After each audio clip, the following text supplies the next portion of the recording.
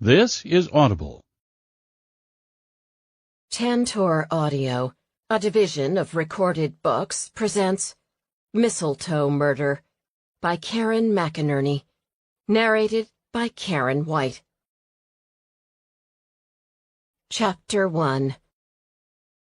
I love a wood stove on a cold night, Flora Kocurek said, as the wind whipped out of the north, moaning around the yellow farmhouse and rattling the window panes. It was cold and raining outside, but inside, the fire was warm and bright. The Buttercup Knitting Brigade was settled around my big pine kitchen table, munching on snickerdoodles and sipping hot chocolate, some of it laced with rum.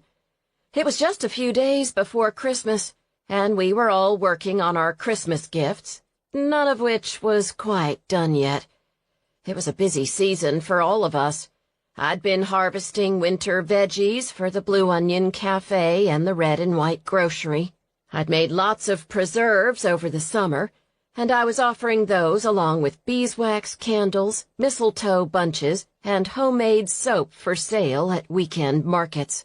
I'd experimented with a few new products this year, including a few homemade cheeses and some lavender sachets I'd hand-stitched and stamped with the Dewberry Farm logo, but they'd already sold out. Based on the rate at which I was managing to knit Tobias, the local vet, and my boyfriend a scarf, though, I wouldn't be adding knitted items to my inventory anytime soon. At least not anything knitted by me. "Supposed to ice over tonight," my friend Molly said. She pushed a strand of hair out of her eyes and inspected the red and white scarf she was knitting. "As long as we're home by midnight, though, we should be okay. Temperature won't drop until then." "I'm glad we got Bessie May's house fixed up last year," said Quinn, another of my friends, who was working on a stocking cap for her organic farmer boyfriend, Peter Swenson. She wore a big red Aran Islands sweater, a treat to be able to wear in Texas, and her curly hair was done up in a green ribbon. With her pink cheeks and upturned nose, she reminded me of a Christmas elf. "I saw her down there waving to the trains just today," Flora said. "She looked happy." The proceeds of last year's Christmas market had gone to renovating the house elderly Bessie May Jureka had lived in her whole life. This year's proceeds was to go toward renovating the courthouse. What had started as a minor fix-up in November had turned into a giant nightmare when workers discovered the old wood building was being held together largely by termite spit. Although it was decorated gaily for Christmas on the outside, with garlands and lights and two big wreaths on the doors, the inside was a chaotic mess of ripped-up wood flooring and torn-out walls. "How's the courthouse renovation going, anyway?" Molly asked Quinn, as if reading my mind. "Slowly," Quinn said. She owned the Blue Onion Cafe, which was one of the town's gathering hubs and right across from the courthouse, so she was the source of the latest information on the doings of downtown Buttercup. "And I can't believe I forgot to tell you what they found today." "More wood rot?" I joked. Not exactly," Quinn said, and leaned forward over the table. "Bones." "Bones? Well, that's festive," Molly quipped. As she spoke, there was a knock at the door. Everyone jumped. I walked over to answer it. It was Seraphina. "I'm so sorry I'm late," she said as she hurried inside. "It's wicked out there tonight." "Come in and warm up with some hot chocolate," I suggested. "Everyone except Opal's here tonight. She had to pick up a shift down at the sheriff's office," Molly said as Seraphina took off her raincoat and came in, rubbing her hands together. "How are the bees doing in this weather?" "They're hunkered down, staying warm," Seraphina said as I poured her a mug of hot chocolate. Seraphina had opened the Honeyed Moon Mead Winery a few months back and had several hives of bees on her property. "A touch of rum to warm you up?" "Oh, my word, that would be just what the doctor ordered," Seraphina said as she pulled a black cap with cat ears out of her knitting bag. If she ever finished it, her sister Aimee would look terrific in it. "Now, I've got to do 20 more rows in the next 5 days. If I get it done, it'll be a Christmas miracle." "Hear, hear," I said, eyeing my scarf with trepidation. "How long does a scarf have to be functional anyway?" "Longer than 10 inches, Quinn said with a grin. "It's much longer than 10 inches, I said. "It's like 14, maybe even 15 if I stretch it a little. Can't you make them bigger by blocking them or something?" "Not that much bigger," she said. I sighed and picked up the knitting needles. I'd started it last year and hadn't finished it. I was hoping this would be the year, but I might have to give it to Tobias next Christmas instead, if I got it done in time. "Tell us more about the courthouse," I said. Seraphina perked up. "The courthouse? That place gives me the creeps." She gave a theatrical shudder. "Did they find something nasty in there?" "They found a few old paintings, but they also found something else," Quinn confirmed. "Bones." "Like opossum bones?" Molly asked hopefully. "Maybe," Quinn answered. "Or maybe human." The wind howled outside, and even though the kitchen was warm, I shivered. Where were they? "They took off the skirting, and Ed Zapp's beagle got off the leash and ran under the courthouse. When they finally got him to come out, he had what looked like a femur in his mouth." "How recent?" Molly asked quietly, taking another sip of her rum-laced hot chocolate. "It was old," Quinn said, and we all breathed a quiet sigh of relief. "Rooster came waddling over," she said, referring to our less-than-competent sheriff, "and is theoretically running an investigation." "Any ideas on who it might be?" I asked. "I mean, have you heard anything at the cafe?" "I don't expect Rooster to have come up with anything." "Not yet," she said. "They stopped the renovation, of course. I was hoping Opal would be here to give us any juicy details." "I invited Mandy, too," I said. Mandy Vargas being the primary reporter of the Buttercup Zephyr. "But she's got some family trouble going on, apparently. Plus, she claimed not to know how to knit." "I think maybe we need to teach her," Molly said. "How else are we supposed to stay informed?" "You could always buy the paper," I pointed out. As a former journalist, I was a big proponent of supporting local papers. "Of course I'm going to buy the paper," Molly said. "But I want to know before the paper comes out. What's going on with Mandy's family?" "Her sister and her husband are in for a visit, and apparently things aren't going very well." "Are they staying with her?" "They are," I said. "Apparently they have a bit of a fiery relationship." "I'm surprised she didn't come just to get out of the house," Quinn said. "That can be hard to live with." She shivered, as if shaking off memories of her violent ex. "But let's get to work, ladies. This hat isn't going to knit itself." The wind kicked up again outside, and we all reached for more cookies as we worked on our Christmas projects. And if there were a few snickerdoodle crumbs in the finished products, well, it would be okay, we decided. When the group began breaking up, heading out into the cold, wet evening, I'd made another inch of progress, which meant with steady work it would bring the scarf up to a whopping 19 inches by Christmas Day. Flora stayed behind to help me clean up. She'd been quiet that night, and as she dried the clean mugs in her slow, methodical way, I had the feeling she had something she wanted to talk to me about. "How are things out at your place?" I asked, as I scrubbed out the hot chocolate pot with some steel wool. "Okay, I guess," she said. "But it's kind of lonely. I think I'm the only one who doesn't have anyone to knit anything for." "I thought you were making that blanket for your cousin's baby," I asked. "I have a confession to make," she said, as she replaced a mug on the shelf with bony fingers. I started that blanket 14.5 years ago. The baby is about to get his learner's permit." "Ah," I said. The yarn wrappers had seemed kind of vintage. It made sense now. "So the dating thing isn't going too well?" "No, it's not," she said. "Sometimes I wonder if Roger really was my true love." "Oh, honey." I put down the pot and looked at Flora, whose eyes looked like they were welling with tears. "He wasn't, I assure you." Although Flora had come into her own when dating her ex, he'd turned out to be a bad apple. She swiped at her eyes. "I know that, but this time of year is hard." "I get that," I told her. I'd spent many Christmases without a special someone to share the holiday with.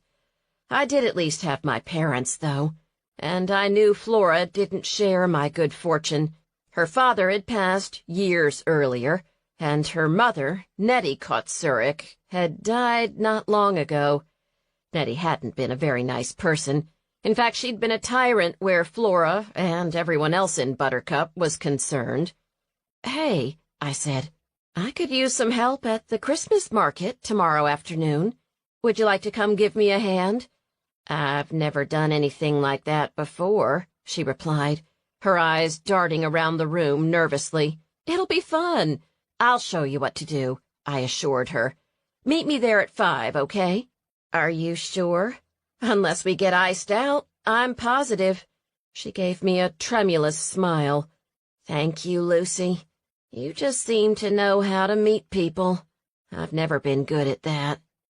My rescue poodle, Chuck, sensing her emotion, came over and plopped himself down on her feet. She reached down and tickled his tummy, and he writhed with pleasure. "It'll come," I told her, surveying the clean kitchen. "Thanks so much for helping me out, and I'm so glad you came." As I spoke, a fresh wave of cold rain dashed against the window panes. "Now, why don't you hurry home before it gets any colder?" "I probably should," she said, giving Chuck one more belly rub. "Thanks again, Lucy. I know we didn't get off on the right foot, what with my mother and all, but thanks for including me in the knitting group." "My pleasure," I said, walking her to the door. As I watched her hurry to her mother's Cadillac in the driving rain, I found myself hoping she'd find some Christmas magic of her own this year. I knew the odds of finding someone while helping me out at the Christmas market were low, but it was better than sitting in her mother's brick ranch-style house alone.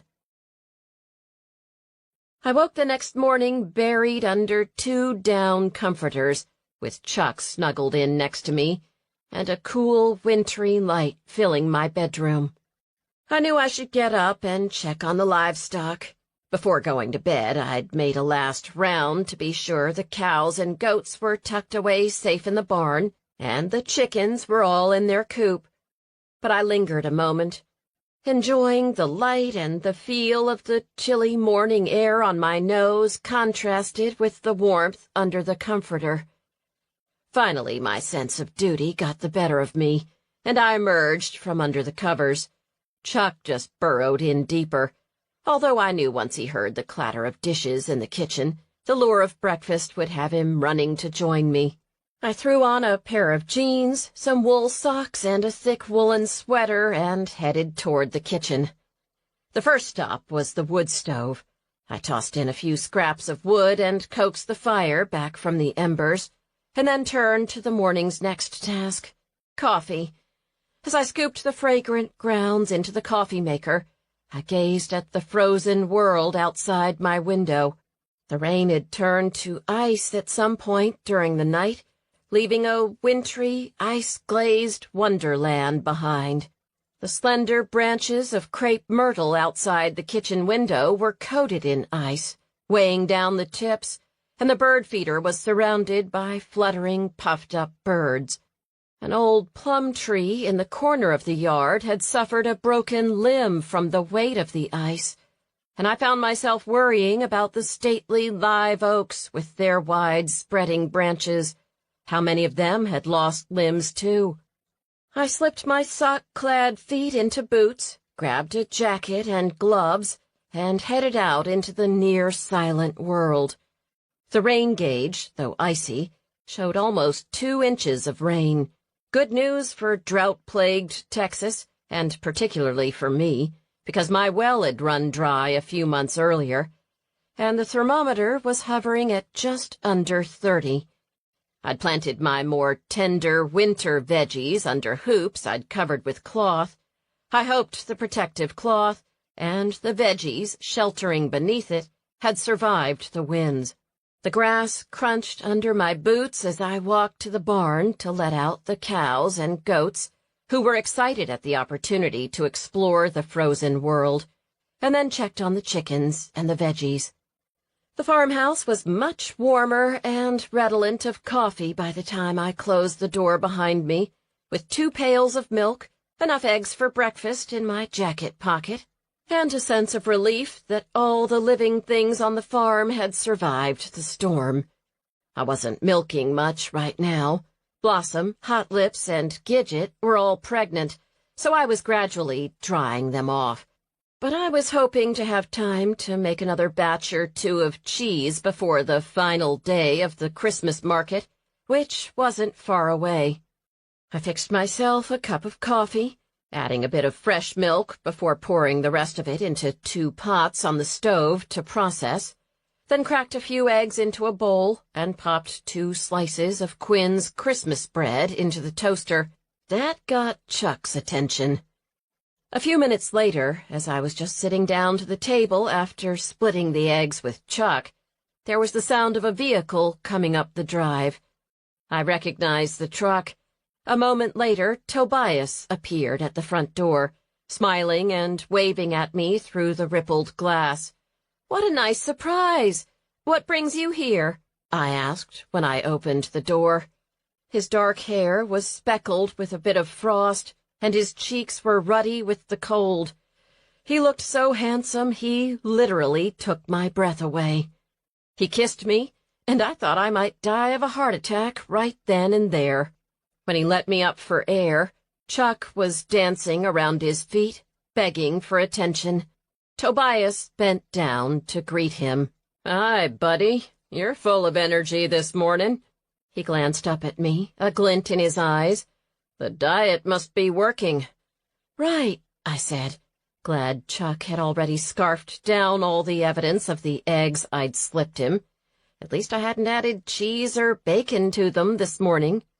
"I've got a few more eggs from the chickens if you're hungry," I offered, "and some toast from Quinn's Christmas bread." "I already ate," he said, "but I wouldn't say no to a cup of coffee." "You're on," I said, feeling almost giddy as we walked into the kitchen. If you'd told me 5 years ago, as I slaved away in a cubicle in Houston, that I'd be waking up in my grandmother's farmhouse on a frosty morning, cooking my own eggs and entertaining a handsome and extremely diverting veterinarian boyfriend, I would have laughed. But here I was. "What are you up to today?" I asked, as I poured him a cup of coffee and added a bit of milk from the pot on the stove. "I'm visiting a few ranches and farms nearby, checking on some animals who had a tough time last night." "How are the roads?" "They're pretty good, actually. I just go slowly." "Be careful," I warned him. "I don't want you to end up in the hospital." "I wouldn't drive if it wasn't safe," he reassured me. "Besides, I'm back at the clinic this afternoon with back-to-back appointments." "I'm here until late this afternoon getting ready for the market," I told him. I had a couple of dozen more soaps to cut and package, and I was hoping to pour another batch of beeswax candles. "Did you hear about what they found at the courthouse?" I asked. "Old bones," he grimaced. "Sometimes I think there's too much history in this town." "I like it," I said. Which was a good thing, because I'd signed on to renovate a historic house a few months ago. Progress had been, well, slow. I was hoping to get to it in January, budget permitting. The first bids for work had been more than I'd anticipated. Are you coming to the Christmas market tonight? Flora Kocurek's going to help me out at my stall." "How did that come about?" "I offered," I told him with a shrug. "She's lonely." "That was nice of you," he said. As he took another sip of coffee, the phone rang. "Lucy, it's Quinn." "What's up?" I asked. Her voice sounded urgent. "Remember how we were talking about Mandy's sister being in town last night, and how she and her husband weren't getting along too well?" "Yeah," I said. "Well, Mandy's brother-in-law's dead."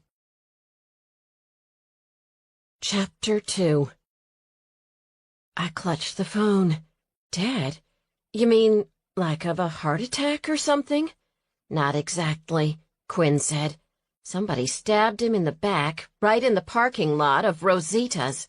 Rosita's was the local Mexican restaurant, run by Mandy's parents. I'd been planning to run by to pick up some tamales in the next day or two. Mandy's mother only made them at Christmas, and they were the best I'd ever tasted. "That's horrible," I told her. "Hang on a second. Tobias is here. Let me tell him what's up." When I'd filled him in on what Quinn had told me, I got back on the phone. "When did it happen?" "Last night sometime," she said. "They arrested Mandy's sister, Isabella, this morning.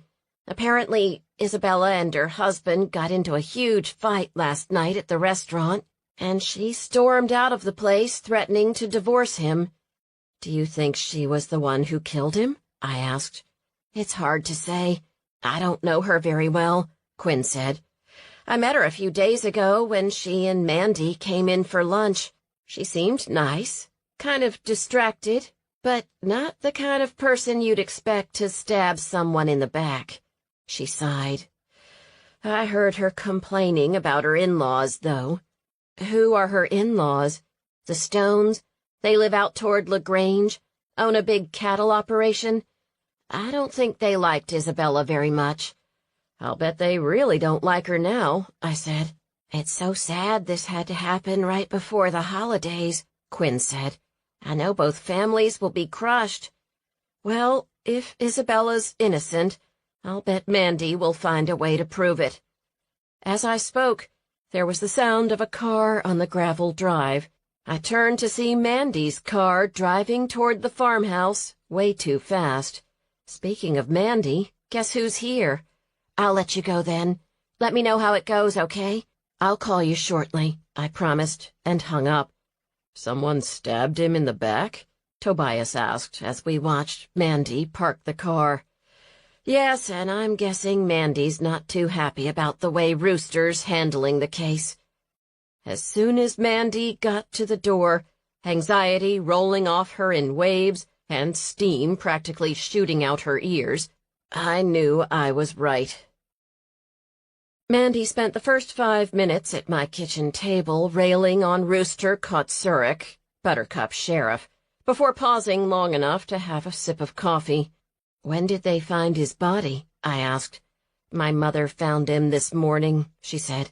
"She was going in at 6 to make tamales, and there he was in the parking lot, smelling like beer and bleeding all over the place, with a sprig of mistletoe in his hair. I'm surprised she didn't have another stroke." "She just got out of the hospital a little while ago, didn't she?" I asked. Mandy nodded. "That's part of the reason Isabella came to town. She and I were going to help with the tamales, take some of the pressure off her. And now this." She ran a hand through her silky black hair and took another sip of coffee. She was so amped up I was kind of wishing I'd made decaf. "I'm so sorry," I said. "I know this is the last thing your family needs." "Was the murder weapon at the scene?" Tobias asked. His father had been a cop, so he knew the ropes. Mandy nodded. "It was one of the knives from the restaurant kitchen." "Isabella and her husband were staying with you while they were in town, right?" I asked. "Yes. Randy's parents were miffed about it, but Isabella wanted to be closer to our parents' house and the restaurant so she could help out." Tobias took another sip of coffee. "Did Randy come home last night?" "No," Mandy said.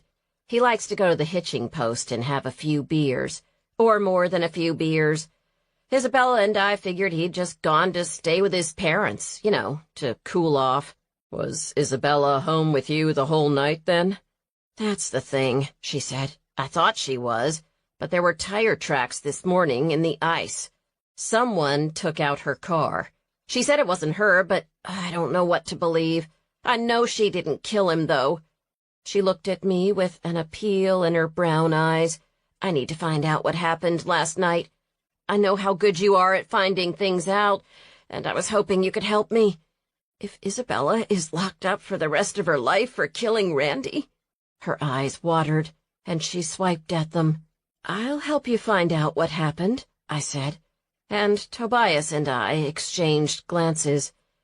Randy had been killed with a knife from the restaurant kitchen, and all evidence pointed to Isabella having gone out the night before, despite her denial. I'd help find out the truth, but there was no guarantee Mandy would like it. If there's anything I can do to help, count me in, Tobias offered. Mandy looked relieved. Thanks, she said, sagging into her chair. First question, I said. Who else would have wanted to kill Randy Stone? Tobias leaned forward, elbows on the table. Particularly anyone with access to Rosita's kitchen. That's part of the problem, Mandy replied.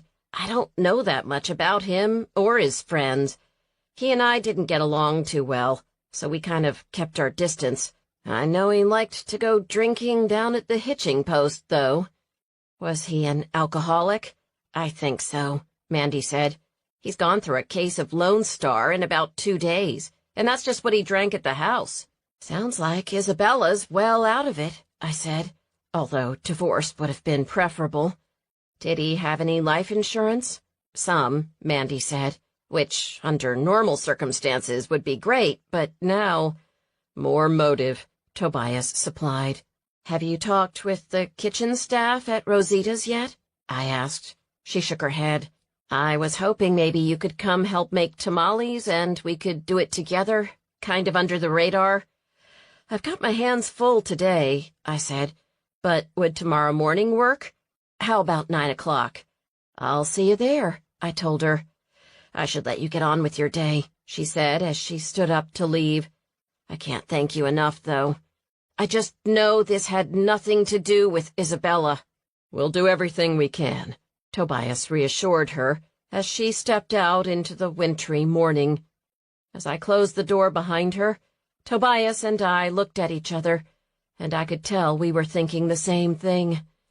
We were both hoping Mandy was right. Tobias left a few minutes later, and after checking in with Quinn and putting up the milk, I spent the next hour cutting fragrant soaps, wrapping them in my handmade labels and tying them off with raffia. When I had enough for the market, I took a break, slipped into my boots, and went out to collect some mistletoe from the oaks by the creek. Chuck wouldn't come any farther than the kissing gate. It was too cold and wet for him, but I happily trudged through the wheat-colored grass down to the creek, leaving a dark, wet track in my wake. The ice was melting by now, making loud, dripping noises, and although a few small branches were down, I was relieved to see no major limb damage. I gathered a few bunches of mistletoe from the oaks. With the drooping branches, it was easier to reach, and reflected on the irony of the kissing plant being both poisonous and parasitic in nature. Love could be toxic. In Randy and Isabella Stone's case, it appeared that had very much been the case. I paused before going back inside, enjoying the tang of wood smoke on the cold air and the bleached gold fields, punctuated by the greens of live oak trees and cedars. On my way back to the farmhouse, I gathered a few cedar boughs, making sure to pick from female trees so the boughs wouldn't be loaded with yellow pollen, and added them to the wicker basket in which I'd put the mistletoe. Back in the farmhouse, I put some beeswax into a double boiler to melt, then sorted through the mistletoe, gathering small bunches and drying them off before tying them with red velvet ribbon. They were big sellers at the market.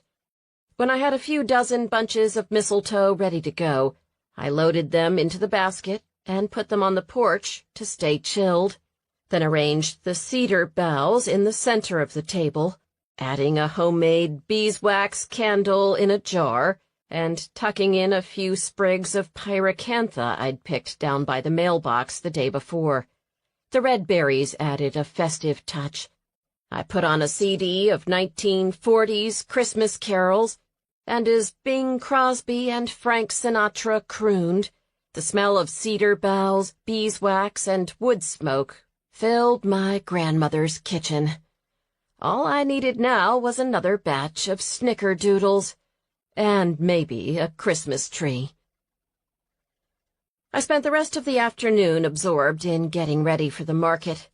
It was the kind of afternoon I'd dreamed about when I worked in Houston, but the festive feeling was dampened by thoughts of the Vargas family.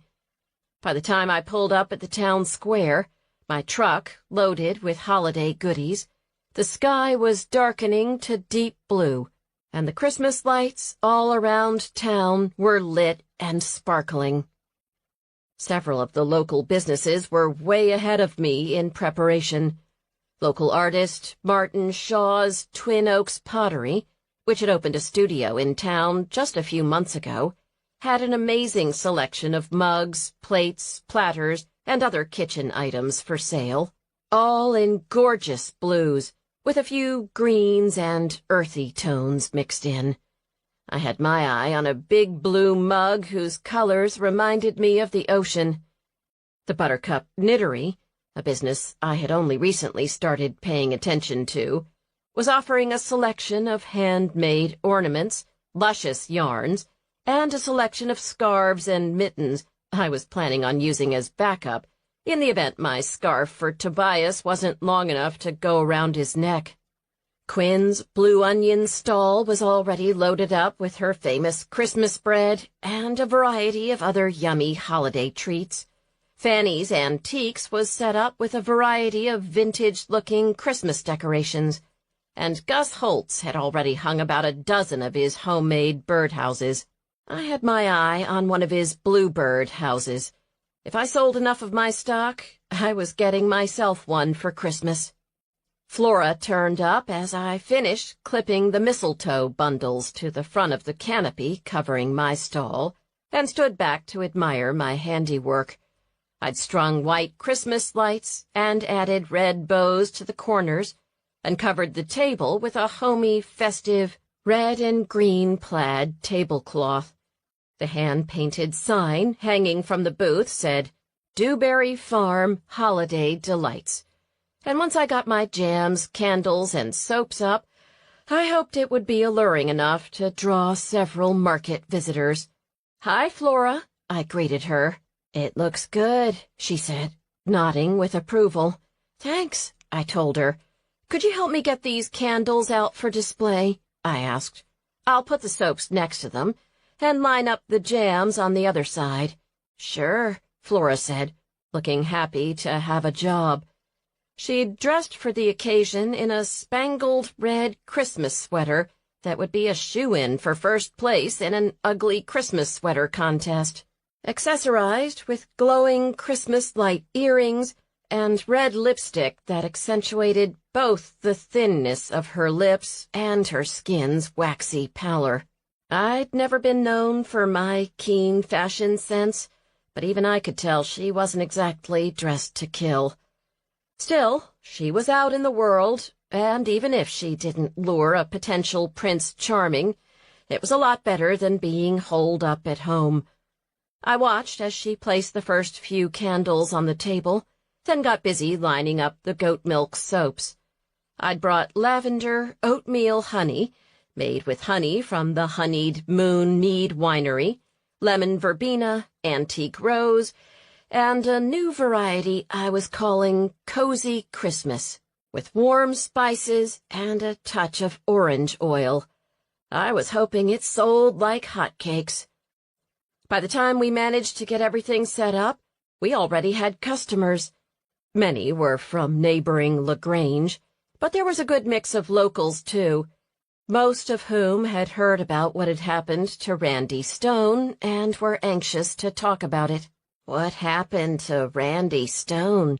Flora asked after the first local left, which just went to show that she really needed to get out more. I knew squirrels in Buttercup who were better informed.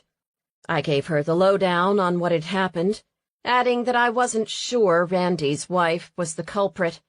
I'd just finished telling her what I knew when Opal Gruber appeared, with a cup of mulled mead from the Honeyed Moon Mead Winery. "I'm so glad to see you," I told her, and then in a lower voice I asked, "What's going on with the Randy Stone case?" "Not much, to be honest. It looks pretty open and shut. Crime of passion." "Mandy Vargas doesn't think so," I said. "Of course she doesn't," Opal said, giving me a sharp look over her cat-eye glasses. "Isabella's her sister.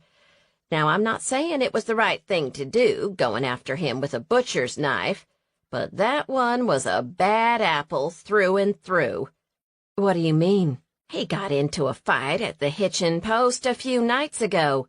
He had trouble with liquor, and there's rumors he and his ex-girlfriend from high school were seeing each other on the sly." "Who's his ex-girlfriend?" "Rhonda Gehring," she said. "She's married, too. Still, those old high school flames can be hard to put out." Rhonda and Randy. Maybe it was a good thing they hadn't gotten together, I thought. "I heard he was involved in the family business, too," I said. One of the locals had mentioned it while purchasing a jar of spiced pear butter. "Couldn't hold a job, so his family took pity on him, from what I hear," Opal said. "No wonder Isabella was fed up.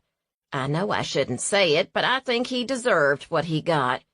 I just wish she'd done a better job of covering her tracks." "You think Isabella did it, don't you?" Opal grimaced as she picked up one of my cozy Christmas soaps. "A woman can only take so much." "Ooh, these soaps smell good," she said, sniffing the soap bar. "I'll take 2. Chapter 3. My mind was churning as I wrapped up the soaps and watched as Flora counted out Opal's change. Opal might be convinced Isabella was the one who'd killed Randy, but it sounded to me like there might be some other options, like Rhonda Gehring, or maybe her husband. As Opal drifted off to the next stall, Flora was looking more disconsolate than usual. "What's wrong?" I asked. "Maybe I shouldn't be looking for a man," she said. "They're all scum, aren't they?" "Some men aren't good relationship candidates," I admitted. "But then again, some women aren't either. Still, just because there are some bad eggs out there doesn't mean they're all horrible." As I spoke, Gus Holtz approached the stall. "Hey, Gus," I said. "Here for some mistletoe?" He blushed. As one of Buttercup's inveterate bachelors, I was pretty sure that wasn't on his Christmas list.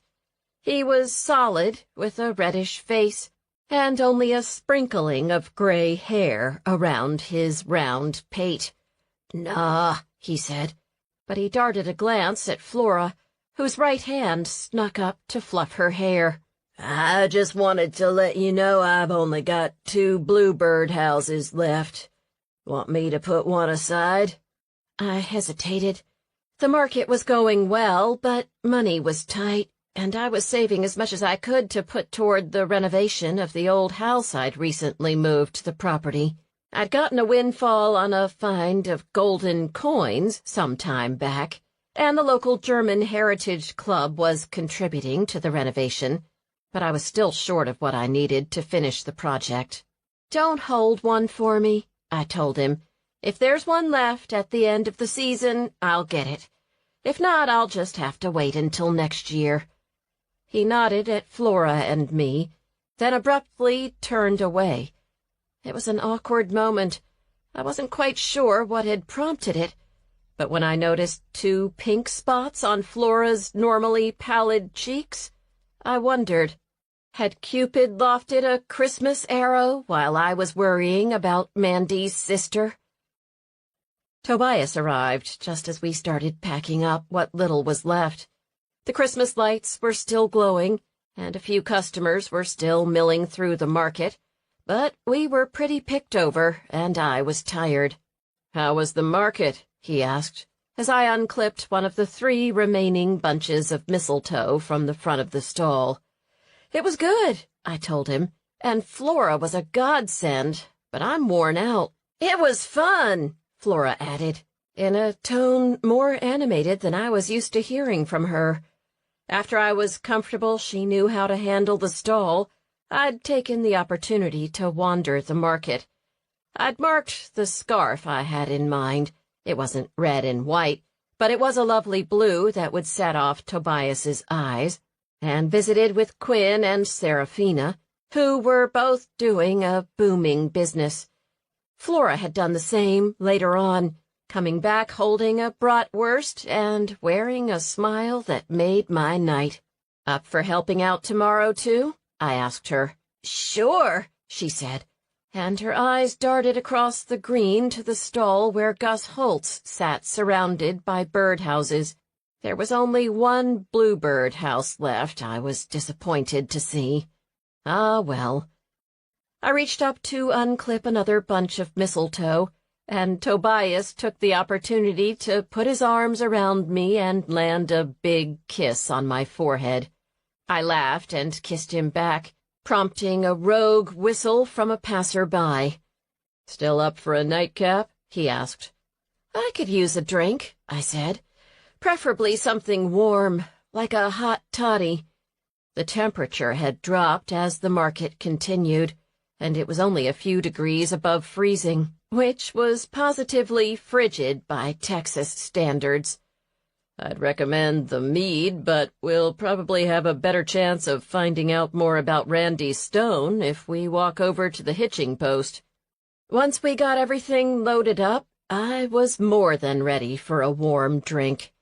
I set a time to meet Flora tomorrow evening and snuggled into Tobias as we walked the few blocks to Randy Stone's favorite bar. "How was the clinic this afternoon?" I asked, as we left the twinkling Christmas lights of the square behind us. The sky was clear and studded with stars, and a half-moon was riding high in the sky. "Busy," he said, "and I had to make a few house calls tonight for folks who were worried about their livestock after last night's storm," he added. "Sometimes I wonder if it might not be time to look for a partner." "That's one possibility," I said. "Or you could maybe trade off with another vet?" "The thing is, the closest one is 10 miles away. It's been getting busier lately, but I don't know if there's enough going on to warrant 2 full-time vets." He sighed. "I wish I knew someone who wanted to work part-time." "It might be worth running an ad," I suggested. "Maybe there's a retired vet in one of the neighboring communities who'd like to keep an oar in." "It's a thought," he said, as we passed the sheriff's office. Isabella Stone was in there, I knew, probably going through Opal's back issues of Texas Monthly for the 2nd time. Had she finally snapped and done in her husband? Or was something else going on? Tobias gave me a squeeze as my eyes lingered on the small building. "We'll figure it out," he reassured me. "I just hope she's innocent. It would tear Mandy apart if she lost her sister." "Maybe we'll find some answers there," Tobias said, nodding toward the glowing windows of the hitching post, which was half a block down the street. "And if not," he said, taking my cold hand in his, "at least we can get you warmed up." The hitching post was a freestanding old brick building backing the railroad tracks. The word around town was that it used to be a cotton gin. A few trucks were parked out front, and a string of old-fashioned colored lights hung from the awning. Tobias opened the door for me. It had been frosted with fake snow, and ushered me into the dark bar, which smelled of beer, must, and French fries. There was a long wooden bar with 2 television sets showing sports at the end. Behind it were shelves loaded with bottles of liquor, mounted on a wall covered in old-style pressed tin. A number of saddles, bridles, and horseshoes hung on the walls at random intervals, and a poster advertising the Buttercup Rotary Club hung in the front window. The 3 old-timers at the bar looked as if they'd been there so long they might have grown roots. They turned and greeted Tobias. Evidently they were all ranchers, which meant Tobias had probably been out to visit their livestock more than once, and watched as I walked up to an empty bar stool, rubbing my hands together. I was the only woman there. "Good evening, Dr. Brandt," said the bartender, a jolly-looking man in his late 60s. He turned to me with a smile. "And this is your young lady?" It had been a while since anyone had called me a young lady, but I just smiled back and stuck out a hand. "Lucy Resnick," I told him. "I know I've seen you around, but we've never been properly introduced." "Frank Polar," he said, smiling a kind, genuine smile. "And these here are my regulars," he said, indicating the men at the bar. "All card-carrying members of the Buttercup Veterinary Club." Tobias laughed. "It's a good club." "I'm sure glad I ain't in it any more," said the bartender. 30 years is long enough. Opening the hitching post was the best idea I ever had." He had the face of a man who'd spent a lot of time outside, weathered and cracked, a little like the old saddle hanging over the bar. "Haven't seen you in here in a while, Doc." "It's been pretty busy. We were outside at the market tonight, and I thought we'd warm her up," Tobias said. "Can you whip up a couple of hot toddies?" "I could, but I'm running a special on the Tom and Jerry's tonight. Try one. I promise it'll warm you right up." "What's in it?" I asked. "Warm milk, brandy, rum, and a little bit of egg." "We'll take 2. Tobias said, and Frank nodded approvingly. As he bustled off to make our drinks, I looked down the bar. Like Frank, the men looked like folks who had lived hard-working lives. Instead of Tom and Jerry's, 2 of them had shiner long necks, and one had what looked like the remains of a glass of whiskey. A minute later, Frank returned with our drinks, which he set before us with a flourish. I cradled the glass mug in my hands and took a sip of the foamy concoction. Frank was right. The sweet, hot liquid seemed to light a fire in my stomach that spread out toward my chilly limbs. I took another sip. "This is dangerous." "They are," he nodded, pleased at my response. "My gran used to make these at Christmas time. I still love them." "I can see why," I told him, taking another sip. "Slow down there, Chief," Tobias said with a grin. "I'm thinking of making you my designated driver tonight," I teased, but I put down my mug. We weren't here to get drunk on old-fashioned Christmas drinks, after all, no matter how delicious they might be. "I hear you had a spot of trouble here last night," Tobias said. "You can say that again," he told me. "And it didn't end well for old Randy Stone either, from what I hear." "What happened?" I asked. "He was 2 out of 3 sheets to the wind," he said, leaning on the bar and speaking in a low voice. It didn't matter. Despite the drone of the TVs, I knew everyone else was listening. Going on about the family business, how they couldn't get on without him, and a whole other load of horse... Well, he added, glancing at me. "You know." "Did someone get tired of hearing him brag?" Tobias asked. "We're always tired of hearing him brag," said the man next to him, taking a swig of his shiner. "Ever hear the saying, all hat and no cattle? That was Randy Stone in a nutshell." "I know the type." Tobias nodded. "That wasn't what caused all the trouble, though." "No?" I asked, taking another judicious sip of my delicious drink. "Nope. Keith Gehring came storming in, wanting to know why Randy was texting with his wife. Randy said he was full of it, but Keith had his wife's phone on him. Showed him the texts, and Randy said something about blowing things out of proportion. How did that go over? Tobias asked dryly. It didn't go over real well, but Randy sure did, the bartender said. Keith's got a wicked left hook. Laid him out flat on the floor, right behind where you're sitting. Would have killed him if we didn't pull him off him, added the guy with the shiner. Wonder what was in the text, Tobias mused. I caught a glimpse, Frank admitted. There were pictures, if you know what I mean, and I don't mean like photos from a Sunday church picnic. If Randy's old lady got wind of what he was up to, I can see why she'd plant a butcher knife in his back. It sounds like she wasn't the only one with a motive, I pointed out. Maybe, Frank said, but she's the one sitting in a cell with a stack of Texas monthlies right now, so I'd put my money on her. I wasn't so sure, but I didn't express my opinion. Had he been in trouble here before? Who, Randy? The bartender asked. He's been in trouble in here for years. Only reason he hasn't been as much lately is that he and the wife moved out to Katy.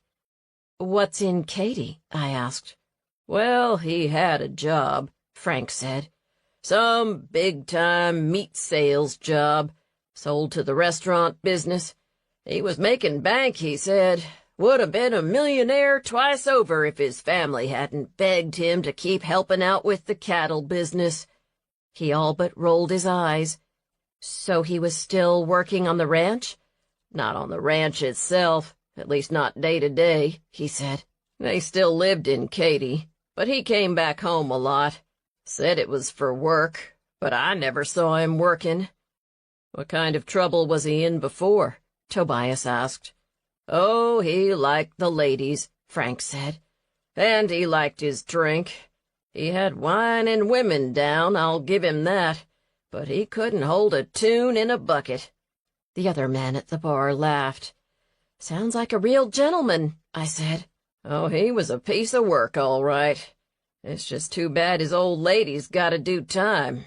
I'd call it self-defense if I was on that jury. He nodded at my drink, most of which I'd finished. Can I mix you up another? No, thanks, I said, covering the mug with my hand. I've got to get back to the farm and do my chores. That's why I like tending bar better than farming, Frank said. I may have some late nights, but nobody gets upset if I miss the morning milking. I do miss being able to sleep in, I confessed.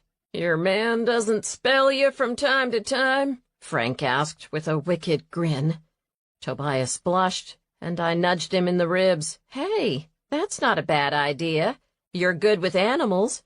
Of course it would be easier if you let him spend the night, he teased. It was my turn to blush, and I noticed Tobias taking another sip of his drink out of the corner of my eye. Our relationship had been going well, but we'd both kind of drawn an unspoken line about spending the night at each other's place with any regularity. Looks like I touched a sore spot, Frank commented. Sure y'all don't want another? No thanks, Tobias said. But we'll definitely be back for more of these Tom and Jerry's. The bartender disappeared into the back, leaving us in a bit of awkward silence. We probably should discuss the whole spending the night thing at some point, I thought to myself, but not now, with three men who obviously didn't have much going on in their personal lives listening. I'd finished my drink and pushed the mug away from me, thinking of suggesting we leave, when one of the regulars spoke up from beside Tobias. There's one thing Frank didn't tell you about Randy, he said. Oh? Tobias said. What's that? His old man only hired him because he told him his wife was pregnant, he said quietly, and that if he didn't have a job, they were going to lose their house. I heard that too. piped up another man down the bar. "I also heard his sister was fit to be tied, that her daddy was letting him back in the family business." "Why?" I asked. "He drank down half the profits, from what I hear," he said. "He was always in line to inherit the business. Old William Stone's had some health problems lately, and his wife's never been much for the business. There was some talk of William handing the reins to Randy, and his sister Jenna just about spit fire." Now that I thought of it, I'd met Jenna at one of the weekend markets. She was trim and petite, with highlighted hair and an air of quiet confidence I remembered noting to myself was commendable, particularly in such a young woman. We'd only spoken for a few moments, and if I recalled correctly, she'd left with 3 bunches of fresh basil for pesto, but I'd been favorably impressed, particularly compared to what I knew of her brother. "I'd spit fire, too, if I was her," the grizzled man said. "She got herself an MBA out at UT, and she's got a good head on her shoulders. Randy's got an advanced degree in Lone Star and Jack Daniels. What was William thinking? Probably that his little girl shouldn't be hanging out around Longhorns," his companion suggested. The first man snorted. "If he thought that, he's dumber than a box of rocks." "I won't argue that," his drinking buddy responded. "Speaking of Jenna, any of you seen her recently?" I asked. "She ain't what you call a regular at the hitchin' post," the first man said. "But she does like the huevos rancheros at Rosita's." "I'll be over there tomorrow morning, helping the Vargases with the Christmas tamales," I said. "Maybe I'll run into her. They're still making 'em, even with all the fuss?" "Business is business, I guess," I said. Plus, from what Mandy had told me, the tamale trade was a big part of December's profit for the restaurant. "Well, if you see her, tell her we're sorry for her loss," the first man said. "And congratulations on being first in line to inherit the business," his friend added, with a rueful smile. Chapter 4. Well, that was certainly informative, I told Tobias as we walked out of the hitching post back toward the square. The Tom and Jerry had warmed me up. My hands were no longer like blocks of ice, and I could feel a glow in my stomach as we approached the Christmas-light-clad courthouse and the closed-up stalls of the market. "Looks like it's not just Isabella who had a reason to take out her husband," I remarked. "Randy wasn't a super popular guy, that's for sure, except maybe with the ladies. There is that," he said. "How much of what we heard is just rumor, do you think, and how much is true?" "I usually put it at about 60-40, with truth being at 60, I said. "Which part aren't you convinced about?" "I know there was a dust-up at the bar last night, and it seems pretty clear that lots of people saw what happened. I guess it's the bit about Jenna I'm wondering about. I've seen her with the animals, and she's a genuinely caring person. Some folks view their livestock as units to be sold. She understands they're beef cattle, but it's important to her that they're humanely treated, that they have good lives while they're here." "I wish more people were like that," I commented. Some of the factory farms I'd seen had almost turned me into a vegetarian. As it was, I tried hard to ensure the meat I ate came from small farms, where I knew the people raising the animals made sure they were treated well. I knew Tobias felt the same way. "I just don't know if I can imagine her killing her brother in cold blood," he said. "So that's 40%, I said. "What did you think about the guy who took him out with a left hook? Or his wife?" "Keith and Rhonda Gehring? I can see why Keith would go after Randy, but if Rhonda was in love with him, why would she kill him?"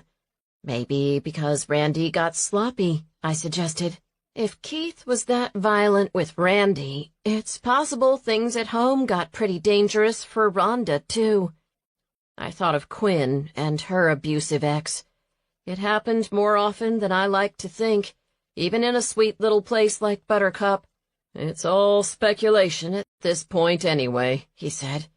It would be good to check in with the Stone family, though.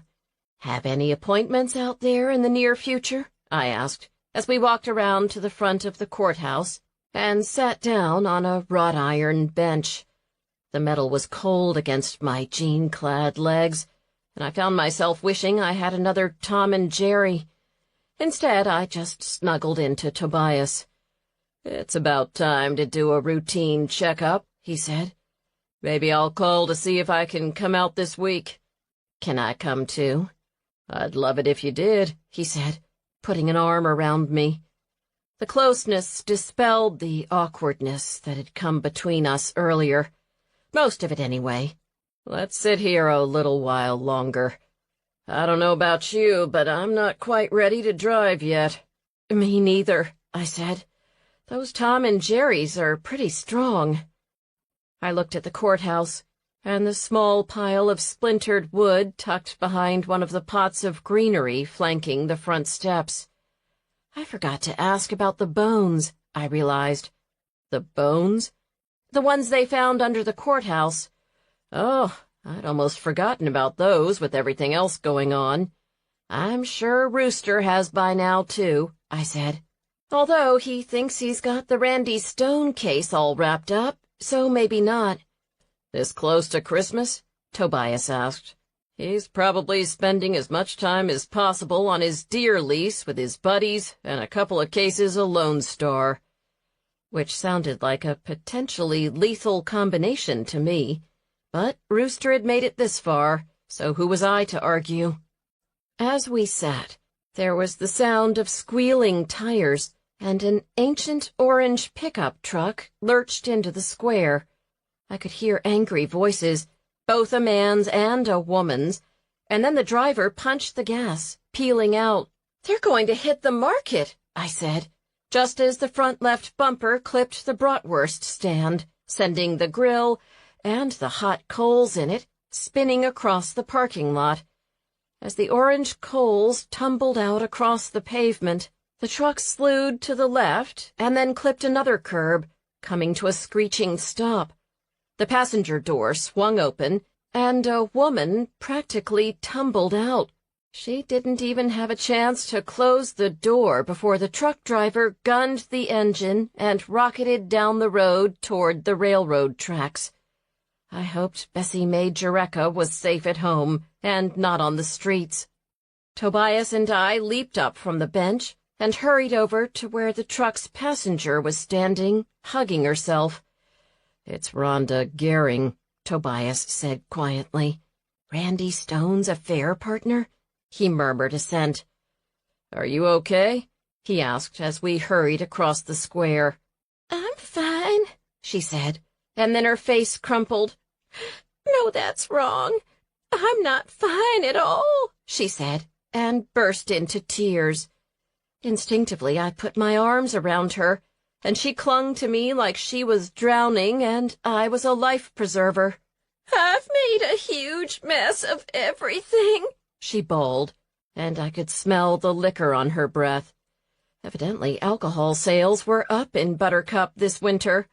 "I fell in love with the wrong man," she wailed, "and now he's dead, and I've lost him, and I love my husband, too, and I'm losing him, and there's nothing I can do about it." "What happened in the truck?" Tobias asked.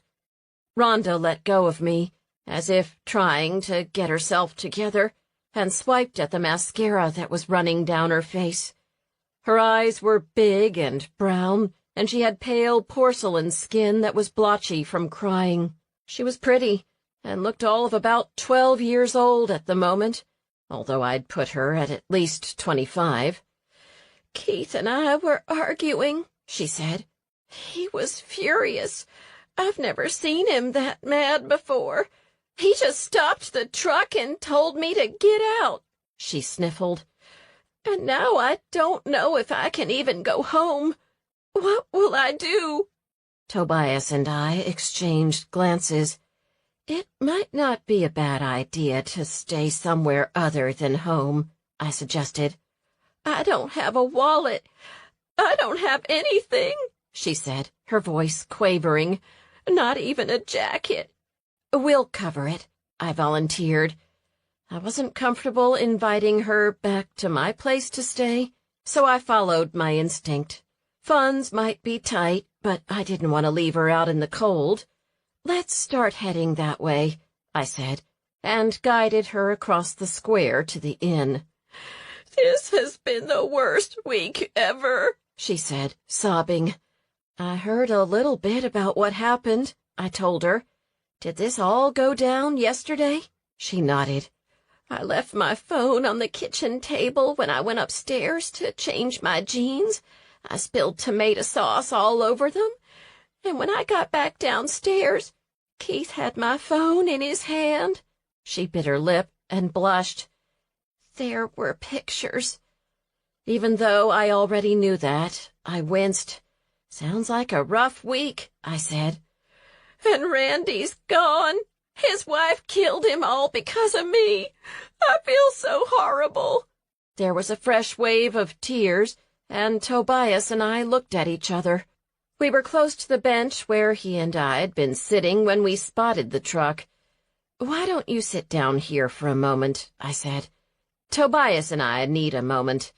You can wear my jacket, Tobias said gallantly. She accepted it, her slight frame swallowed by the warm down coat. What should we do? I asked him when we were a few steps away. I'm not sure it's a good idea to leave her alone at the inn. She's pretty upset. Let's take her back to your place, he suggested. After a moment, he said, I'll stay too. Are you sure? I blurted out. Unless you don't want me to, he said quickly. No. I do want you to, I assured him. That would be terrific. He sighed and looked back at her. I think I'm okay to drive in a few minutes. Let's move your stuff to the back of my truck, and we'll come back and get your truck in the morning. That way, if I have an emergency call, I'll have everything on hand. Do you need to stop by your place? He shook his head. He spent so much time away from home, taking care of other people's animals, that he'd told me he didn't feel right adopting a pet of his own. He didn't want it to be lonely. I was of the opinion that a nice clinic cat would be a good addition, but hadn't broached the subject yet. Maybe that would be my Christmas present to him, I thought. It wasn't kitten season, but I was still betting it would be easier to find a kitten at the LaGrange shelter than finish knitting a scarf in the next few days. Are you okay going back to Lucy's place and staying there? Tobias asked Rhonda. She nodded. If it's not too much trouble. It's not, I said. I'm not good to drive yet, but if you'll help us move my stock over to Tobias's truck, he'll drive. Okay, she said in a little girl voice. Tobias pulled up next to my truck, and we transferred everything over in just a few minutes. Before long, we were on the road to Dewberry Farm. This place is cute, Rhonda said as we bumped up the drive to the little farmhouse. I'd left the kitchen light on, and the house glowed welcomingly. I smiled at the sight of it. I'd spent so much time here as a child that the place was imprinted on me somehow. It felt deep in my bones, like home. A cold wind blew from the north as we got out of the truck, and I looked up at the sweep of the Milky Way across the dark, star-studded sky. It was going to be another cold night. I'd need to make sure the animals were warm and cozy in the barn. Chuck greeted us at the front door, yipping as if we'd left him for a week. "Hey, buddy," Tobias said, squatting down to give him a good scratch behind the ears. Once he'd greeted Tobias and me properly, Chuck threw himself at Rhonda, who jumped back as if he'd bitten her. "I'm scared of dogs," she confessed. "Chuck won't hurt you. He might love you to death, but that's about it," Tobias reassured her, as I called Chuck over with a treat. We spent a few minutes taking care of Chuck's dinner requirements. No extra treats with Tobias around, much to the poodle's dismay, stoking the wood stove, and getting Rhonda settled in the bedroom above the kitchen. Then Tobias helped me unload the truck and walked to the barn with me to check on the animals and do the milking. I usually enjoyed the rhythm of farm chores alone, but it was very companionable having Tobias with me, and I had to admit things got done faster. By the time we headed back to the farmhouse with the evening's milk, it was almost 11. The last remnants of the Tom and Jerry had worn off, and I was chilled again. I put the milk in the fridge.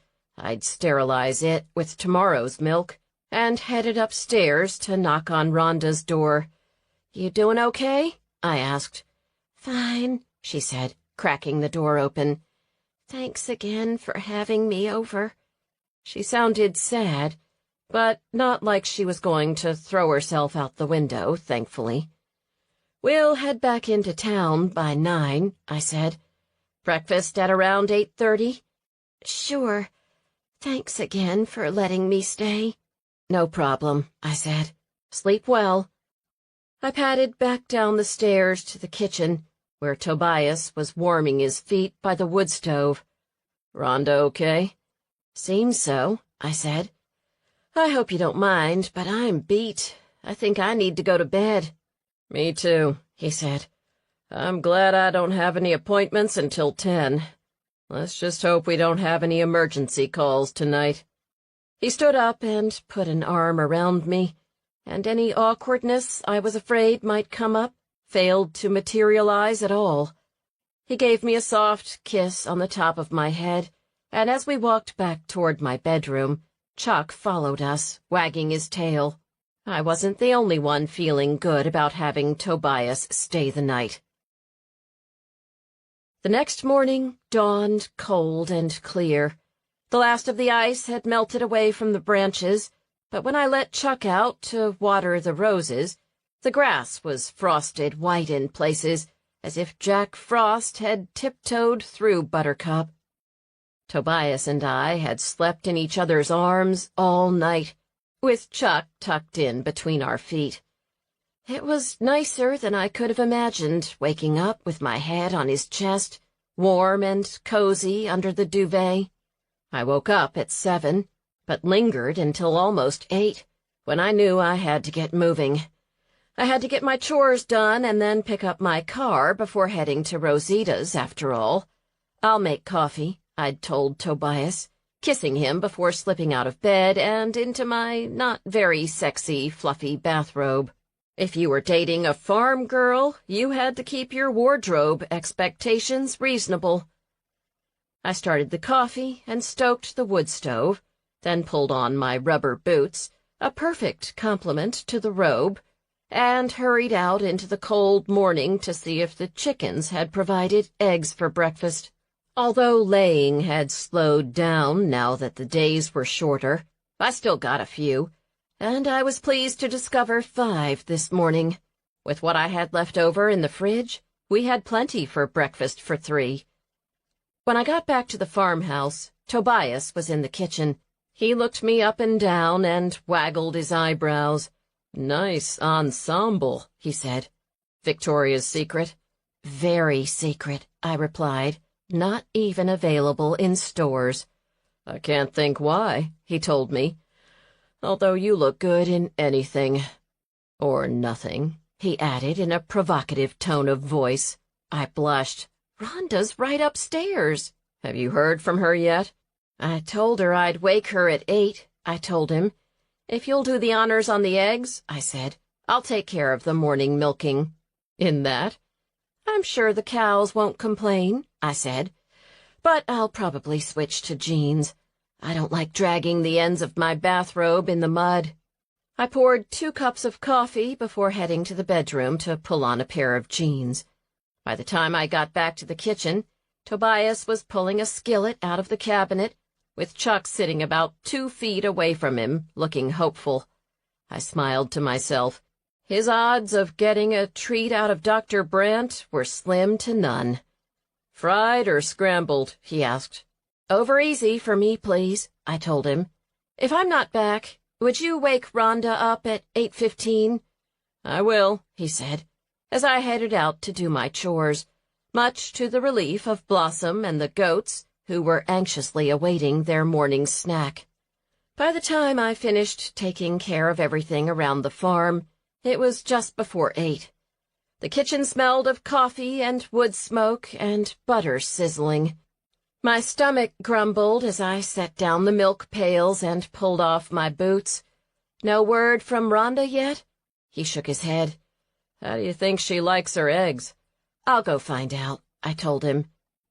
But I didn't find out, because when I got to the top of the stairs, Rhonda's door was ajar, and the bed was mussed, but Rhonda was nowhere to be found.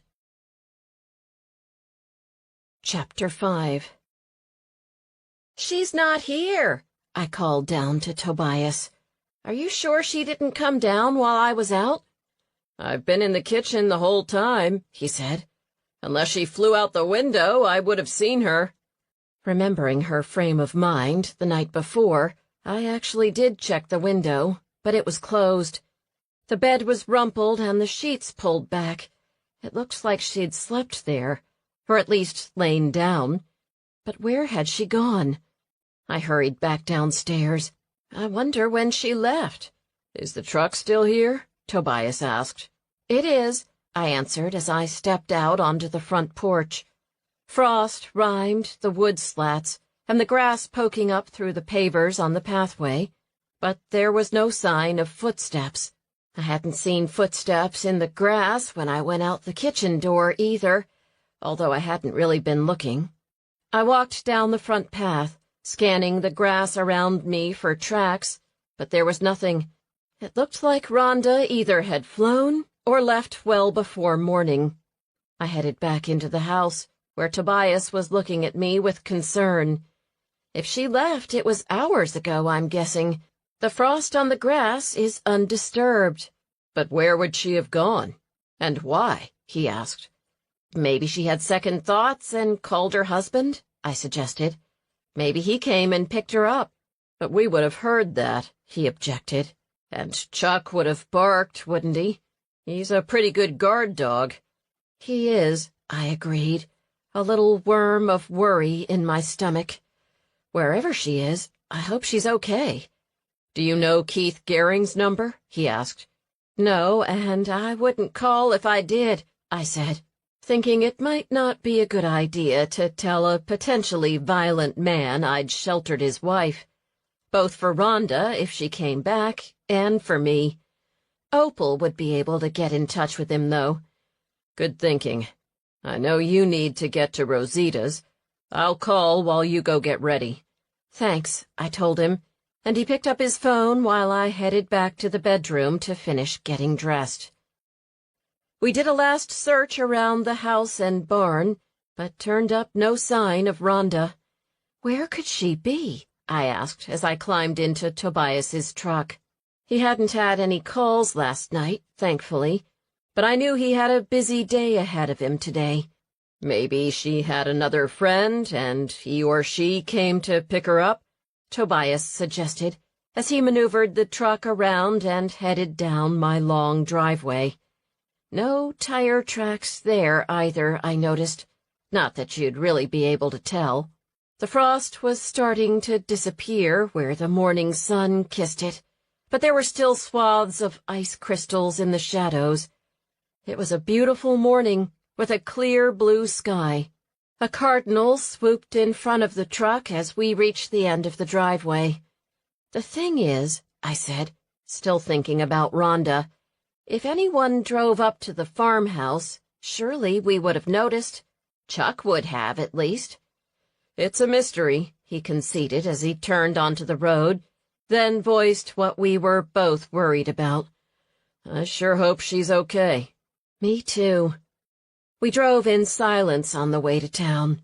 He reached over to hold my hand, and I leaned against his shoulder, thankful to be with him. It had been nice having him at the house the night before. Nice waking up next to him, nice sharing breakfast. He'd cooked, so I did the dishes, a companionable division of labor. The drive, alas, was over too soon. I told Opal about Rhonda, he said as he pulled in next to my truck, which was parked by the courthouse. She said she'd pass it on. Good. She said she'd call if she found anything out. I'll text you if I hear. He leaned over and kissed me, and I felt myself relax a little bit. Thanks for having me over last night, he said, with a smile that made my heart accelerate. It was good. I loved waking up in your arms. Me too, I told him, feeling warmth flush through me despite the cold. And thanks for breakfast. Let's do that again soon, he suggested. I'd like that. I thought of Christmas, just a few days away. We'd never made any official plans. He'd met my parents, but I still hadn't met any of his family members. Was it time yet? I hadn't had the courage to broach the subject. My friend Molly had invited me to spend the day with her husband and 4 children at their farmhouse, but I was really hoping to spend it with Tobias. The group was planning to meet that afternoon at Molly's. Maybe I'd ask for advice then. I hopped out of the truck, still feeling a swirl of warm feelings for Tobias, uncertainty about Christmas, and downright worry for Rhonda, and waved as Tobias headed off for the clinic. Rosita's was doing a booming breakfast business when I pulled into the parking lot just after 9. I'd like to think it was because of their breakfast tacos, which they served with a delicious, creamy green jalapeno sauce that would knock your socks off and have you coming back for more 5 minutes later. But I suspected it had more to do with Buttercup's very active grapevine. I'm so glad you're here, Mandy said when I ducked into the kitchen, past a horde of gossiping locals. I'd heard the words knife, parking lot, and girlfriend on the way, and could only imagine how it must be for Mandy's poor family. How are you doing? I asked. I've been better, she said. She looked tired, with her normally shiny hair pulled back in a messy ponytail, and dark circles under her almond-shaped eyes. My family won't even come to the restaurant. I've been trying to keep the restaurant and the Zephyr going at the same time. It was hard enough when I had Isabella helping, but now... We'll get her out, I said with more confidence than I felt. In the kitchen, the line cooks were frantically cooking eggs and warming tortillas, trying to keep up with the press out front, and Mandy had just opened another vat of her grandmother's famous green salsa and was filling little plastic cups for to-go orders. Are you sure you just need help with the tamales? I asked. No, but that's what we're going to do, she said, fitting a last lid on a cup and then wiping her hands before drawing me toward a relatively quiet corner in the back of the kitchen. The cooks, busy though they were, stole a few curious glances. I wondered what rumors were floating around that Mandy didn't know about. Did you find out anything else? She asked in a low voice, glancing around to make sure nobody was listening. A few things, I told her quietly. Randy Stone wasn't a very popular guy. What did you find out? Well, you know about his girlfriend and her husband, of course, I said. But he apparently wasn't a terrific businessman either, and there may have been some bad blood between Randy and his sister. That's some useful news, she said, perking up a bit. Despite her fatigue, she had the intense look of a reporter on the trail of a good story. Maybe, I conceded. And in the interest of full disclosure, I have to tell you that Rhonda spent the night at the farmhouse last night. She blinked. Randy's girlfriend spent the night at your place? Her husband abandoned her on the square after taking out one of the stalls with his truck, and she needed a place to stay. The thing is, though, she left sometime during the night, and we have no idea where she went. Strange. Did she have a car? I shook my head, and we didn't hear anyone come to pick her up either. My stomach tightened a bit, and I wondered if Opal had gotten in touch with Rhonda's husband yet. I checked my phone, but there were no texts or calls. I hope she's okay. Mandy pulled a face. I don't like her, I won't lie about that, but I'm with you. I hope no harm came to her. She paused for a moment. Do you think maybe her husband was the one who killed Randy? I don't know, I said. The problem is, if the knife came from here, how did he get in? And why, if Isabella theoretically stayed home the night her husband died, were there tire tracks in her driveway? Maybe someone left a door unlocked, Mandy suggested, looking hopeful and almost a little bit excited. Or maybe it wasn't one of the knives from our kitchen after all. I mean, I'm sure this isn't the only place in the world you can pick up a Henkel's knife.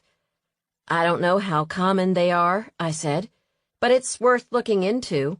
She sighed. I guess we should finish making the tamales. I really appreciate you coming to help. As you can tell, we're slammed. I've always wanted to make them, I said. You won't get to see the whole process, I'm afraid. We made the fillings yesterday, so we just need to wrap them and steam them, she said, leading me to a corner of the kitchen where there were two enormous bowls, one filled with yellow masa, the corn flour and lard-based dough that was a staple in any tamale, and the other loaded with shredded beef. I'd eaten tons of tamales, the softened corn husks filled with masa and a spicy filling, usually meat, were a traditional Christmas dish in Mexico, but I'd never made them before. I was looking forward to learning how. Where are the husks? I asked. I prepped them last night. They've been soaking. They should be nice and soft, she said, grabbing a bleached husk from a bucket from a nearby counter. So this is how it works, she said, taking a softened husk and laying it flat on a cutting board. You spread on a couple tablespoons of the dough, she instructed me, using a spoon to spread some of the masa. Not too thick, though, and leave about 4 inches of room. Then you put a few spoonfuls of the filling down the center like this. I watched as she spread some of the spicy shredded beef over the masa. And now you fold it like this, she said, going through a series of folds that took only a few seconds, but looked as complex as an origami crane. Voila, she said, leaving a perfectly folded tamale on the counter.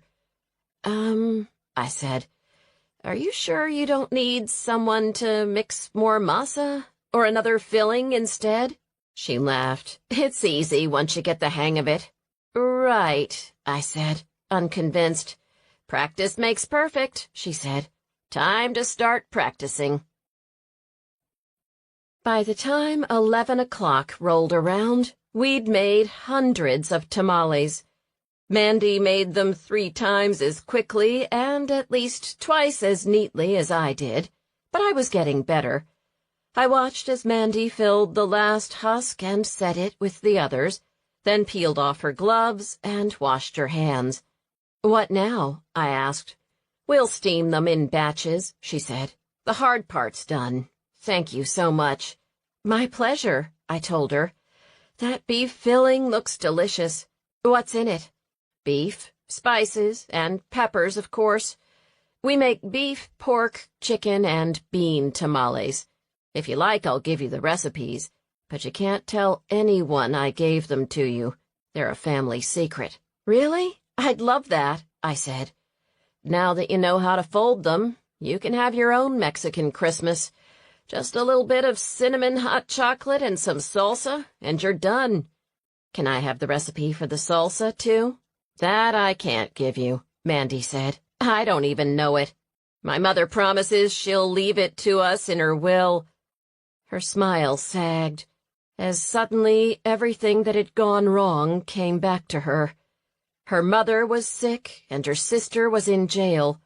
So far, it hadn't been a very happy holiday season for the Vargas family. Think they'll let me take tamales to Isabella?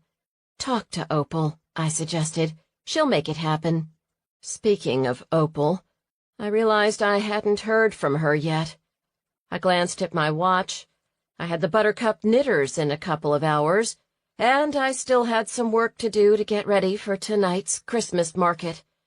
I was about to tell Mandy I had to run when one of the servers from the front came looking for her. "I'll be right back," Mandy said. "Could you put those in a clean container and in the fridge?" she asked, gesturing to a stack of white food storage containers stacked on a shelf. "There's a pen right there for the time and date."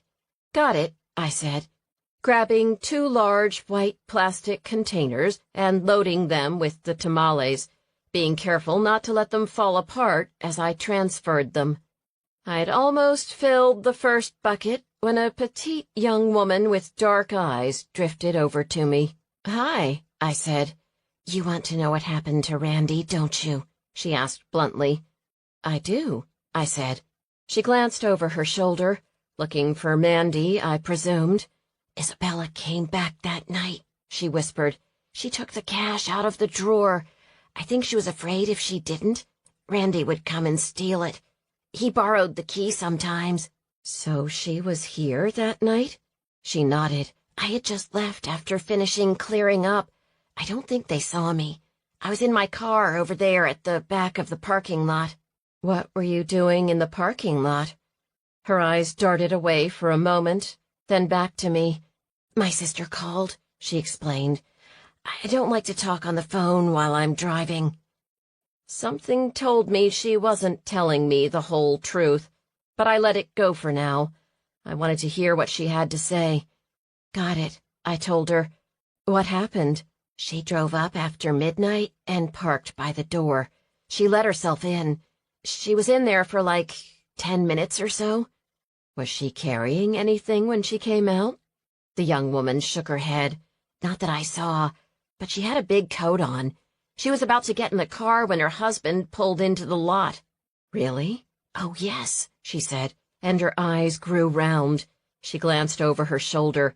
"They screamed at each other. She actually threw something at him. I thought she was going to hit him." That didn't bode well for the Vargas family, I thought. "What did she throw?" She shrugged. "I didn't see. She got into her car and drove off. And then he went into the restaurant." "What happened then?" "I don't know," she said. "I waited. I was on the phone with my sister for a few more minutes, but it was getting cold, so I went home." "But Isabella left before he went into the restaurant?" She nodded. "She did. She went toward town," she told me.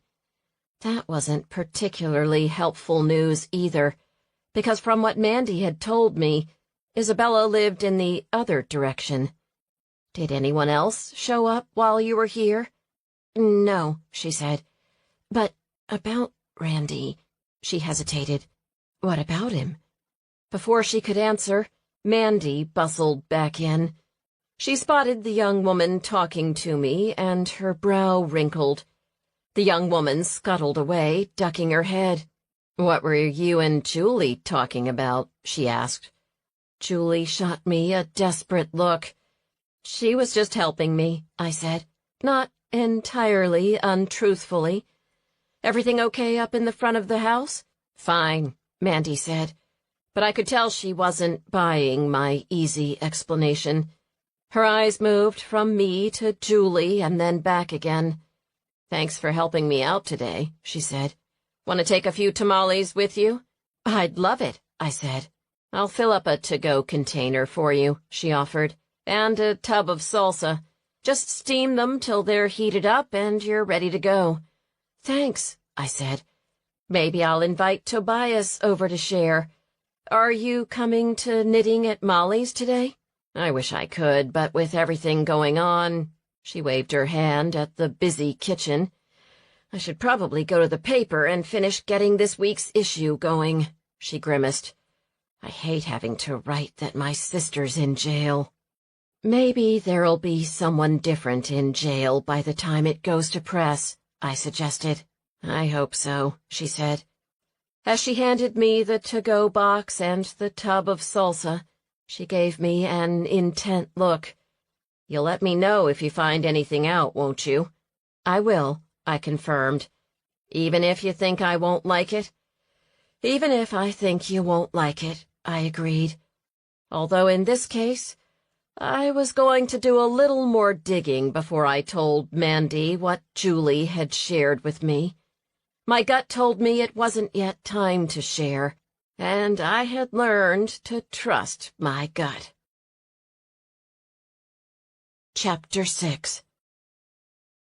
I barely had time to put the tamales in the fridge and let Chuck out before it was time for the Buttercup Knitting Brigade. I'd hoped to have time to make a few more candles, but I'd stayed at Rosita's longer than I'd expected.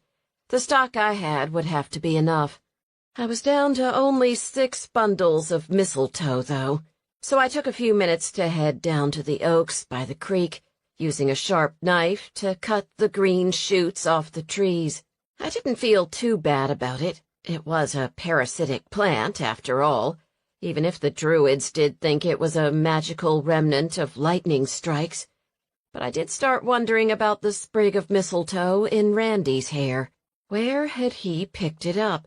Was it one of the sprigs I'd cut? I tried to remember who all had bought bunches at my stall, but there were too many to recall. Had he come back from another assignation? Possibly with someone other than Rhonda? Was it possible Isabella had killed him after all? Julie had said Isabella left before Randy did, but was she telling the truth? And why tell me any of what she'd seen at all? I wished Mandy had stayed up front a minute or two longer, so Julie had had the chance to tell me everything she knew about Randy. Maybe I'd swing by to see if I could get her alone again for a moment. Speaking of Rhonda, I still had no idea what had happened to her, I thought, as I tramped back to the farmhouse with my basket full of green mistletoe, the berries gleaming in the bright sunshine. When I got there, I set the basket on the table and picked up the phone. One of the deputies answered at the police station, so I called Opal's cell, but she didn't pick up. I left a message for her to see if she'd heard anything about Rhonda, and then called Tobias's cell. He wasn't answering either. He was probably with a client. Feeling unsettled and confused, both by Rhonda's disappearance and what Julie had shared with me at the restaurant, I quickly tied the mistletoe into bundles and put them in the shade of the porch, where they'd stay cool, then gathered my knitting supplies and headed back out to the truck. I'd pretty much given up hope on ever finishing the scarf in time for Christmas, but I was hoping somebody had turned up some information that might help. It was a short drive to the Kramer's ranch, and when I got there, Flora's truck was already parked. Everyone I knew in Buttercup, it seemed, drove a truck. "Come in," Molly called when I knocked on the door. I opened it, and a rush of ginger, cinnamon, and clove-scented air wafted over me. I inhaled, feeling 10% calmer already, and stepped through the front door, where I was greeted by Molly's enormous lab, Barkley.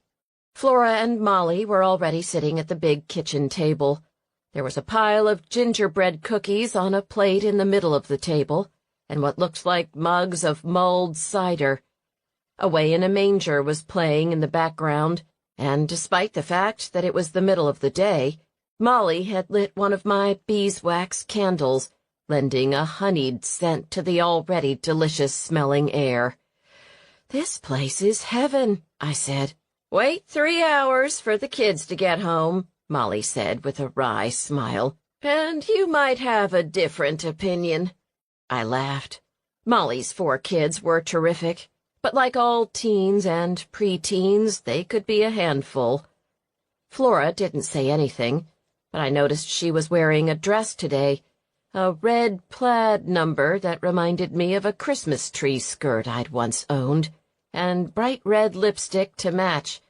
"You look nice," I told her, Thanks, she said. I'm looking forward to helping out again tonight at the market.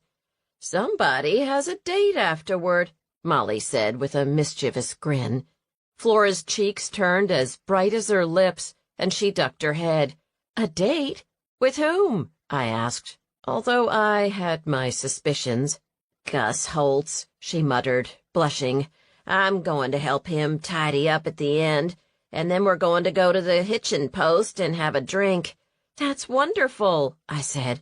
He's a nice man. Did he ask you last night at the market? I saw him at the Red and White today. We were both looking at the apples, she told me. He asked if I was going to be at the market tonight. I told him I was, and he suggested we go get a drink afterward. She looked down at her outfit. Is this okay? I had no idea what to wear. It's fine, I told her. You look lovely. And if you go to the hitching post, I said, try a Tom and Jerry. Tobias and I had one the other night. It's Frank's grandmother's recipe, and it's delicious. Do you think it's proper for a lady to drink on a first date? We're in the 21st century, darlin', Molly told her. She still looked nervous. She was pulling the yarn so tight her stitches were the size of sesame seeds. I resisted the urge to tell her to relax. What if he turns out to be like Roger? She asked. I've known Gus for years, Molly reassured her. He's a good man. I've seen nothing to suggest his character is anything but solid. And you're just going to get a drink, she reminded her. You're not walking down the aisle with him. The aisle, Flora said. I never thought I'd get married. And then, with Roger. Tears filled her eyes. He wasn't a good guy, I said. We all have to kiss a few frogs. I know I did anyway. Oh, I kissed more than I care to remember, Molly volunteered. Just take it slow, I suggested. See if you enjoy his company. You can set the pace. But I like him, she said. I like him so much, and I just don't want to make a mistake. You'll be fine, Molly said. As she spoke, there was a knock at the door. Barkley let out an enormous woof and went to greet the new visitor. Molly followed her. I'm scared, Flora confessed when she'd left the kitchen. It's okay to be scared, I said. Maybe I should say no, she said. Maybe you could tell him I'm sick. I shook my head. Go. I can tell you like him and he likes you. What do you have to lose? Before she could answer, Opal walked in, carrying an enormous knitting bag and looking grim. I was hoping you'd be here, she said. Did you find anything out? I asked. Molly and Flora looked at me, and then Opal. She shook her head. Not a word. What's going on? Molly asked. We took Rhonda Gehring home to stay with us last night. She had a bit of a falling out with her husband, I told them, omitting a few details, like the affair with Randy Stone. But when we woke up this morning, she was gone. Weird, Molly said, looking concerned. Do you think she's okay? I don't know, I said, and looked at Opal. Did you talk to her husband? She shook her head. I even drove out there. Nobody home. Was his truck there? No, she said. I know Keith works out toward LaGrange, so it could be he's there today. Where does Rhonda work? I asked. At a hairdresser's in LaGrange. Sheer Perfection, I think it's called, Molly said. I picked up my phone and Googled it, then dialed. A woman with a smooth voice picked up. Hi, I said. Does Rhonda Gehring cut hair for you? She does, the woman confirmed. Would you like an appointment? Is she there today? I asked. No, she said, but she should be in tomorrow. What time? I asked. She works 12 to 6, she said. I could fit you in at 1. Drat, I said. I'm crazy busy tomorrow, but maybe I'll drop in if I have time. She should be here the next 2 days, too, if you'd like me to schedule you. Thanks, I said. Let me check my calendar and call you back. Smooth, Molly said when I hung up. All those years of investigative reporting, I told her. I hated misrepresenting myself and tried very hard to avoid outright lies, but sometimes the sin of omission couldn't be avoided. Besides, it was for a good cause. If we haven't heard from her, I'm swinging by tomorrow. What happened between Rhonda and her husband? Flora asked. Molly and I exchanged looks. Marital troubles, I said. Who else is coming? Molly asked, to change the subject. I know Serafina is in Houston with her sister today, but is Mandy going to make it? I doubt it, I said. With everything going on, she's got her hands full. I went down to Rosita's to help make tamales today. They're slammed. Well, I'm glad business is good, Molly said. It could have gone the other way. No chance to pick up gossip if you don't stop in for a bite, Opal pointed out. Does Rooster know Rhonda's gone yet? I asked Opal. She shook her head. Haven't seen him. I told Deputy Seamus, though. She said there was an incident at the Garings a few months ago. Rhonda called, asked for an officer to come out. Why? Argument with her husband. The deputy didn't go into details, and I didn't see the police report. Keith Garing hauled off and socked it to Randy Stone at the hitching post the night Randy died. He's got a bit of a temper. Is Rooster still investigating other options as far as the murder's concerned? Opal rolled her eyes. Rooster's main concern is getting out to his deer lease and keeping his wife happy. He's not doing much in the way of investigating. Says it's the holidays. It's the holidays for the Vargas family, too, I pointed out. Well, his wife Lacey's been putting the screws to him lately. Says he's been working too much, is never home. But you and I both know that of all the crimes you could accuse Rooster Kocurek of committing, overwork ain't one of 'em. Too much time at the deer lease? There's a competition to see who can get the biggest rack. Prize is one of those $500 coolers and bragging rights for the year. So that's more important than a murder investigation and his wife? He'll be lucky if all he gets in his stocking is coal this Christmas, Molly said. If I were Lacey, I might be tempted to stuff it with divorce papers. Well, she got pretty fed up with him last week, Opal said. Said if he spent one more weekend at that deer lease, she was taking the kids to her mama's house for Christmas. He's been online looking at diamond necklaces ever since. Flora was knitting, her needles clacking and her stitches getting smaller and smaller. Maybe I shouldn't go out on this date. Maybe I should stay single. Opal's head swiveled. You got a date, honey? With who? Gus Holtz, she said. We're going to the hitching post for a drink after the market. Opal nodded. Gus is a good man. A bit quiet and maybe not a beauty queen contestant, if you know what I mean, but he's a good man. Plus, she said, winking, he cooks.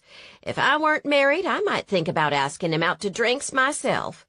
Flora's shoulders dropped a little, so they were no longer around her ears, and the rate of clacking decreased.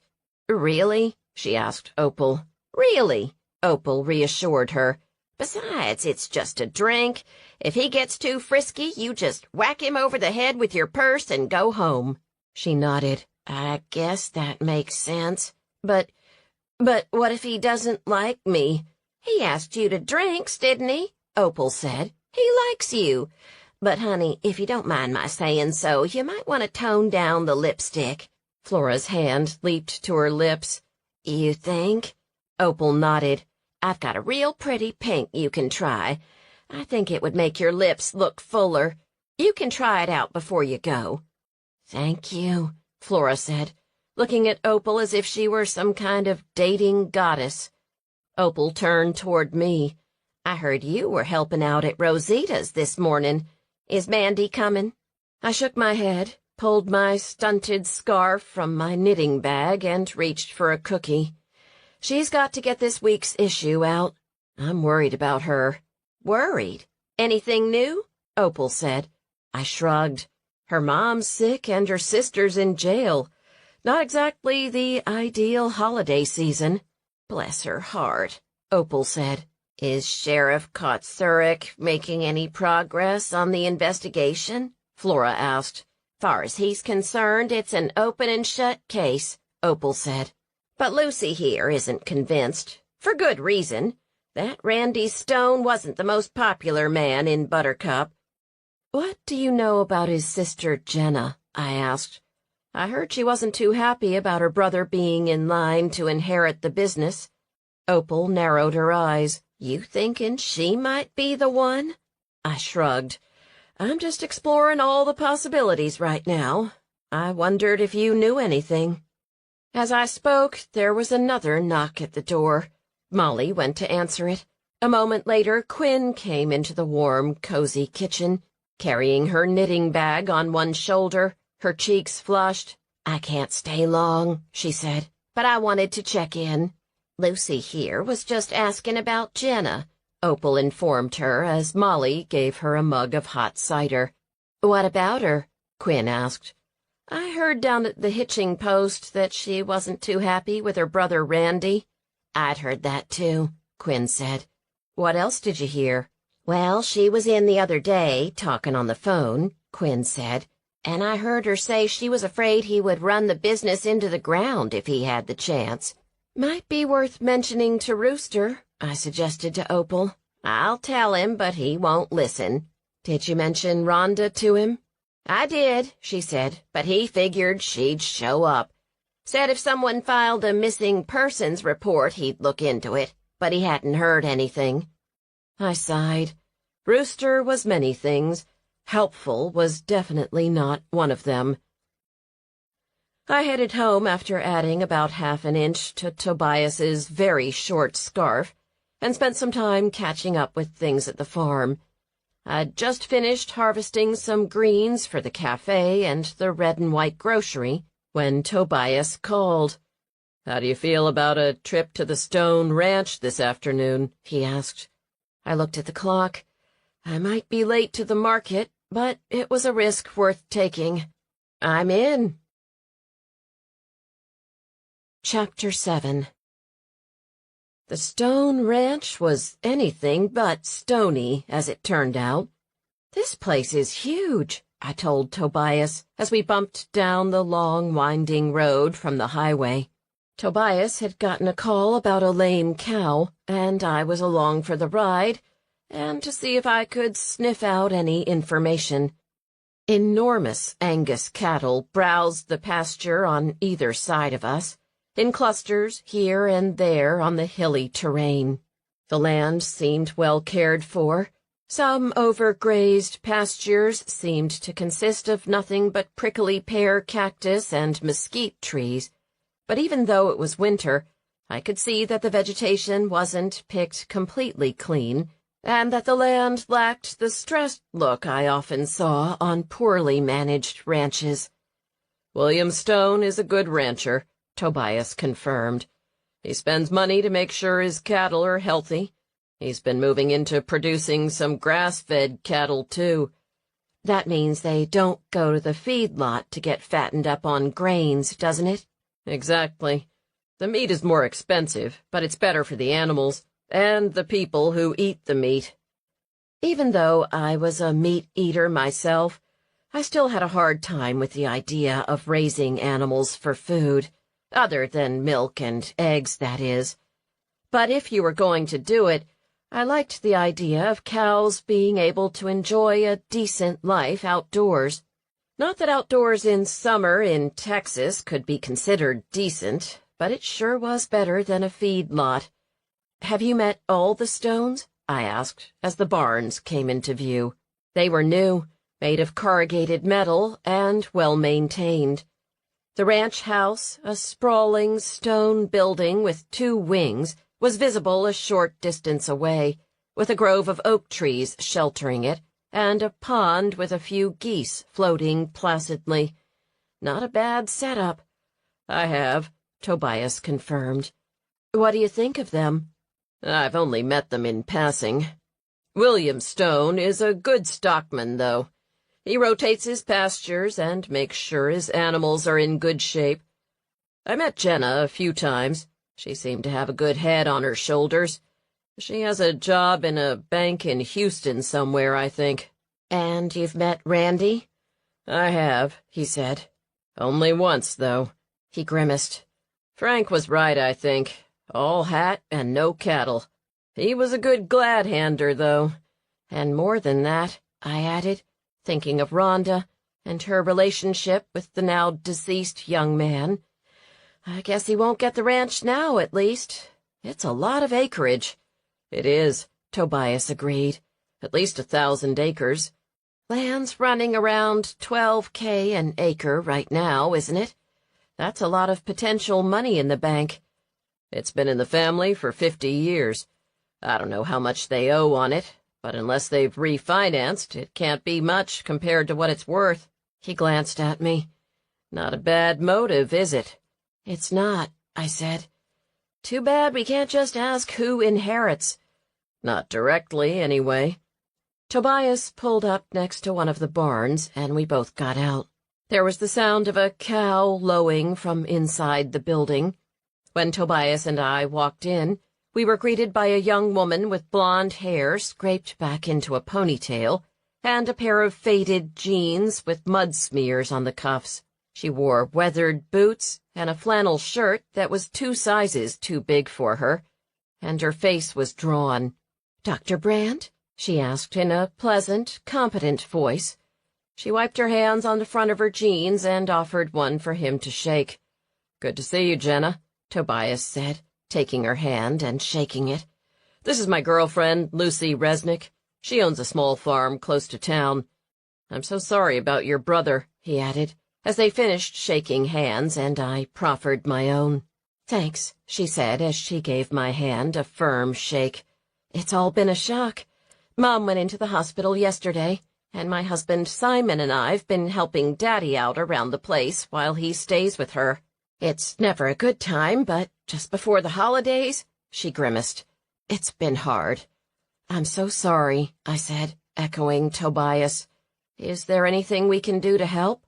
"Unless you can bring him back, I'm afraid not," she said. "Mother and Daddy are just beside themselves. I took off work until after New Year's, but I don't know what they're going to do when I have to go back to Houston." "Don't you have help on the ranch? It's a big place to manage alone. I thought your dad had a few hands taking care of things." "He does," she said, "but the place has to be managed, and Randy started a few projects I have to—" She trailed off. "It'll all work out," she said in a firm voice, then turned to the sick cow. "In the meantime, I'm hoping you can take a look at her back foot. It's swollen and she's having a hard time walking." "Hi, sweetheart." There was a voice from the door to the barn. I turned to see a tall, good-looking man in designer jeans, a crisp white button-down shirt, and what appeared to be very expensive boots. "Hi, Simon," Jenna said, brightening. "What's going on out here?" "Taking care of this cow," she said. "Be careful," he said, putting a protective arm around her and kissing her on the top of her head. "I don't want anything to happen to you." "You're sweet," she said. "I'll be just fine. I've been doing this since I was a kid." "You'd love it out here, wouldn't you?" he said. He turned to us. "What's it like, living in the country?" "It's nice," I said. "Everyone knows everyone, and it's good to be away from the city." "I guess we'll be spending more time out here, so I'll find out myself," he said. "I'm sorry about your brother-in-law." "Circle of life, I suppose," he said.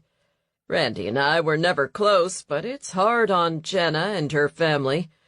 Anyhow, I was just coming to check on my sweetheart. Nice to meet you," he said, and wandered out of the barn. Jenna rolled her eyes. "I love him, but he's such a city boy." I grinned. I was a city girl, too, but not quite in the same way. As Tobias tended to the lame cow, there was a lull in the conversation. I walked around the barn, which was in tip-top condition, then strolled outside. The ranch house looked like it had been built in the 50s and added on to a few times, with a wing of similar stone, with a slightly different color mortar, and what looked like a second addition built from hardy board. Someone was a gardener. The beds around the house were neatly maintained and mulched, with the shrubs cut back for winter, and a festive wreath decorated the door. A gaily painted wood Santa with a list of names had been placed lovingly in the front yard. I walked a little closer. It was Santa's nice list, and the names Chad, Randy, and Jenna had been hand-lettered at some point in the past. I knew about Randy and Jenna, but found myself wondering about Chad. Had the Stones had a third child? I made a mental note to ask Tobias. As I walked toward the pond, I heard a thunk, but not from the direction of the house. It seemed to be coming from a building tucked into the trees behind the main house. It was a guest house, it looked like. As I watched, a woman with brown hair stepped out the front door and grabbed a pair of boots from the stoop before disappearing back inside. She didn't see me, at least I didn't think so, but I was pretty sure I recognized her. Unless I was mistaken, it was Rhonda. I waited a few minutes to see if she'd come out again, but the little guest house stayed silent. I was still, ostensibly, watching the geese paddle around the pond, dipping their bills into the water from time to time, when Tobias called me from the barn. "I think we're done here," he said as I ambled back to where he and Jenna were standing. "Is she going to be okay?" "I think so," he said. "Just a round of antibiotics and some time off her feet, and she should be back in business." "Great," I said. "This really is a nice place. Do you stay in the guest house when you're here?" I asked Jenna. "Nobody stayed in that guest house for years," she answered quickly, turning away from the house. "I noticed 3 names on Santa's nice list," I pressed, although I knew I probably shouldn't. "I recognized you and Randy, but I didn't know you had another brother." "I don't," she said, her face turning flat and hard. "Now, if you don't mind, I have chores to do. Thank you for coming out, Dr. Brandt." "My pleasure," he said. "I'll call and check in a day or two to see how she's doing. And again, I'm so sorry about Randy. If there's anything I can do, let me know." "I will," she said briskly. "Thanks." Her tone was dismissive, so we walked to the truck. We said nothing until Tobias had backed out of his spot and was well down the driveway. I glanced into the side view mirror. Jenna was watching us, as if making sure we weren't going to double back. "What was that all about?" Tobias asked. "I think I saw Rhonda," I told him, "in the guest house." "Why would she be here?" "That's what I was hoping Jenna would tell us," I replied. "But either she doesn't know Rhonda's there, or she's hiding her." "Are you sure it was Rhonda?" "Not 100%, but it sure looked like her." I sighed. "I'm sorry I made things awkward. I just have a feeling Jenna knows more about things than she's letting on." "You mean about what happened to Randy?" "Maybe," I said. "She's a good candidate for a suspect, I'll give you that. And she sure didn't want to talk about that third name on the Christmas decoration." "Did the Stones lose a child?" "I don't know," Tobias replied. "I never asked. I'll bet Opal would know, though. Or the county clerk." "I think I'm going to look into it," I told him. "I have a feeling there are some dark secrets in the Stone family, and that they could be linked with what happened to Randy." "Nothing like a murder to brighten up the holidays, eh?" Tobias asked as he turned onto the highway. "And don't forget missing persons," I added. "Although if Rhonda is staying in the Stones' guest house, maybe she's not missing after all." "Why would she be there anyway? If Jenna does know about her, why would she let her stay there?" "I don't know," Tobias said. "You're right, though. I think there's more going on." What do you know about Jenna? She's been married to Simon for a few years. He does real estate stuff in Houston, he said. They don't have kids. She's pretty serious about her job, from what I've gathered. But she wants to be involved in the ranch. I think it's about protecting her inheritance, he said, and her brother not drinking away the profits. It's a pretty tight ship under William. I'm not sure Randy had what it takes to keep that going, from what we've heard about him. I wish we had a competent sheriff, I said. Speaking of competence, Rooster's in the hospital, Tobias informed me. What? He shot himself in the foot with a rifle. Literally. I know it was wrong, but I laughed out loud. Are you sure his wife didn't do it? No, he said, but she did file for divorce. It's never a dull moment in Buttercup, is it? He laughed. Unfortunately not. Flora got to the market well before I did. She was still wearing her bright red dress, but she had followed Opal's advice and toned down the lipstick. How can I help? She asked as I lowered the tailgate on the truck. I hadn't had time to do as much prep work as I'd hoped. Although I'd cut another batch of soap, I'd have to label them while we were tending the booth. I still had a good bit of mistletoe, though. Maybe I should give a sprig to Flora. If you'll just get everything set up, that would be great, I said. I've got to get these labels on the soaps. I ran out of time today. Of course, she said, darting a glance toward Gus's booth. I followed her gaze. Gus was staring back at her, a slightly goofy grin on his broad features. I almost asked her about her upcoming date, but before I could say anything, Molly hurried up to the stall. Did you hear about Rooster? She asked. Which part? I replied. I guess you have heard, then. Is he going to be okay? He's already out and on crutches, she told me.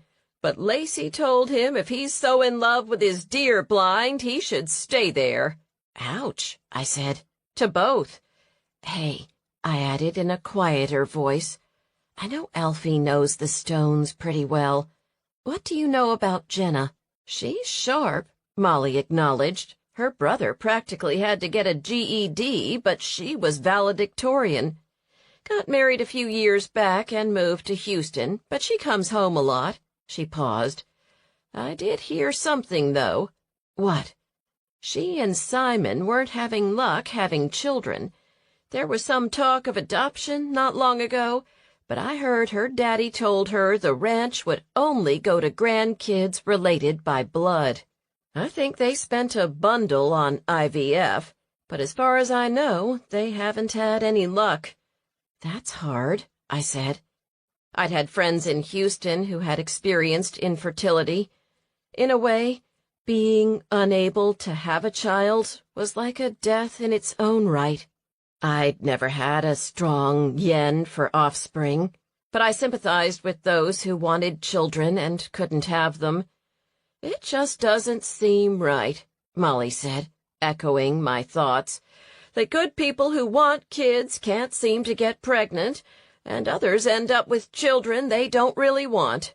You'd think God would do something about that, wouldn't you? You'd think. Mysterious ways and all, I guess. But now I was thinking about the Stones. Randy and Isabella didn't have kids, did they? No, Molly said. They'd only been married a year or so. Isabella wanted to wait, from what I hear. I gather things were a little shaky financially. I kind of got that impression, too, I replied. Any word on Rhonda? Molly asked. No, I said. But between you and me, I could have sworn I saw her at the guest house at the Stones' place today. Jenna told me there was no one staying there. Weird, Molly said. Jenna and Rhonda were never really friends. Why would she be hiding her? And why would Rhonda need to hide? Maybe letting her husband cool down a bit, Molly suggested. Maybe, I said, but I wasn't convinced. I'll have to swing by the hair place where she works. Even if she's not there, maybe someone will have some idea where to find her. As I spoke, the lights strung throughout the market lit up, and Happy Holidays started playing on the PA system. "I'd better go help the 7th graders get ready for the concert," Molly said. The Buttercup Middle School choir was scheduled to perform at 8. "Tell Ethan to break a leg for me, and if you hear anything else, let me know." "Don't I always?" Molly said with a grin. It was only after she left that I realized I'd forgotten to ask about the 3rd name on the sign in front of the Stones house. Next time I saw her, I told myself, as I picked up another label. The next 20 minutes were pretty much eaten up by soap labeling.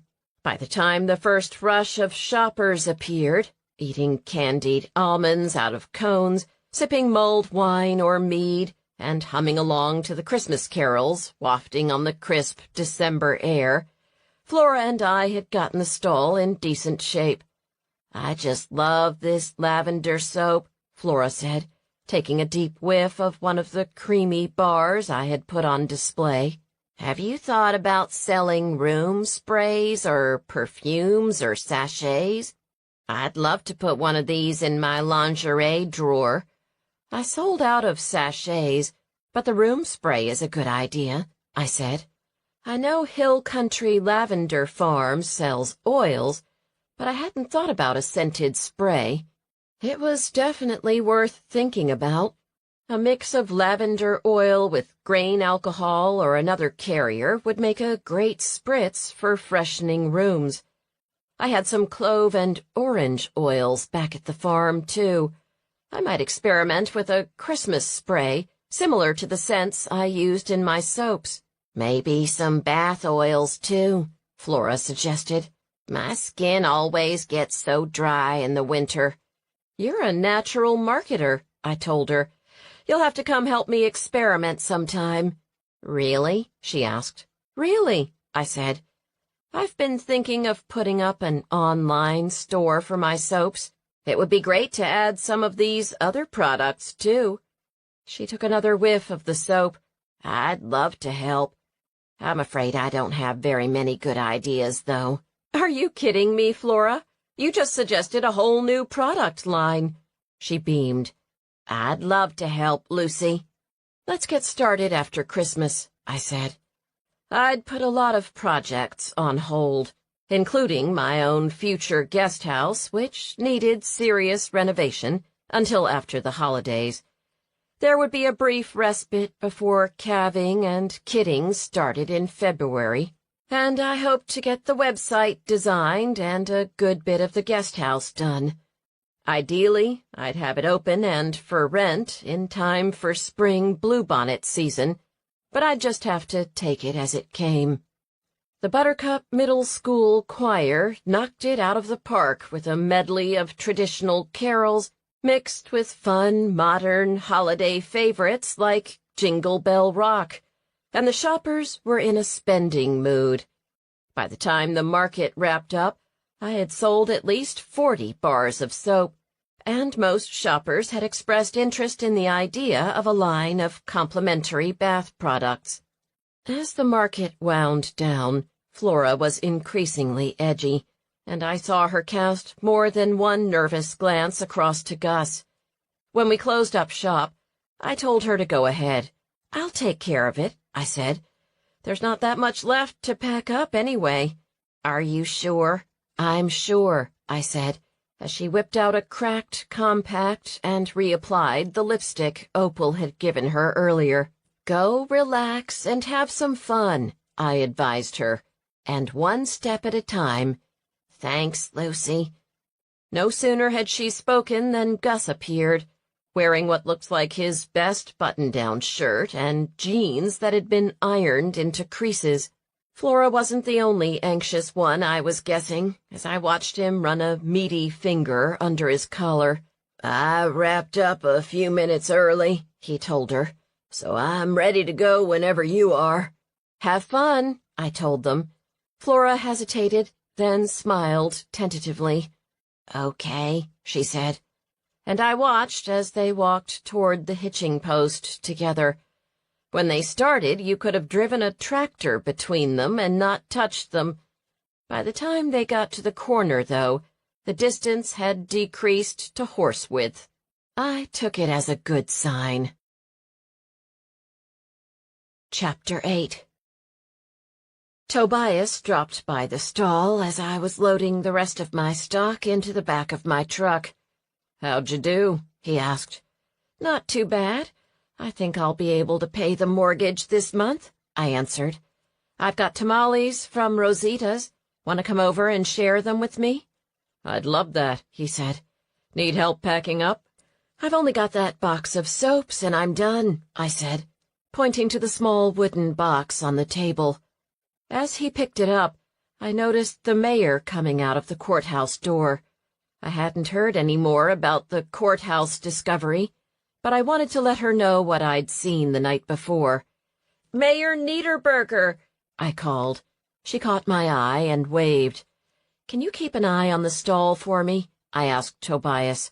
"I want to touch base with her." "Happy to," he offered, and I hurried over to greet the mayor. "How are things at the farm?" the mayor asked as I approached her. "Fine for now," I said. "Of course, that could all change tomorrow, but I can't complain. Any more news on the bones or on the paintings you found?" "Nothing on the bones, but making progress on the paintings. An appraiser in Houston came out to look at them. I won't lie, they could be worth a bundle, enough to pay for the renovations, but we'll have to decide if we keep them or sell them." "Whose are they?" "That's the question," she said. "Nobody knows. I've got the police seeing if they can figure out who might have stashed them.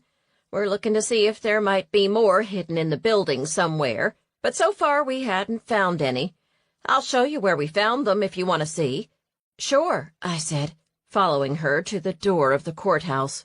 She pulled a key from her pocket and unlocked it, then opened the door and shone a flashlight inside the dusty, wrecked interior. On the outside, the courthouse was all white paint and Christmas lights, but the inside wasn't much more than a shell of weathered lumber and rotten floorboards. An electric drill and a few saws lay around, along with other construction, or in this case, destruction debris. A whiff of candied nuts eddied through the open door, but it wasn't enough to dispel the smell of age and must. "Where were the paintings?" I asked, as she flashed her light around.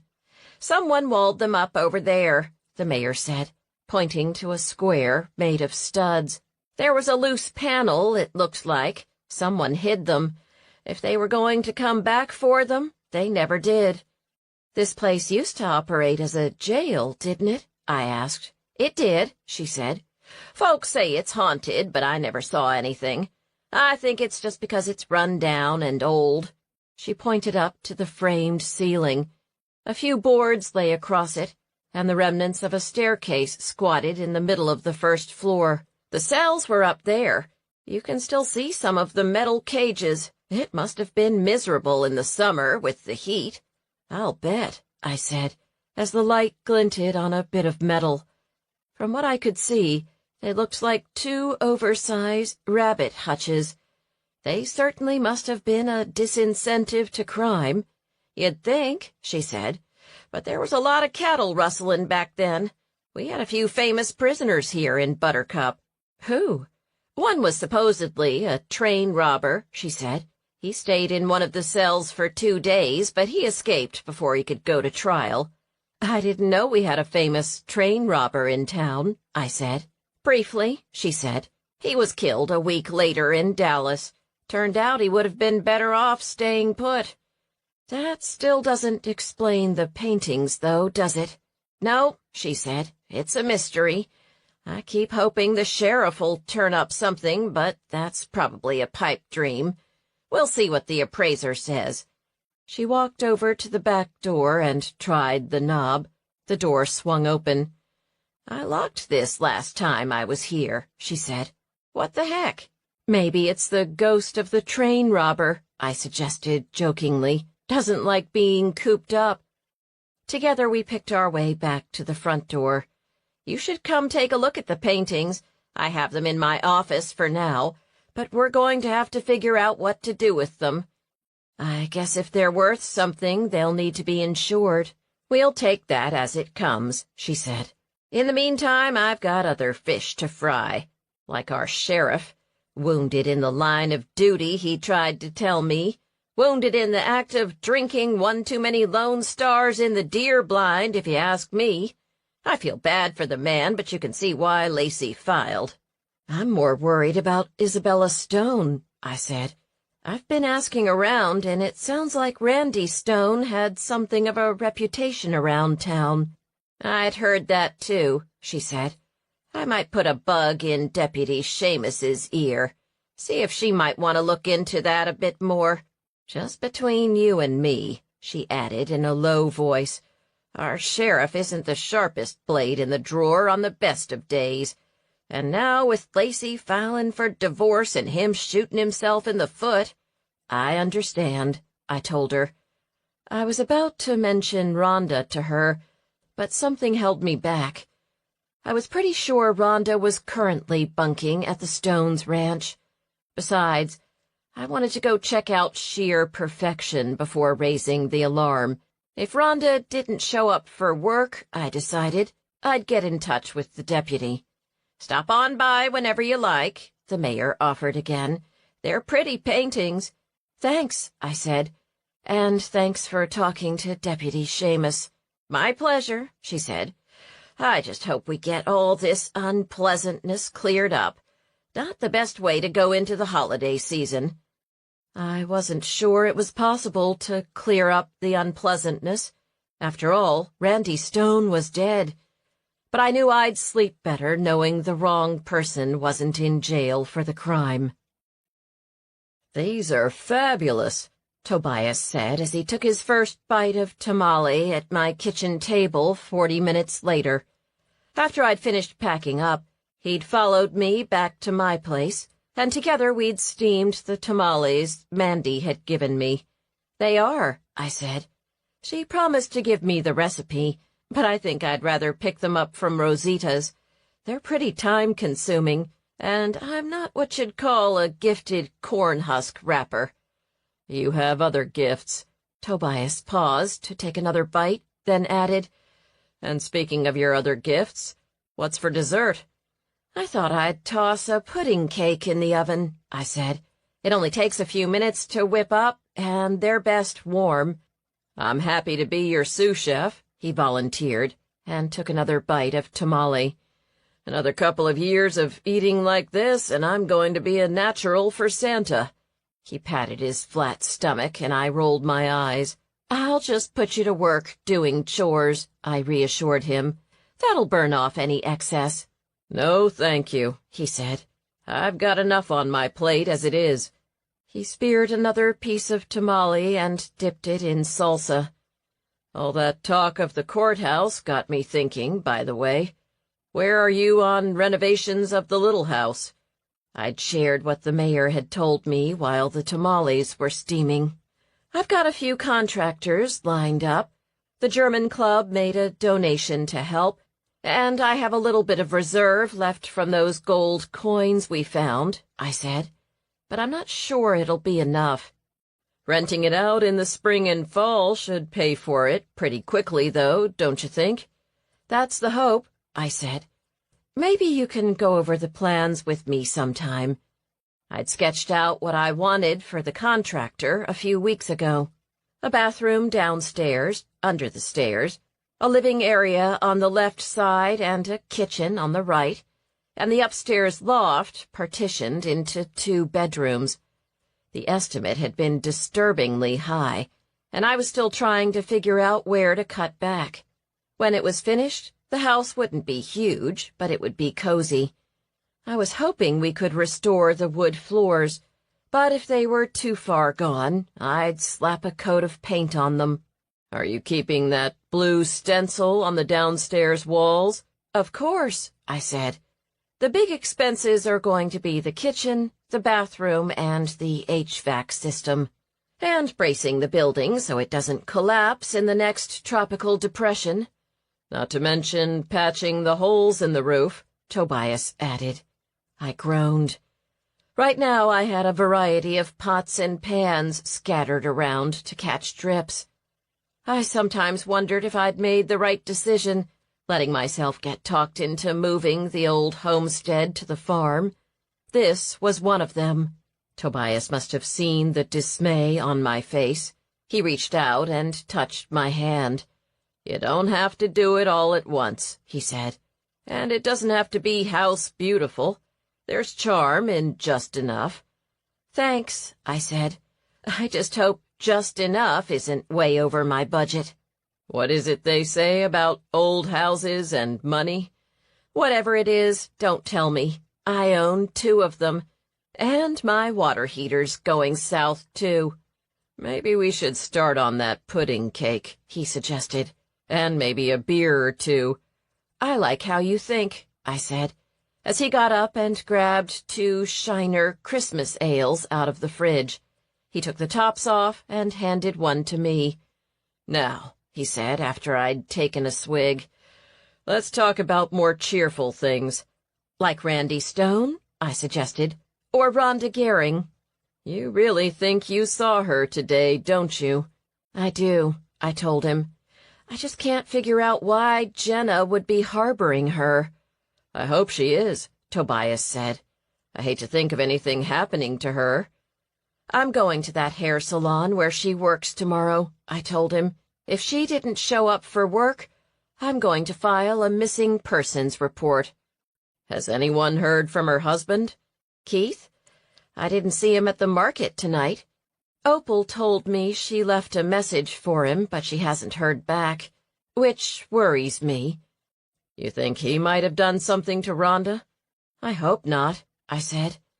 And I hoped I was right about what I'd seen at the Stones ranch that afternoon.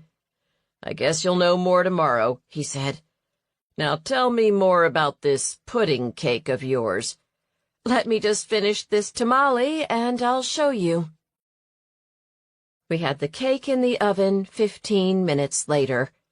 I nibbled on the remains of a tamale, savoring the spicy, hearty combination of masa and beef, freshened by tomatillo salsa, laced with fresh onion and cilantro, and then slipped Chuck a piece while Tobias wasn't looking. "Don't tell," I whispered to him, and petted him on the head.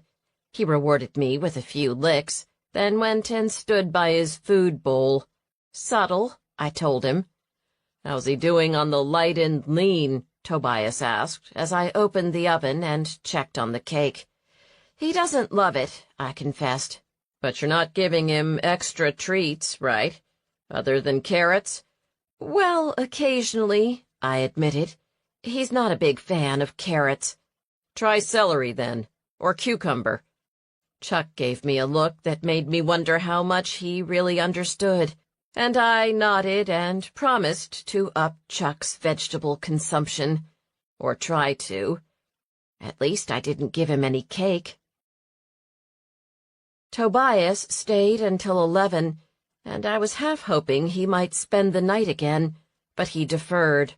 "I've got to check in on one of the cases at the clinic, and I've got a 7 a.m. appointment," he told me as he kissed me goodnight. "We'll do it soon, though." As I watched his truck head down the driveway, I wondered about things. I'd sensed some hesitation, some drawing back. Had we pushed things too fast? We still hadn't discussed our Christmas plans, either. My parents were going to Italy for Christmas, so I was planning on tucking in at home. Molly had invited me, but I'd been hoping to spend the time with Tobias. The topic hadn't come up yet. I'd bring it up tomorrow, I decided. Why were relationships so challenging? I thought of Isabella and Rhonda and Keith and Randy Stone and the tangled mess they had made. My thoughts turned to Flora and her jitters over her first date. Had it gone well, I wondered, or would her heart be broken a second time? Life was full of challenges, I told myself as I turned and went back inside. And on the plus side, at least we weren't stabbing each other in the back with kitchen knives. Chapter 9. Sheer Perfection was a small store in a strip mall, not far from the H-E-B grocery store in LaGrange. I walked past ads for Brazilian blowouts and highlights and opened the glass door, letting out the smell of chemicals and floral shampoo. I scanned the 8 chairs lining the walls. 3 of them were occupied, but there was no sign of Rhonda. The young man at the front desk smiled at me. "Can I help you?" "I'm looking for Rhonda Gehring," I told him. "I was hoping she could fit me in." "Rhonda's not working today," he said. "Oh, that's too bad," I said. "The shop owner told me she'd be here today. Is she sick?" "She requested some personal time, I believe," he said. "Is there someone else who can help you?" "I was really hoping to have Rhonda take care of me," I said. "Any idea when she'll be back?" "Let me get the manager," he said, and headed to the back. As he disappeared, one of the stylists, a 30-ish woman with vivid red hair that was most likely not the color she was born with, excused herself and walked over to me. "Just between you and me, I'm not sure she's coming back. I'd be happy to help you out." "Thanks," I said. "What's your name?" "Sadie," she told me. "I'm Lucy," I told her. "Did you talk with Rhonda?" She nodded. "Something's going on. She's leaving town for a while. Wanted to keep it quiet, but I don't know why." "I'm actually worried whether she's okay," I confided. "Did she tell you where she was going?" "No," she said. "Just that there was an opportunity she couldn't pass up. She wasn't allowed to tell me details, though." That didn't sound good. I looked up. The young man was emerging from the back with a woman in tow. I fished in my pocket for a card and gave it to her. "Please give me a call if you hear anything. I'm worried about her." She looked at it. "Dewberry Farm? My boyfriend got some of your jam at the Buttercup Market this summer. It was amazing." "Really? Thanks." As I spoke, the manager came up to me with a bright smile. "I hear you were looking for Rhonda?" "I was," I said. "I was hoping she'd be able to clean up this mop," I said, touseling my hair. It was getting a bit overgrown.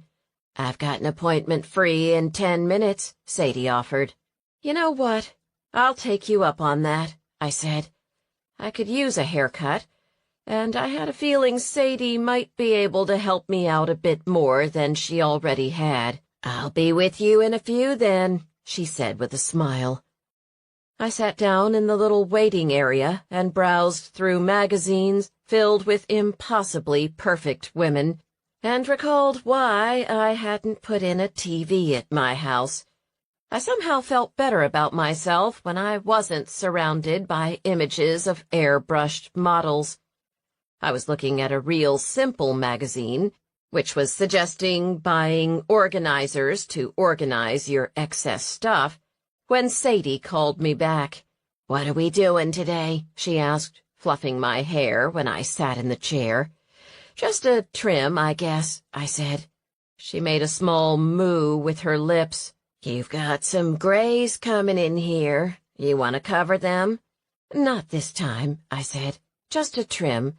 But you'd look so good with a bit of color," she said. "It would brighten you up."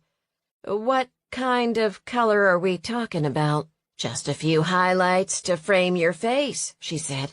"I can do it half off," she said. "Try it. I think you'll love it." I thought of those magazines and Tobias's reluctance to stay over. His ex-girlfriend was beautiful and always had highlighted hair and a manicure. The manicure wasn't going to work. I was a farmer now, not an office worker.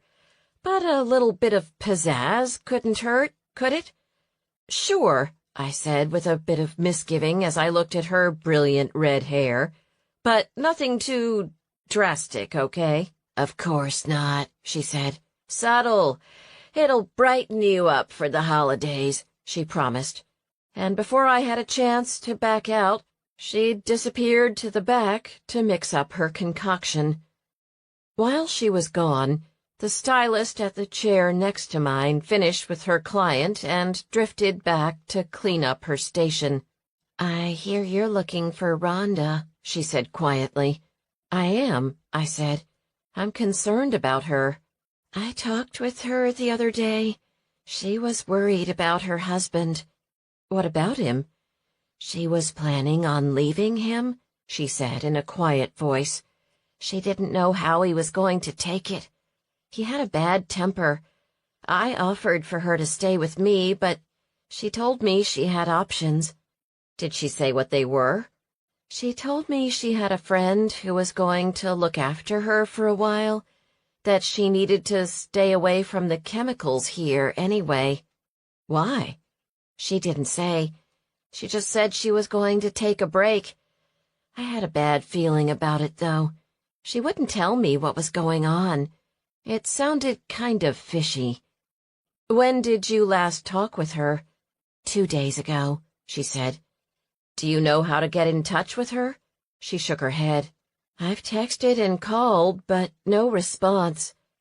I reached into my pocket and grabbed another business card, thankful I'd thought to snag a few before leaving the farm that morning. "If you hear anything, please let me know. I used to be a reporter for the Houston Chronicle. I think something's wrong, too." Her eyes got big. "You think something bad's happened to her?" "I don't know," I said truthfully. If I hadn't seen her, or thought I'd seen her at the Stones Ranch, I would have said yet. I'm trying to find out. "I'm glad," she said. "Rhonda was nice, but she was all over the place. No self-control. It was like she was on a mission to destroy her life." "What do you mean?" "She was doing some crazy stuff. Ever since she started seeing that guy." Her eyes got big. "Oh, I shouldn't have said that." "I know about him," I said. "I heard his wife killed him, stabbed him in the back."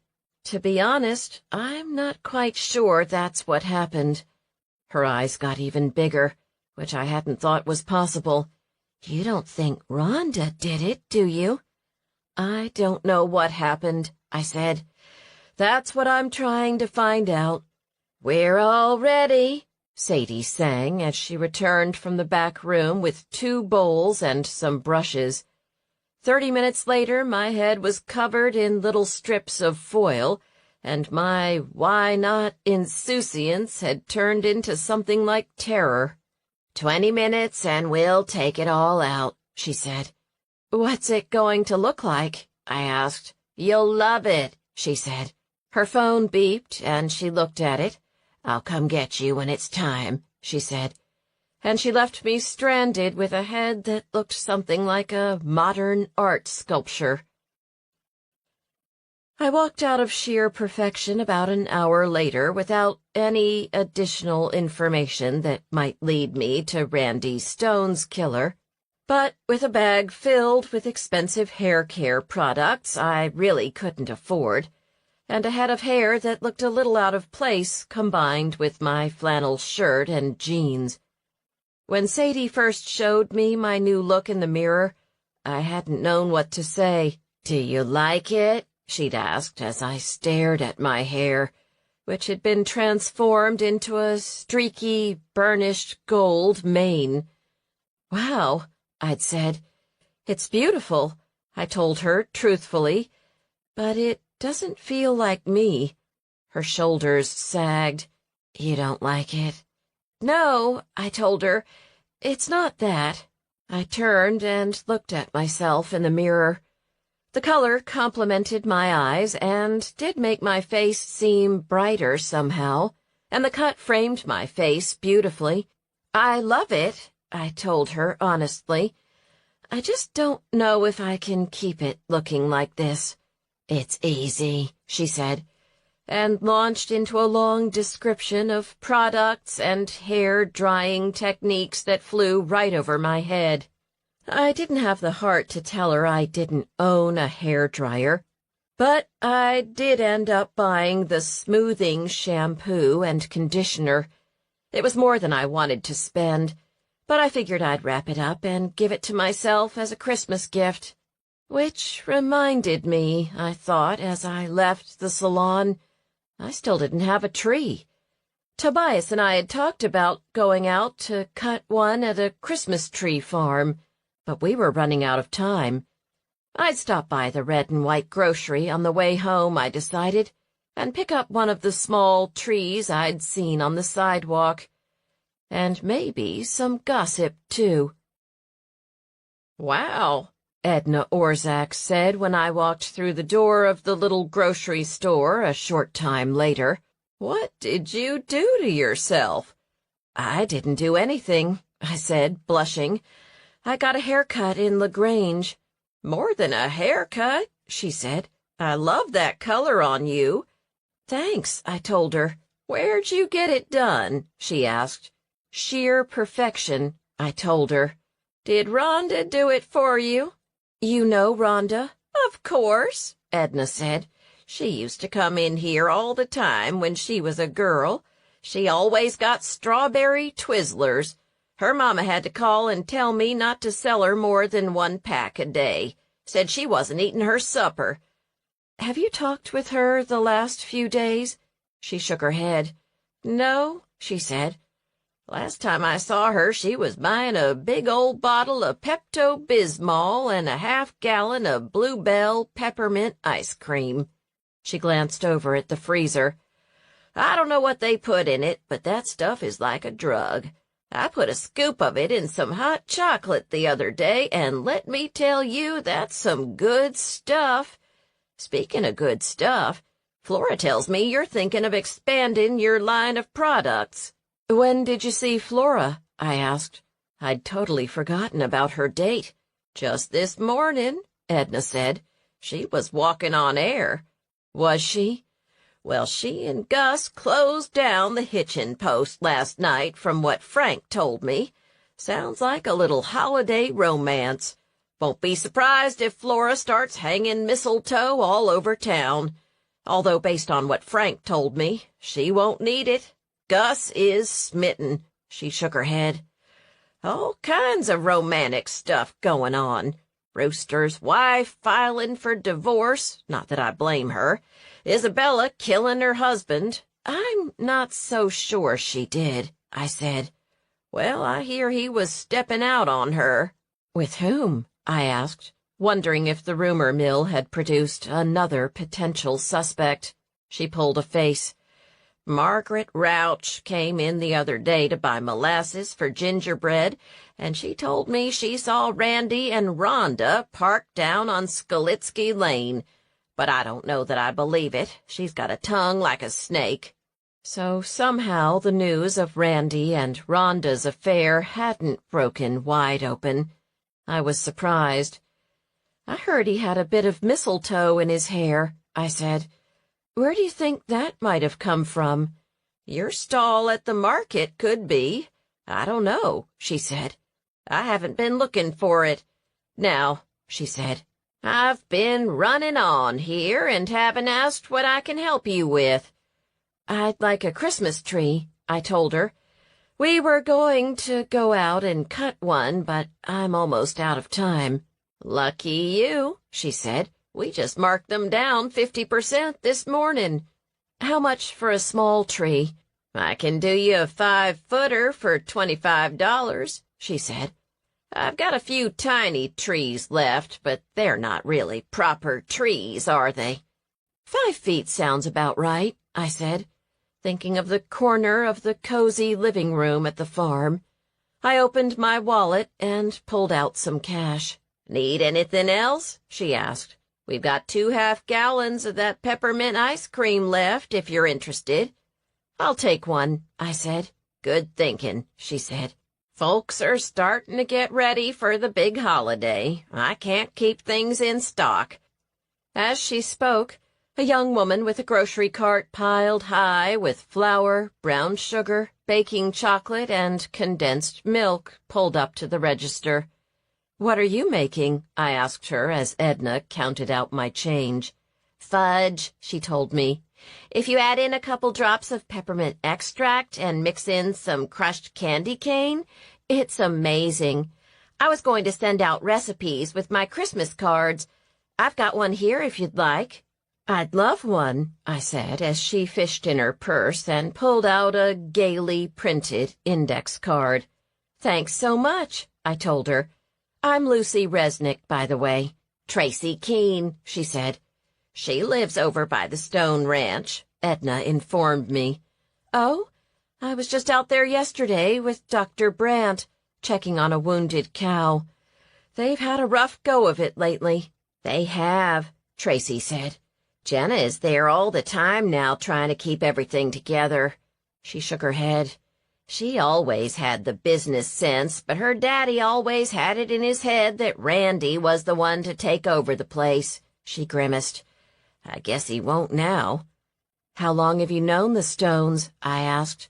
"I grew up with them," she said. "We all went to high school together. When we were just kids, we used to play down by the creek in the spring and fall. When it wasn't all dried up, that is."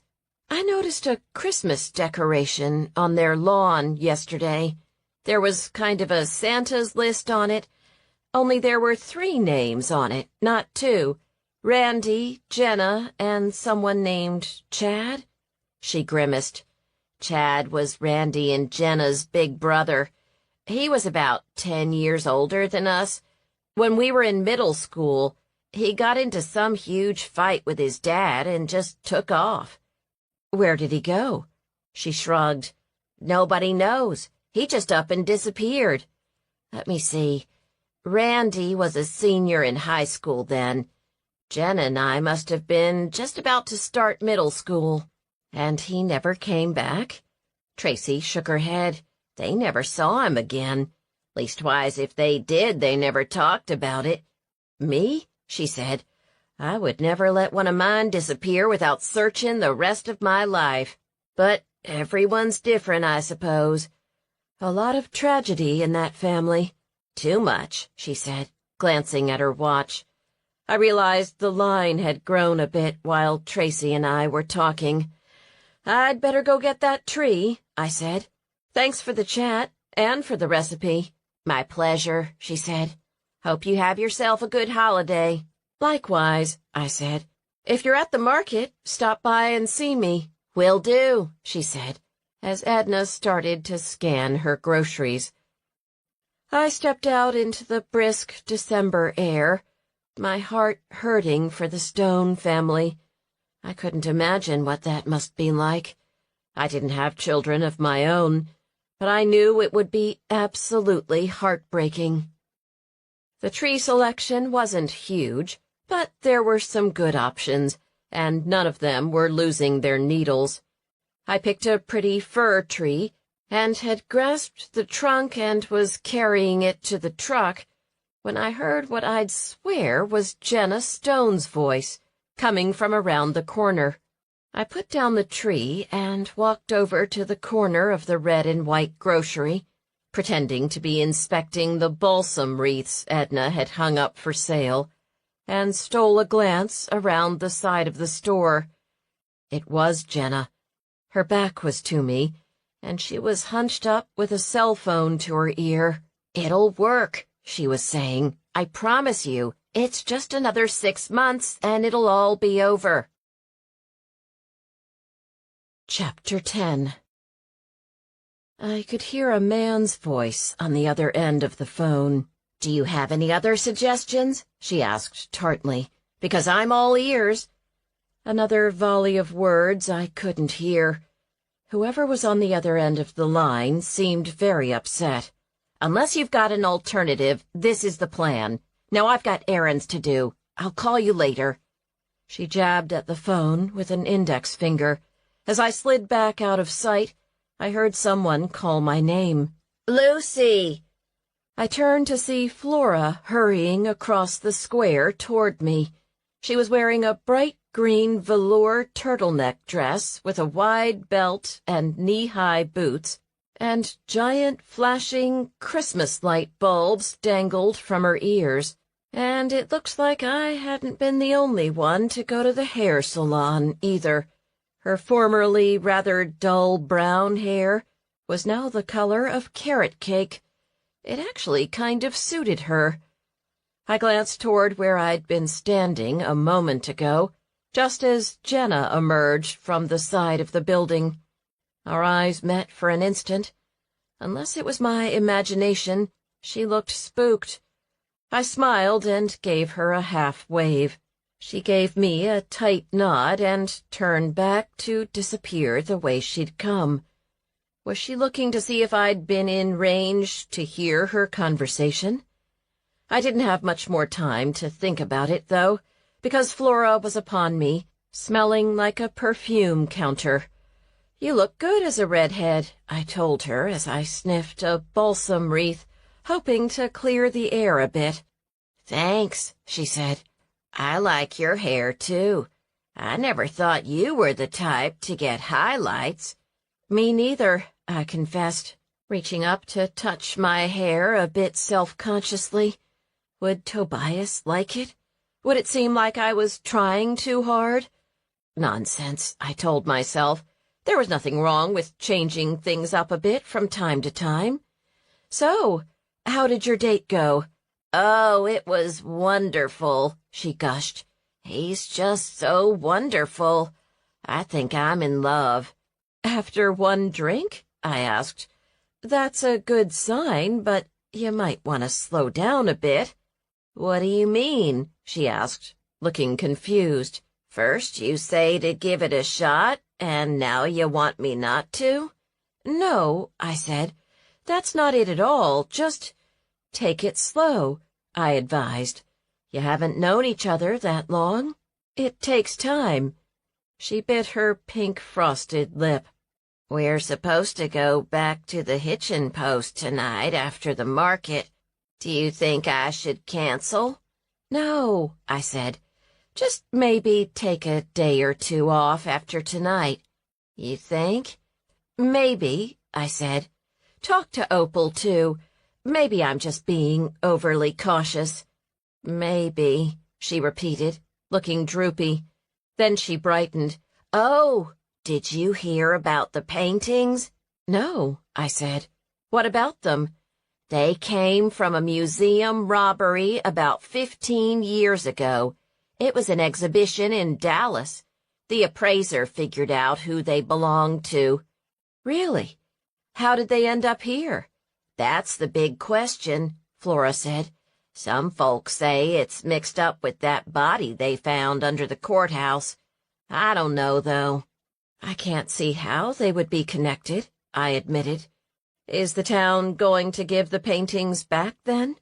"I don't see as they have a choice," Flora said. "It'd be nice if the museum pitched in a few bucks to help us finish the renovation, though. I gave a bit myself, but not near enough for all the work they're planning on." "That was really good of you, Flora," I said. She tucked her chin a little and blushed. "Thanks," she said. "It was the least I could do. After my mother and all that hullabaloo about the statue of her so-called great-great-grandfather." "Where did that end up, anyway?" "I think it's in a storage shed, to be honest. Once Mama was gone, there wasn't anyone to champion it, and, well, with that nose—" The nose had rather resembled an oversized pickle. "Maybe it's better in the storage shed, after all," I said. It certainly was better than in the middle of the town green, which was where Flora's mother Nettie had wanted it. "How are you doing, running everything by yourself these days?" "It's getting easier," she said. "Still, it would be nice to have company." Her face suddenly tensed up. "You don't think Gus is after me for my money, do you?" "I don't know him," I confessed, "but Opal seems to think he's a good man. And from what I saw the other night, he lights up when he sees you." "Does he?" "He does," I said. "There's mistletoe hanging by the door of the hitchin' post," she said. "I keep hoping he'll stop me." There was mistletoe in Randy Stone's hair, too, I remembered. Do you think it might have come from there? I'd think it was from Rosita's. But there wasn't any mistletoe at Rosita's, at least not that I saw, I pointed out. Well, then, where'd it come from? I don't know, I said. It might be worth trying to find out. At any rate, I'd probably better get this tree home and get ready for the market. I walked back to the tree I'd abandoned and gripped the trunk. I hadn't talked with Mandy in a day or two, I realized. It might be a good idea to check in to see if she or her sister had any more ideas about what might have happened to Randy. "I'll be there if you want me," Flora said. "And here, let me help you with that." "Of course I want you," I said, as we laid the tree in the truck bed. "See you in a few." "I'll be there with bells on," she replied. If the Christmas light earrings were any indication, there was a good chance she wasn't joking. The tree looked beautiful in the corner of the living room, and its fresh, piney scent suffused the small farmhouse. I'd whipped up a batch of apple muffins when I got home, and the mixed aroma of Christmas tree, cinnamon, apple, and wood smoke in the air was intoxicating. I took a sip of my tea and surveyed my home with satisfaction. Everything in the rest of Buttercup might be going to heck in a handbasket, but at Dewberry Farm it was cozy and warm and beautiful. I caught a glimpse of myself reflected in a window, and for the 10th time that afternoon my hand jumped to my hair, touching the unfamiliar silky locks. I liked how it looked, although I wasn't sure what it would look like after a normal wash and wear. Would Tobias? I pushed the thought out of my mind and focused on the cozy living room, with the slip-covered couch and bright red cushions, the mullioned windows framing the view of the rolling Texas countryside, the rag rug on the worn wooden floorboards, and the Christmas carols playing on the radio. A fire was crackling in the wood stove, and as a cold wind whipped around the house, I hugged myself, glad to be safe and warm inside. The only potential problem was Chuck, who was sniffing the trunk of the tree in a suspicious way. I warned him not to do any decorating of his own, and was attempting to lure him to the kitchen when my phone rang. I grabbed my phone out of my pocket, shooed my poodle away from the tree, and looked at the caller ID. It was Mandy Vargas. I picked up. "What's up?" I asked as I lured Chuck to the kitchen. "I was about to ask you the same thing," Mandy said. "Find anything out?" "I'm chasing down a few potential leads," I told her, "but nothing concrete. How about you?" "Nothing really," she said. "Isabel's too upset to think straight, and between all the hullabaloo about the courthouse and my parents, I haven't had the time to look into things like I wanted to. And Isabella has no idea who else might have wanted to kill her husband. Not that she's told me," Mandy said. "I asked if she'd be okay if you dropped by. Both she and Opal okayed it." I glanced at my watch. "I've got some work to do before the market, but I might just do that." "You won't have to worry about Rooster, at least," she said. "He's skedaddled for his deer lease. Says he's working off-site. From what I hear, he's drowning his sorrows. You think Lacey will go through with it?" "Wouldn't you?" she asked. "The real question is, what possessed her to marry him in the first place?" I sighed. "Oh, one more thing. I know Randy had mistletoe in his hair. There wasn't any at Rosita's. Is there any mistletoe at your place?" "Nope," she said. "Romance isn't exactly on this year's wish list for me," she added somewhat bitterly. "Well, keep an eye out," I said. "It could be key. Oh, You heard about the museum robbery, right? I did, she said. I'm doing a basic article on it for the next issue. Once I get this stuff with Isabella sorted out, I'll go into it in more detail. Still no word on the bones at the courthouse? Nothing yet, she said, except that they haven't been there that long, so no ancient Indian burial ground, at least. This town is just full of mysteries, isn't it? Too many, if you ask me, she said. I filled the back of the truck with what I needed for that night's market. The soap had sold much faster than anticipated. Next year I'd have to make more. I might have to find other places to cut mistletoe, too, or invest in an extension ladder. My oak trees were looking a little bare this season. I checked on all the girls, making sure they were fed and watered. The chickens were tucked up in the coop, sheltering from the wind, but the cows and goats were out inspecting the perimeter as usual. Nobody had made a break for it in months.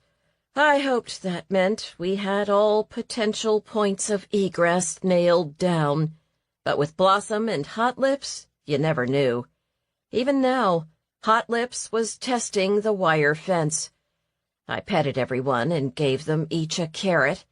Chuck might not like them, but they were a big hit with the livestock, and then headed to my truck and to town. Opal was working hard on her knitting project when I got to the sheriff's office. "Well, I was wondering when I'd see you here," she said, brightening at the sight of the Tupperware container in my hand. "Is that for me?" "Yes, but I was hoping you might share with Isabella," I said, handing her the container of muffins. "Is she here?" "Where else would she be?" Opal asked dryly. "Good point," I said. "Dumb question, really. Can I see her?" "I'll ask," she said. "But seeing as she's rereading those Texas monthlies for the third time, I can't imagine she'll say no." She set down her knitting and headed to the back. I could hear voices, and then Opal returned, giving me a nod. "Let me put 2 of these on a plate for her, though," she said, opening the cabinet above the coffee maker and retrieving a paper plate with an illustration of Rudolph.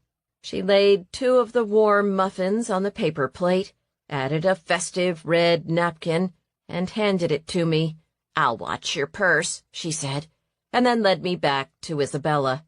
"She brought you some warm muffins," Opal volunteered as I greeted Isabella. I'd met her a few times. She looked a little like her sister Mandy, only wirier, with big, anxious-looking eyes. Her dark hair was pulled back into a messy ponytail, and she wore loose jeans and a faded blue sweater. Evidently, they'd let her keep her own clothes. "I'm not sure I can eat," she said, "but thank you." "You need to eat," Opal said. "Keep your strength up." Isabella sighed. "I'll try." I set the muffins down on the little table by the bed, next to the stack of well-thumbed magazines, as Opal withdrew. There was a chair across from the bed. I sat there as Isabella retreated to the bed, wringing her hands. "First," I said, "I'm so sorry for your loss." She snorted. "I'm supposed to say thank you. I know it looks bad if I don't say thank you, but I never should have married that man. He brought nothing but pain and strife to me." As she spoke, tears began leaking from her eyes. "But I still miss him," she said. "Isn't that ridiculous? After all he put me through? I don't know what to think or feel anymore." Isabella swiped at her eyes with the back of her hand. "Sorry." "No need to be sorry," I said gently, automatically reaching for a tissue and then realizing I didn't have my purse with me. "You've had a rough time lately." "You can say that again," she told me. "I find out he's sleeping with that woman, and then he turns up with a knife in him." She waved at the little room. "And here I am." "Life can change fast," I said. "It's a lot to take in." "I'm hoping to help you, though. Mandy told you I used to be an investigative reporter. The Buttercup Sheriff's Office isn't exactly... Well, it's not always the most proactive organization, I continued. I told your sister I'd do what I can to find out what happened to your husband. She looked up at me, and for a moment she resembled a little girl. You will? She asked in a small voice. I will, I said. But first you've got to tell me where you went the night Randy died. Her eyes flicked away, and she studied her ragged fingernails. I didn't go anywhere. You did, I said. Your tire tracks were in the driveway. If you didn't kill Randy, you shouldn't have anything to worry about. But I do, she said, and a kernel of misgiving hardened in my stomach. Chapter 11. Why? I asked quietly. She looked up at me. Because I went back to Rosita's that night, she said in a quiet voice. I said nothing, waiting for her to continue. I didn't want to, she said, but Randy had... Well, he had a problem with money. He drank too much, spent too much. I realized I hadn't emptied the cash box that night. With all the tamale making, it slipped my mind. If I didn't get it, I was afraid Randy would spend it all. So you went back to get the cash box? I prompted, thinking of what Julie had told me about what she saw the night Randy died. What time was that? I don't know. Maybe 12:30, she said. I was upset. I know it was after midnight, though. When Randy didn't come home, I figured he was out on one of his sprees. Was the cash still there when you got to the restaurant? She nodded. It was, she said, and then fell silent, studying her fingernails again. Did you run into anyone while you were there? I asked. No, she said, too fast. Not Randy? She took a deep breath, then looked up at me. Not in Rosita's, no, she confessed. But he was in the parking lot. I'd already locked up and was headed back to the car. Well, that much lined up with what Julie had told me. What did you do when you saw him? He was angry, she said. He wanted the money. I told him no and got into my truck. Did he try to stop you? No, she said. He was never violent, I'll give him that. Like I said, I got back into the truck and came home and cried until I fell asleep. Where did you put the cash? I asked. In a shoebox in the back of my closet, she said. I have to hide the money from him. If he finds it, he spends it.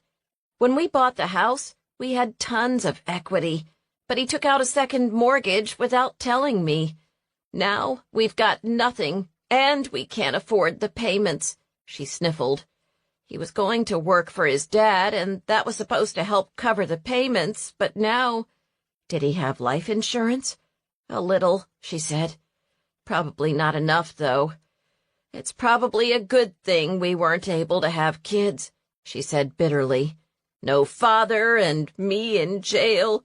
She burst into tears, burying her face in her hands. I moved over to sit beside her on the bed and put an arm around her. Her thin frame shook as I embraced her, and it was some time before the sobs subsided. I'm so sorry, she said, her voice hoarse. No need to be sorry, I reassured her. You're in a really bad situation. It's okay to be upset. But what do I do? She asked. I don't know who killed him, and I went to the restaurant the night he died. I lied about that. Randy had a key to the restaurant, didn't he? She nodded. He was helping with the tamales, so he had an extra key made. When I figured out cash was disappearing, I was pretty sure it was him. But what was I going to say? That is a tough one, I admitted. Now, I have a hard question to ask, but I have to ask it. She swiped at her eyes. It's about that woman he was seeing, isn't it? I nodded. When did you find out? I suspected, she said, but I only found out when Keith Gehring told me, the night Randy died. Not good. Did you know Rhonda? She grimaced. Only in passing. I knew she was an old girlfriend, but that was it. Although obviously we had a lot more in common than we knew. She's missing, you know, I said. Isabella looked up at me. What happened? She and her husband aren't getting along, I said. She's vanished. Do you think Keith had something to do with her disappearance? Since I was pretty sure I'd seen her at the Stones' house, and she'd called sheer perfection since her disappearance, I doubted it, but I kept my thoughts on that to myself. I don't know, I said. How long had she and Randy been seeing each other? Do you have any idea? Months, I think, at least. I really don't know. He only told me what he had to. If it weren't for those texts, she teared up again. How could I have been so blind? It's not your fault, I told her, giving her another one-armed squeeze. Please don't blame yourself. It's hard, she said. What's wrong with me? Why didn't he love me? She dissolved into tears again. I'm so sorry, Isabella, I said. It must be horrible, being locked up here days before Christmas, with nothing to think about but the loss of her husband and his infidelity. I feel confident, though, that what happened had everything to do with him and nothing to do with you. I wish I could believe you, she said, sniffling. She reached for a tissue from a box at the end of the bed and blew her nose loudly. In the meantime, though, I said once she'd wiped her nose and gotten herself somewhat back together, I need your help figuring out who else might have wanted Randy dead. She took a deep breath and moved away a little bit, so I dropped my arm, which had still been encircling her shoulders. Okay, she said. Think, Isabella. Who else? After a moment, she came up with the obvious suspect. Rhonda's husband Keith could have done it, she said. I imagine he was as upset as I was. From what I understand, he was pretty angry, I said. I haven't talked with him, but do you know if he was friends with anyone who might be willing to talk to me? She shook her head. I don't really know him. Me neither, I said. I'll keep asking around. Anyone else? Maybe someone Randy was in business with? I know things were going south with his business in Katy, she said, bitterly. That's why he had to come up here all the time. Or at least that's what he told me. What was going on in Katy? He was a salesman, she said. Only he spent more time out golfing than selling. His expenses were huge, but he wasn't making any sales. She sniffled. He kept saying the big account was just about to come, but you know how it is. It never did. Right. He got fired 2 weeks ago. Just in time for Christmas, I pointed out. We were about to lose the house, she said. I found out he hadn't made the payments in 3 months. He was trying to get me to ask my parents for money, but with my mother's health problems... She trailed off and dabbed at her eyes with a fresh tissue. I told him he needed to talk to his parents. My parents gave us the down payment for the house. I work as the office manager for a medical office, but it's not enough to pay the mortgage. She sniffed. I got time off to take care of my parents, but I haven't told them about this yet. If I ever get out of here, I probably won't have a job. Her face crumpled again. Let's take one thing at a time, I said softly, rubbing her shoulders. When she'd gotten herself somewhat back together, I asked, was there anyone from his work who might have held a grudge? She shook her head. His boss, but he fired him. What else could he do? What about Randy's family? I prompted, wondering what Isabella's take on Stone family dynamics would be. His sister had no time for him, she said. I never understood why at first. He always said she was just selfish. But now I get it. I was just too stupid to believe her before. Not stupid, I said. Love does crazy things to us sometimes. Yeah, she said bitterly. Did he ever talk about his missing brother? I asked. She looked up. How did you know about Chad? I was over there with Dr. Brandt, I said, and I saw the name on the Santa Claus on the front lawn. His name was still on the little list in his hand. Isabella nodded. Randy's dad wrote him off, but his mom, Linda, she was still totally broken up about him. Did they ever find out what happened to him? She shook her head. His mom always said he'd had a hard time finding his way in the world, but he'd just gotten some big break, something in Houston or Dallas, I think. He fought with his dad about it and then took off. He headed up there, called to say he was okay, and then nothing. She sniffled. She told me she hired a private investigator to find out what happened to him, but he couldn't find anything. He tracked down the hotel room he was staying in, but he just vanished. No wallet, no keys, nothing. He didn't check out, but he didn't leave anything in the room. The trail went cold after that. She didn't have any information about what kind of job it was. She shook her head. No, he said he was just on probation and he didn't want to jinx anything. He'd tell her more if he got hired long-term. Sounds shady. I thought so, too, she said. It was a long time ago. She checks the mail every day, hoping he'll send a letter. She even got on Facebook to try to find him.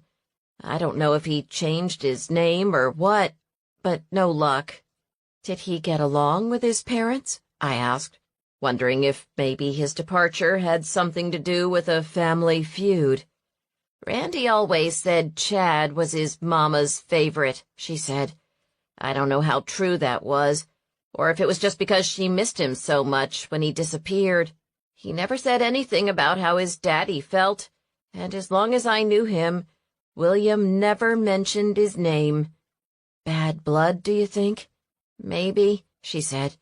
I got the impression William was disappointed he didn't take to ranching. He was hoping to pass on the family business. She sniffled. Randy was supposed to take over at some point.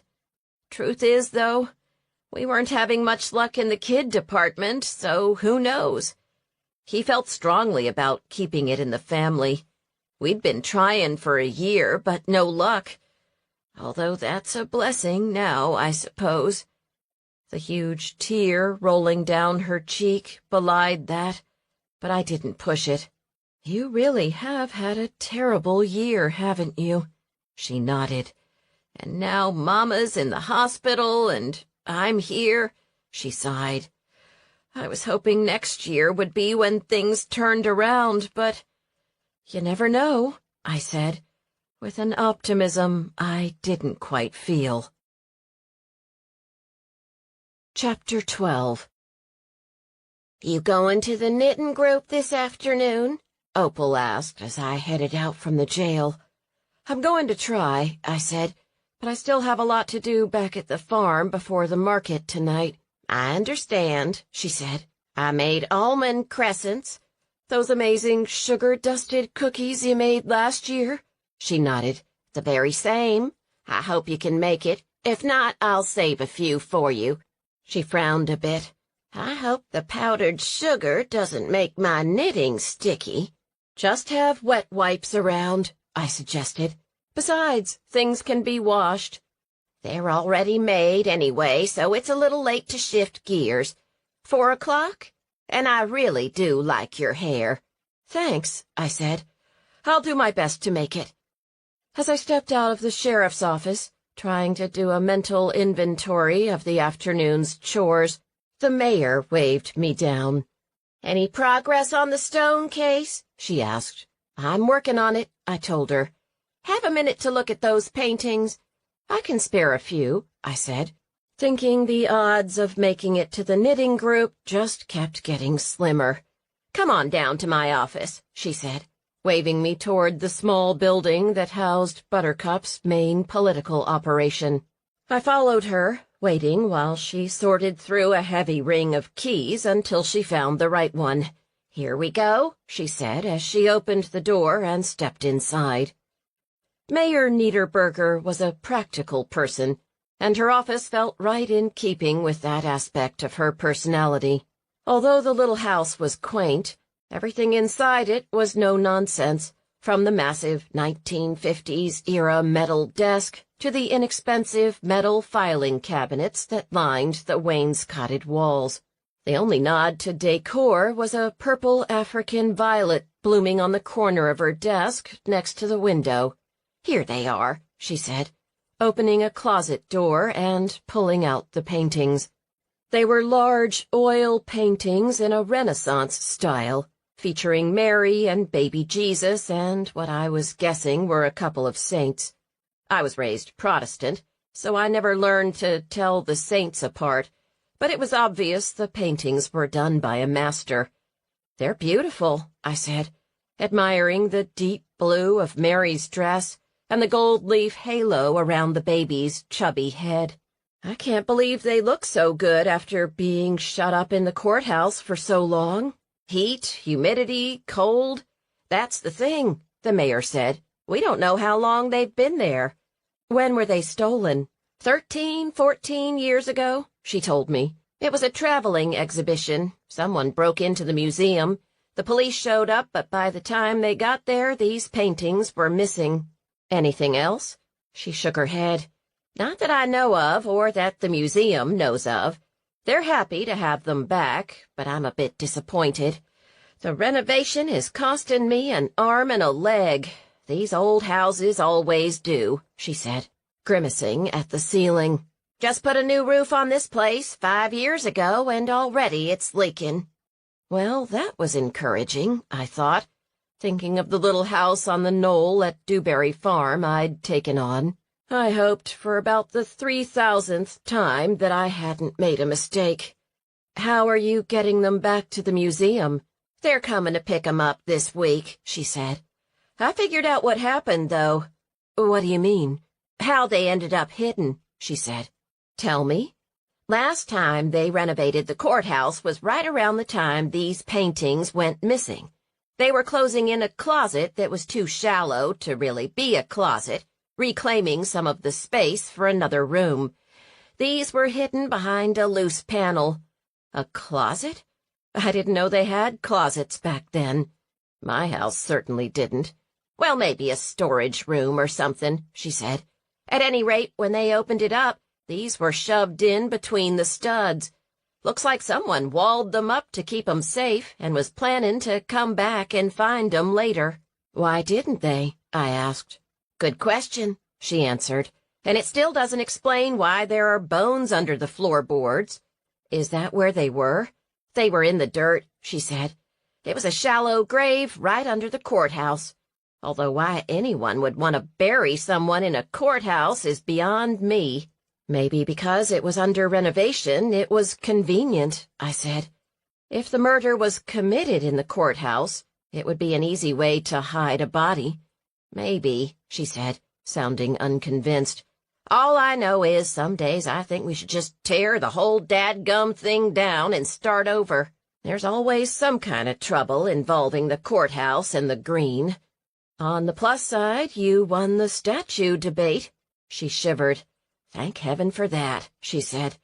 "If I had to look at that sausage nose every time I walked to work, I might consider running for office in LaGrange." She fell silent, and together our eyes drifted to the paintings. They were like a window into a different time, and I tried to imagine who had painted them and under what circumstance. I imagined whoever created them never would have guessed that his or her work would end up hidden between the studs in a courthouse in a small Texas town. Life was full of mysteries, I mused. "Shame about Isabella," the mayor said out of the blue. "Do you think she's the guilty party?" "I don't know," I told her. What do you know about the Stones? I know they've got bad luck as far as sons go, she told me. They'd better be good to Jenna. She's all they've got left. Is there bad blood there? Oh, everyone in town knows she was mad as a wet hen when her brother came back into town to help out at the ranch. Did he have a good relationship with his parents? I think on some level his daddy knew he was a bad egg, she said. But his mother thought he walked on water. She's taken it real hard. Never wanted him to marry Isabella in the first place. Why? The mayor rolled her eyes. She was still upset that Rhonda and Randy never got back together. Rhonda was homecoming queen back in her day, and I figure she thought a beauty queen of sorts would be just the right kind of mother to her grandchildren. She is an attractive young woman, I said, but isn't there more to being a parent than looking good? She's a nice young woman, the mayor said, but still kind of lost, if you ask me. I'm glad she went to cosmetology school a few years back, but things seem to be going south for her. Then again, she was always the type to cause trouble. What do you mean? She liked to stir up the boys, the mayor said. Never happier than when she had two suitors arguing over who'd get to take her to the dance. She had two boys lined up just recently, I said. Think it was an accident she left that phone out for her husband to see? Maybe, she mused, or maybe not. He's got a bad temper, Keith does. How did they meet? In high school, she said. He was on the football team. Always had a crush on Rhonda. Looks like the cat that ate the canary the day he finally got her to walk down the aisle with him. It must have just about killed him when he found out she was still seeing Randy Stone on the side. Well, somebody killed Randy, I pointed out. Think it could have been Keith Gehring? He did have a temper, she said, and it sure did look like a crime of passion. I might mention that to the deputy next time I see her. Is she taking over the case? Rooster's convinced the case is closed, the mayor said. No surprise. He likes things nice and easy. But things haven't been so easy for him lately. I know, I said, thinking it kind of served him right. It's kind of ironic to my mind. All these years he's been shooting himself in the foot figuratively, and he finally goes off and does it. I wouldn't be shocked if he ended up in the ER next time for trying to shove his foot down his throat. She grimaced. Problem is, he doesn't know he's putting his foot in his mouth every time he talks. I wish we had someone else in that office, to be frank, but you know how traditions are. There's always been a Kocurek in the sheriff's office, hasn't there? There has, she said. But how many times do you have to mess up before someone shows you the door? She shook her head. Well, I'm glad you won the last election, I said. So am I. Not for me, for Buttercup's sake, she said. Can you imagine a freeway smack dab through the middle of town? I could, but I didn't want to. Anyhow, she said, I just wanted to show these to you. I guess I'd better put 'em back up. Let me help you, I said, reaching for the closest one. As I lifted it, something fluttered to the floor. I set down the painting and picked it up. What's that? The mayor asked. A ticket, I think, I said, examining the scrap of cardstock in my hand. What kind of ticket? A movie ticket, I said. Look, there's a date, I said, showing it to her. That's the day before the paintings were stolen. Is there a name? Unfortunately, no, I said, but it might be a lead. I doubt they'll have records of who bought tickets all those years ago, but you never know. Let's make a couple of copies of it, the mayor said. I handed it to her. A few minutes later, she returned and handed me one of the copies. I'll hold on to the original and give it to whoever's still investigating the theft, or maybe to Deputy Seamus. But in the meantime, I'll see what I can find out, I promised. Why Deputy Seamus? She gave me a look. Somebody's got to find out who was buried under the courthouse. Something tells me Rooster's not the person to talk to about that. You think they're related? I asked. I have no idea, she said. That's for the police to figure out.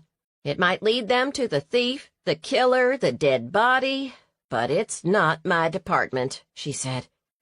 I did a quick survey of the paintings to see if there was anything else wedged into the frames or the backings, but found nothing.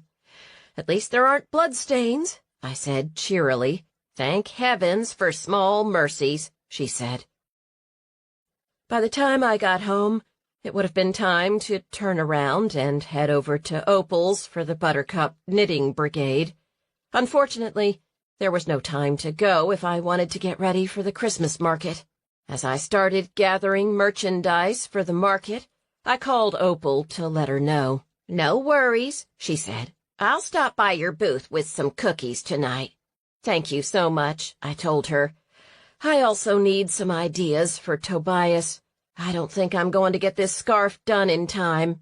"I'll think on it," she said, and then in a lower voice, "Lord Almighty, Flora just walked in looking like Glinda the Good Witch." "You'll be able to talk her down," I said, grinning. "Hope Gus likes middle-aged princesses," she said. "He seems to so far," I said.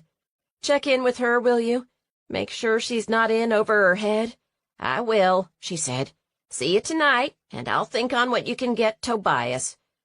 Speaking of Tobias, I thought as I hung up the phone, I still hadn't seen him since I got my hair cut. My hand reached up to touch my new hair again, and I resisted the urge to go look at my cut in the mirror again. Would he like it? I'd find out soon enough, I told myself, forcing myself to focus on what needed to be done and trying to come up with an idea for Tobias's Christmas present. Chapter 13. The market was in full swing by the time I got there, with one of the local church choirs singing carols, the scent of spices from the mulled mead and cider, and a hint of wood smoke in the air. Even though the market wasn't officially open yet, a throng of laughing, happy shoppers were swirling through the square, dressed in jackets and brightly colored scarves and hats, and checking out the locals' wares. It was a good thing it was only a couple more days until Christmas, I thought as I laid out my merchandise. Although I'd been preparing for at least a month, I was starting to run low on stock. I had just finished setting out the soaps when Flora floated up to the booth, wearing an enormous pink skirt and a blouse that looked like it had had an angry run-in with a bedazzler. She was wearing the pink lipstick Opal had given her the other day. I guess she'd decided she should match her lips. "Hey there," I said. "You're all gussied up. Where are you headed tonight?" "Gus is taking me dancing," she said, her eyes sparkling. "I don't know how to dance. Mama didn't ever let me, but he says he'll teach me." I thought of Gus's stolid, slow-moving form. I'd never pegged him for a dancer, but people surprised me all the time. "That sounds like fun," I told her. "Opal sent these for you," Flora said, taking a small box out of her purse. I opened it. It was filled with powdered sugar-coated cookies. I took one and popped it into my mouth, where it promptly melted. So, of course, I had to grab another. "What does Tobias think of your hair?" she asked. I finished swallowing my second cookie before answering. "He hasn't seen it yet," I told her. As I answered, Jenna and her husband drifted by. I brushed off my fingers and put away the box of cookies. "Hi," I said, over brightly. Jenna looked up at me, and her face turned wary. "We met at your ranch the other day. How's the cow doing?" "Better, thanks," she said tightly. "Are these beeswax candles?" Simon asked, seemingly oblivious to her discomfort. "They are," I said. "We met the other day at the ranch. I'm Lucy Resnick." "I remember. Simon Flagg," he said in response. The name tickled something in my brain, but I couldn't place it. His name had probably been in the news at some point while I was working at the Houston Chronicle. A smile crossed his face. He was a handsome man, and seemed to be easy-going relative to the uptight vibe I got from Jenna. Then again, if he was a successful developer, he could just be good with people. "Did you make these yourself?" he asked, sniffing a candle. "I did," I confirmed. "Wow. I'd love a couple of these," he said. "I like candles, but the fake scents make me sneeze." "I'd be happy to wrap them up for you," I said, and turned to Jenna. "I'm sorry about your brother, by the way. That's got to be rough on the family." Jenna said nothing, but nodded shortly. "Randy wasn't the best guy in the world, but he didn't deserve that," Simon answered for her. "It's ironic. Jenna was trying to convince me to move to Buttercup because it was safer. I'll be glad to get back to Houston." "You're not staying?" I asked. "We'll be here through the holidays," he said. "Try to help Jenna's parents get through. But after that, we're headed back home." "Is that where you're from originally?" He nodded. "I'm a city boy. Jenna here just loves being out in the country, though." "I can relate to that," I said. "I left Houston myself." "What brought you here?" "The paper downsized, and my grandmother's farm came up for sale. It was like it was meant to be," I said. He frowned, almost imperceptibly. "You were with the Houston paper?" "I was," I said. "I was an investigative reporter." "We have to hurry," Jenna said, touching his sleeve. "I promised to meet Mother and Daddy."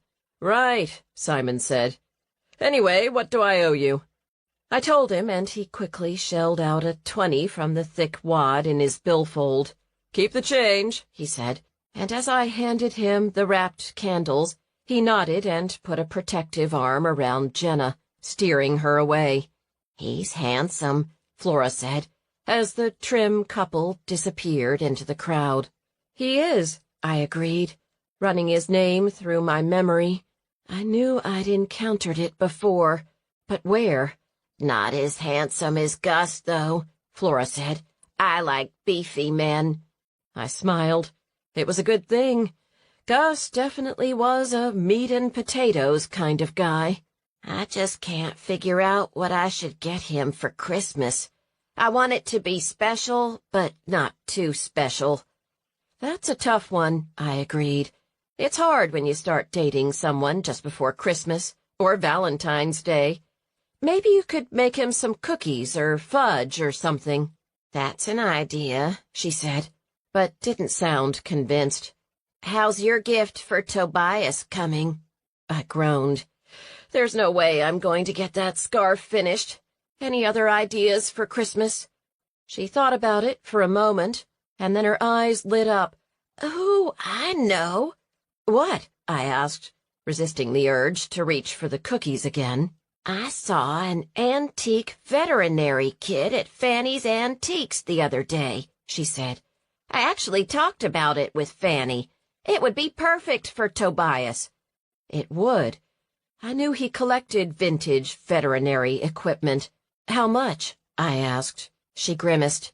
"It wasn't cheap," she said, "but maybe she'd barter with you or work out a deal." I glanced over at Fanny's store. "Think she's still got it?" "Go look," Flora urged me. "I'll get the rest of the booth set up." "Thanks," I said, grabbing my purse and slinging it over my shoulder. "I'll be right back." Fanny's Antiques was in one of the long buildings that lined the square. Fanny had decorated the front with vintage Christmas ornaments, spode platters and cups, and a lovely live garland decorated with twinkling lights. The market had drawn lots of potential shoppers. The store was lively, and I felt a twinge of nervousness in my stomach. What if someone had already bought it? Fanny was busy wrapping up a vintage tree skirt for the woman at the register, but she waved to me when she spotted me. I scanned the festive, somewhat cluttered shop as she completed the transaction, feeling mounting anxiety. I didn't see anything even vaguely medical. There were hutches and pitchers and furniture, but no antique vet kits. "Have a wonderful holiday," Fanny told the woman as she slid the tree skirt into a bag and handed it to her, then turned to me. I'm so glad you made it in. I got the most amazing thing the other day, and I think Tobias would love it. Flora told me, I said. Do you still have it? I do, she said. Follow me. She squeezed out from behind the counter and led me to the back of the shop. She was wearing one of her vintage dresses, and her hair was pulled up into a loose bun. For a moment I felt I had stepped back in time. The feeling increased when she pulled a well-used black case from the shelf and opened it. The case was filled with metal instruments, including an enormous syringe, some kind of pink tubing, and even a green instruction booklet labeled Easy-to-Use Cattle Instruments. "What is this?" I asked, touching the tubing. "I have no idea, but I'll bet Tobias would know," she said. "He collects this stuff. Normally I'd call him first thing, but with Christmas coming, I thought you might want to have first dibs." "Oh, thank you so much. He'd love it," I said. "How much?" "It's in such good shape I could probably get a pretty penny for it, but I picked it up for only $50. I normally ask double, but since you're local, how about 75? "How about 60 and a couple of beeswax candles?" I asked. "It's a deal. That'll make a great gift for my sister," she said. I smiled, relieved I could give up on the scarf. Maybe in another 3 Christmases it would be ready. But life was just too busy for extended knitting for now. "I don't have the cash with me, but could you put it aside for me?" "How about I stop by the booth at the end of the market and we can settle up then?" "Actually, I'm hoping Tobias will be there," I said. "Can you hold on to it for me? I'll come pick it up tomorrow." "My pleasure," she said. "I'm glad it's going to such a good home." I stepped out of the shop feeling much lighter. I hadn't realized how worried I'd been about finishing Tobias's scarf. I loved giving handmade things, but I had a feeling that with the amount of cold weather we got in Texas, there wouldn't be too many opportunities for it to be worn. Besides, I had a feeling the antique veterinary kit would be a more special gift. I was still in good spirits as I wove through the Christmas market. I was considering splurging on a cone of candied almonds when raised voices caught my attention. "Your daughter killed my son." It was a woman's voice, filled with rage and loss. I hurried over to where a crowd of onlookers had gathered. Linda Stone stood, face almost purple, pointing a finger at an equally stricken-looking woman I recognized as Mandy's mother, Valeria Vargas. "Your son didn't deserve my daughter, but she did not lay a finger on him. Maybe it was one of his hussies, or one of their husbands who did it," Valeria yelled back. "My daughter is innocent." Mandy stood next to her, looking fretful, and was talking into her ear, though she wasn't listening. "Then what is she doing sitting in jail?" Linda shot back. "I knew he should have married Rhonda. Knew it. But once your girl got her claws into him, everything went downhill. His life was never the same after that. Oh, please, if it weren't for Isabella, they would have lost the house 6 months ago. I don't like to speak ill of the dead, but your son was a worthless, cheating layabout. I wish my daughter had never laid eyes on him." Before Randy's mother could respond, Mayor Niederberger stepped in. Now, I know things are hot right now, and there's been a lot of tragedy, but let's not talk about it here, okay? But I know, Linda, it's been a terrible time for you, but this isn't going to help anything." She looked over at William Stone, who was standing there with a stricken look on his broad face. "Billy, why don't you take her over to that bench on the green to cool down?" Without waiting for him to act, she turned to Valeria. "I know it's been a horrible shock this week. The police are still working on the case, and so's Lucy here," she added, throwing me under the bus. Valeria's eyes lit up. "Lucy, you don't believe it either?" "I'm helping Mandy try to figure out what happened," I said in a low voice. aware of about 50 pairs of listening ears. I walked over and took Valeria gently by the elbow. "I'd love to talk with you, though. Why don't you and Mandy come with me?" She acquiesced and walked with me, still sobbing, toward my booth. Mandy walked with me for a little bit, then excused herself. "I've got a few more things to take care of for the paper," she told me. "I'll come find you at the booth." "I've got her," I promised. "I'll keep her at the booth." "Thanks," Mandy said, and hurried away. "I just can't believe my baby's in jail," Valeria wailed as I tried to shield her from onlookers. She seemed unaware that Mandy had left. "She was the sweetest girl. She would never do something as brutal as that." I guided her to my booth, then sat her down on one of the folding chairs I'd brought with me, back and away from the main booth. Flora nodded and continued to woman the booth while I took care of Valeria, pulling up a chair next to her and rubbing her back while she sobbed. "What was going on between them recently?" I asked gently. "Oh, same as always. He couldn't keep a job, drank all their money away.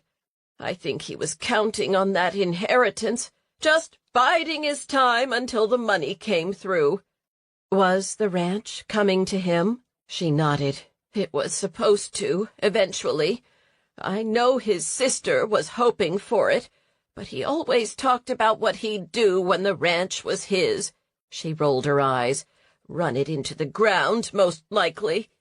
"He wasn't the best businessman in the world, I gather?"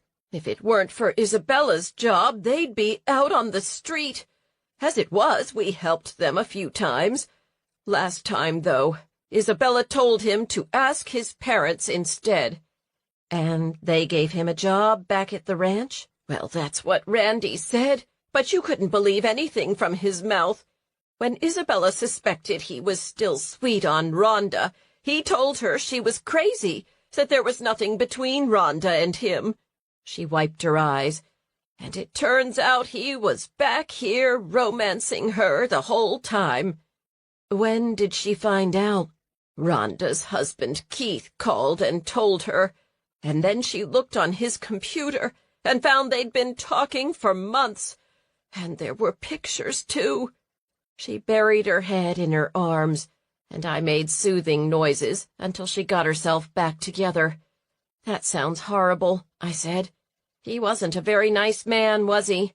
"Not at all," she said, weeping. "He made enemies everywhere he went.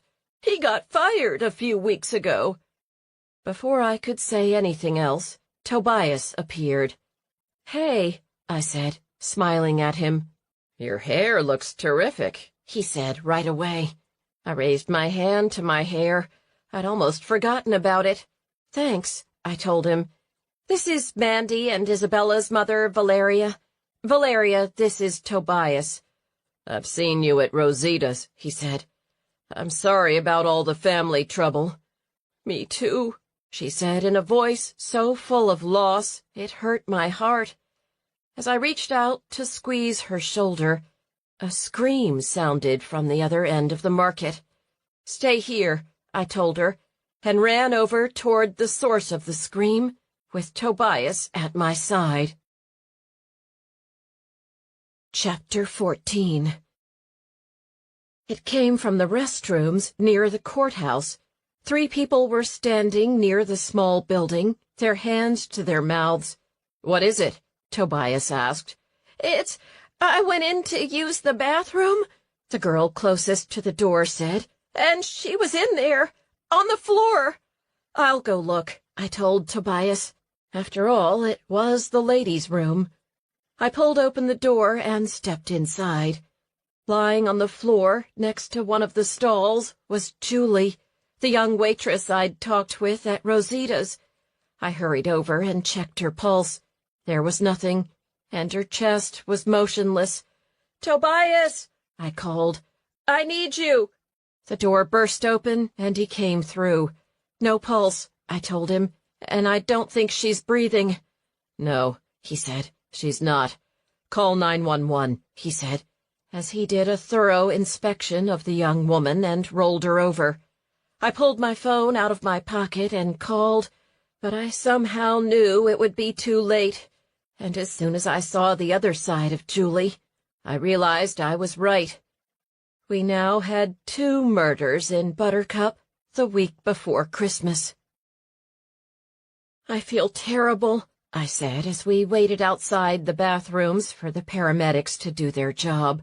She was going to tell me something about Randy the other day, but she didn't get a chance. If I'd gone back and asked, maybe this wouldn't have happened. "When did that happen?" "When I was making tamales at Rosita's," I said. "She saw him come back to the restaurant that night and argue with Isabella." "What else did she see?" "She told me she saw Isabella leave, but she was angry." "This was in the middle of the night, right? What was she doing there?" The thought had crossed my mind, too. Do you think she was meeting Randy for a tryst? That would point to jealousy as the motive for murder. Only Isabella's in jail.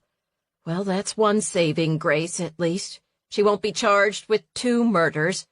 Tobias grimaced. "Wasn't that her mom you were just talking to?" I hadn't made that connection yet. "You don't think she killed her?" "She knew her," Tobias pointed out. "They both worked at the restaurant. Valeria was her boss, really." "But to stab her with a knife at the Christmas market? I just can't see her doing that." "Maybe not," he said. "But I don't want you alone with her. In fact, until we figure this out, I don't want you alone with anyone." We stood in silence for a moment, and he put an arm around me. She was just about to tell me something about Randy. Mr. Stone, she called him, when Mandy showed up, so she stopped talking. "Any idea what it might have been about?" I shook my head. I can't even remember what we'd been talking about, to be honest. It's been a whirlwind of a week. "Still no sign of Rhonda?" "No," I said, "but I really do think she was the person I saw at the guest house. I went to the salon she works at today, and she talked with one of the other stylists. Said she was going to be out of town for a while, had somewhere to stay. The stylist said it sounded fishy, but she didn't know what Rhonda was doing." "What would she be doing at the Stones' house, though? I mean, if Randy was still alive, I could see it. But why would anyone else want her there?" "I don't know," I said. "I don't even know for sure that she's there. I wish there were some way to find out." "I have to go back to check on that cow tomorrow," he said. "Why don't you come with me?" "Wouldn't that seem too weird?" "I don't really care," he said, pulling me into him. "You're my girlfriend. It's the holiday season. We like to hang out together." "Thanks," I said, feeling warm all over. I needed to hear that. "I know it's not a good time," he said, "but we should probably talk about Christmas sometime soon." "Probably," I said, feeling apprehensive again. "Do you have plans?" Before he could answer, Deputy Seamus called to us. "You're the ones who found her?" "Actually, it was this young woman here," I said, indicating the huddle of teenagers not far from the bathroom door.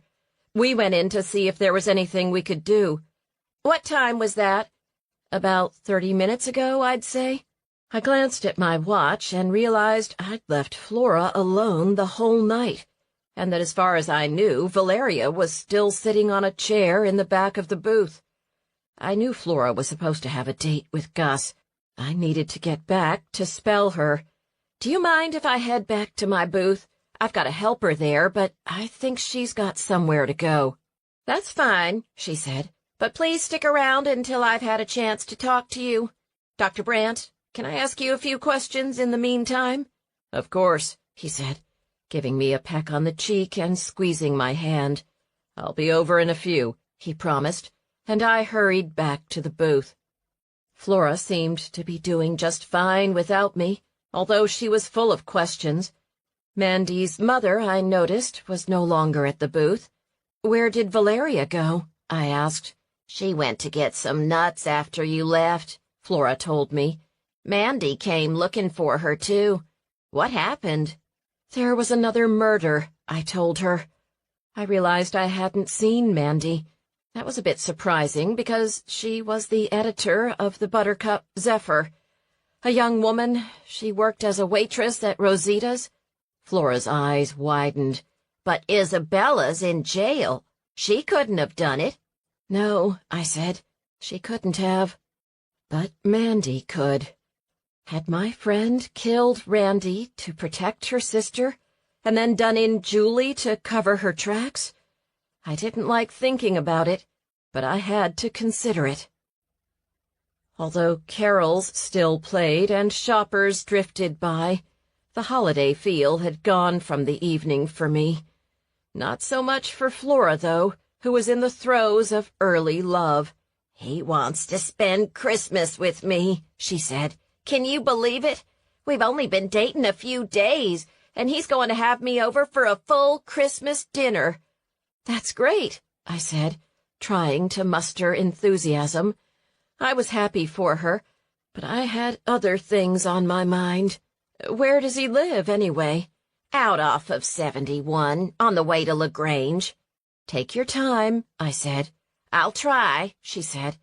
"But sometimes things are just meant to be, you know." I hoped she was right. Tobias and I had parted ways after the market, the topic of Christmas no longer on either of our minds. I went home and did my chores, then slept fitfully, the scene at Rosita's replaying in my dreams. Why hadn't I gone to talk to Julie earlier? And was it really possible my friend was a killer? That was the thought that kept sneaking into my mind as I took care of all the animals and checked the rows of baby lettuces and broccoli the next morning. It was cold and clear, and the sky was a deep, pristine blue above the bleached gold of the fields. There had been a frost the night before, and the grass crackled as I walked on it. I took a deep breath of the frosty air, which was laced with a touch of wood smoke. It brought back wonderful memories of Christmas on the farm as a girl. Seraphina had told me that my grandmother was still here, looking after me. I hadn't felt her presence in a while, but now, for just a moment, I thought I detected a touch of her rose scent on a stray breeze. "I miss you, Grandma," I said, hoping she could somehow hear me. There was no answer, of course, but I felt better for saying it, and turned to check on the goats and cows, who all looked very anxious to see me. I fed everyone carrots and praised them for not heading down to the Christmas market to eat candied almonds again this year, then fed and watered my small flock of chickens, who weren't looking very happy about the cold weather. As I finished gathering eggs, only 2 this morning, I paused, looking down at the little house on the knoll. It looked picture-perfect from where I stood. For a moment, I could see what it would look like when the renovations were done.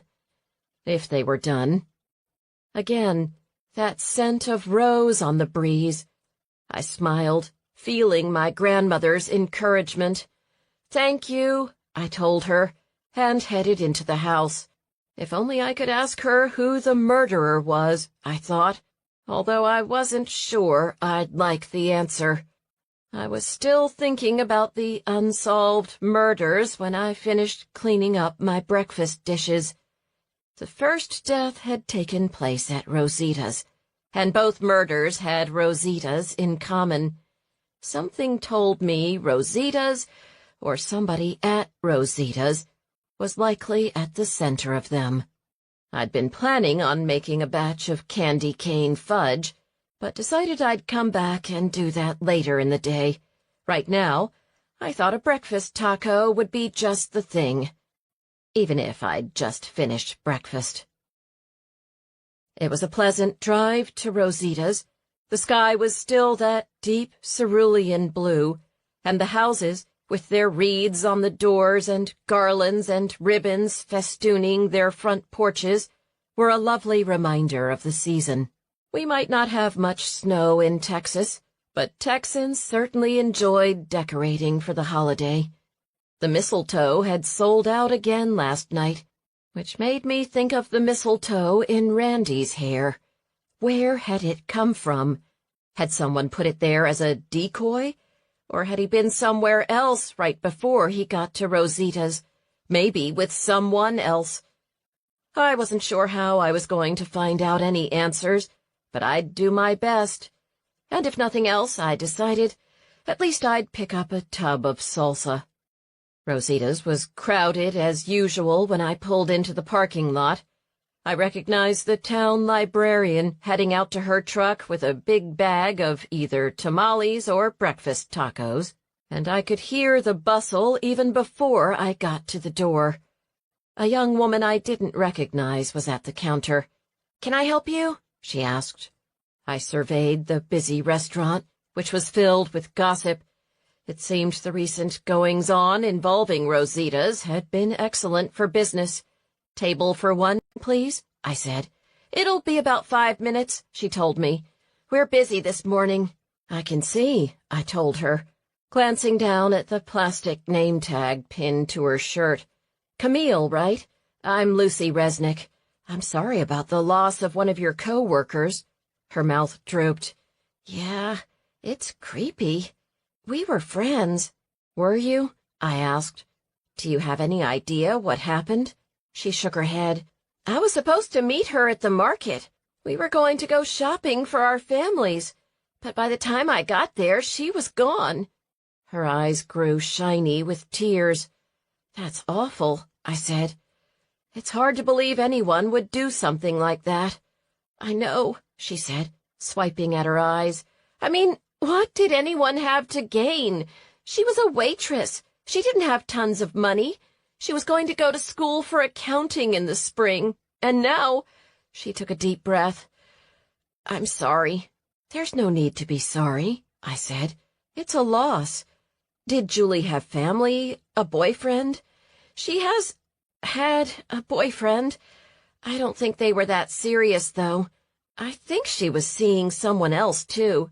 A few days ago, when I was here helping make tamales, she was going to tell me something about Randy Stone, but someone interrupted us. She didn't happen to mention anything to you, did she?" She hesitated for a moment before shaking her head. "No," she said, but her face looked more guarded. "Look," I said quietly, leaning over the counter, "if you know something about Randy, you should tell me. I'm not sure why someone killed Julie, but it might have something to do with what she was going to tell me but didn't. Please, just tell me." She took a deep breath and seemed to be debating what to do. Then, after a moment, she let out a long breath. "She was seeing him, Mr. Stone." I blinked. "What?" "They were seeing each other," she said. "Oh, man, that explains it." "What?" "She said she was in the parking lot the night Randy died," I said in a low voice. "I wondered why she'd be here. Now it makes sense. She told me she was calling her sister." The young woman rolled her eyes. "She was here to meet him, I'll bet. They used to make out in his truck, she told me. Sometimes in the restaurant, too." She made a face. "It's kind of gross, really. She had a nice boyfriend, but she really had the hots for Randy." She teared up again. "I always thought he was a jerk, but she just didn't see it. Do you think that's why she died? Because she got involved with him?" "I don't know," I answered, but I thought the odds were pretty good. "Did she ever say anything about him?" She bit her lip. "Only that he drank a lot," she said, "and that he was a good kisser." "Anything else?" "He talked a lot about how he was going to run the ranch," she said, "how it was all going to be his one day. His sister was trying to drive him out of the business, but he needed it more than she did, that he deserved it." "I heard she has an MBA. "I heard that, too." "What about Randy?" She shook her head. "Not that I know of." As she spoke, a crowd of people came through the door behind me. Camille gave me a faint smile. "I'll let you know when your table's ready," she said, and turned to help the next people in line. I retreated to a seat close to the door and waited, thinking about what she had just told me. Who wasn't Randy Stone seeing, I wondered. I only knew about the women in Buttercup. Were there more in Katy, where he and Isabella had a house? I knew one thing for sure. The more I found out about Randy Stone, the less I liked him. My waitress was nice, but not particularly forthcoming with juicy details. When I got to my table, I ordered a papas, egg, and cheese taco, and ate it with some of the restaurant's famed salsa doña, then excused myself to visit the ladies' room, which was next to the kitchen. I was about to go in when the door to the kitchen opened. I glanced inside and spotted something I hadn't seen before. Hanging over the tortilla maker was a sprig of mistletoe, and it looked as if a piece of it had been torn off. The door closed again, leaving me wondering, had Randy and Julie had an assignation here before he died? And had Julie died because she'd seen Randy's murder? Chapter 15. I was still unsettled when I swung by the Honeyed Moon Mead Winery a half-hour later. I needed to pick up some more beeswax for candles.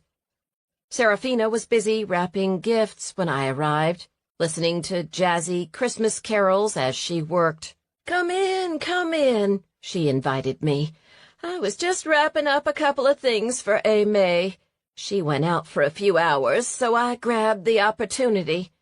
I stepped into her home, which was filled with memorabilia from her native New Orleans, along with a variety of unusual handmade things that looked distinctly magical. She was, in fact, a practicing witch, so they probably were. What did you end up getting her? Some handmade earrings I found at the market last night, she said, and a beautiful hand-painted silk scarf. I wrapped the scarf, but these are the earrings. You think she'll like them? They're gorgeous, I said, as she lifted 2 chandelier earrings. They were silver filigree with ruby-red crystals that glowed and sparkled in the light. You think? I hope so. I'm sure she will, I said. What are you two doing for Christmas? We're heading home to visit family, she said. We're leaving tomorrow. I guess you don't have livestock to take care of, she grinned. Nope. The bees kind of take care of themselves, thank goodness. Speaking of bees, the beeswax candles are really selling fast, eh? She asked. Her hair was done up in a gorgeous blue and green scarf, and with the crystals sparkling at her throat, she looked like an enchantress of sorts. They are, I said. I won't have time to cure the new ones completely, but I can tell folks how to care for them. I'm just about out of stock.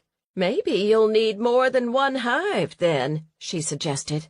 I'm going to start small, I told her. I don't want to get in over my head, or more over my head. She laughed. We're all in over our heads. Sometimes I think I'm crazy for moving to Buttercup. Other times I wonder what took me so long. I totally get that, I replied, smiling. Come with me, she said, slipping on a pair of rubber boots that looked out of keeping with her skinny jeans and loose, sparkly top. Together we left the house and headed for the barn where she kept her beeswax and made mead. I've got several blocks left. Someone got in touch online and asked if she could buy a huge bulk order the other day, but I knew you'd need more, so I saved some back. Thank you, I said. Before I leave, remind me, I brought you a bit of fresh arugula and some radishes.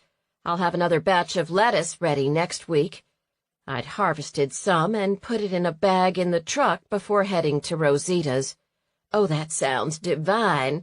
I love winter arugula. It's got a bit of a bite, but nothing like hot weather greens. As we walked to the barn, she gave me a sidelong look. You're upset about something. Is it that obvious? She nodded. Completely. It's about those deaths, isn't it? It is, I said. Randy Stone just seems like a horrible guy.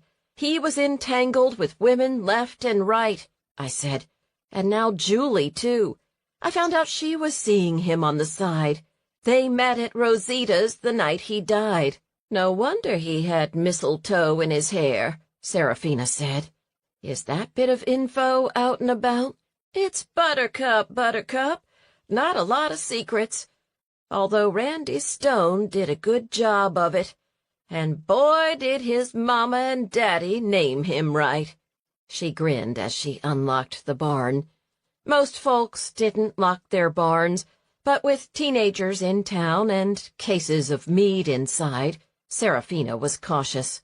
I laughed despite myself as she opened the door, letting out a waft of honey-sweet, warm air. I just wish I could figure out what this was about. Serafina got a misty look and froze, her hand still on the barn door. It's not about love, she said suddenly. A chill rose up my spine that had nothing to do with the temperature. What is it, then? I asked. It's dark and angry. Couldn't that be a jilted lover? I do have the feeling of betrayal, she said, but it doesn't feel like a crime of passion. Not that kind of passion, anyway. She was quiet for another moment. There's something old in there, too. Something unresolved from years and years ago. I thought of Randy's disappearing brother.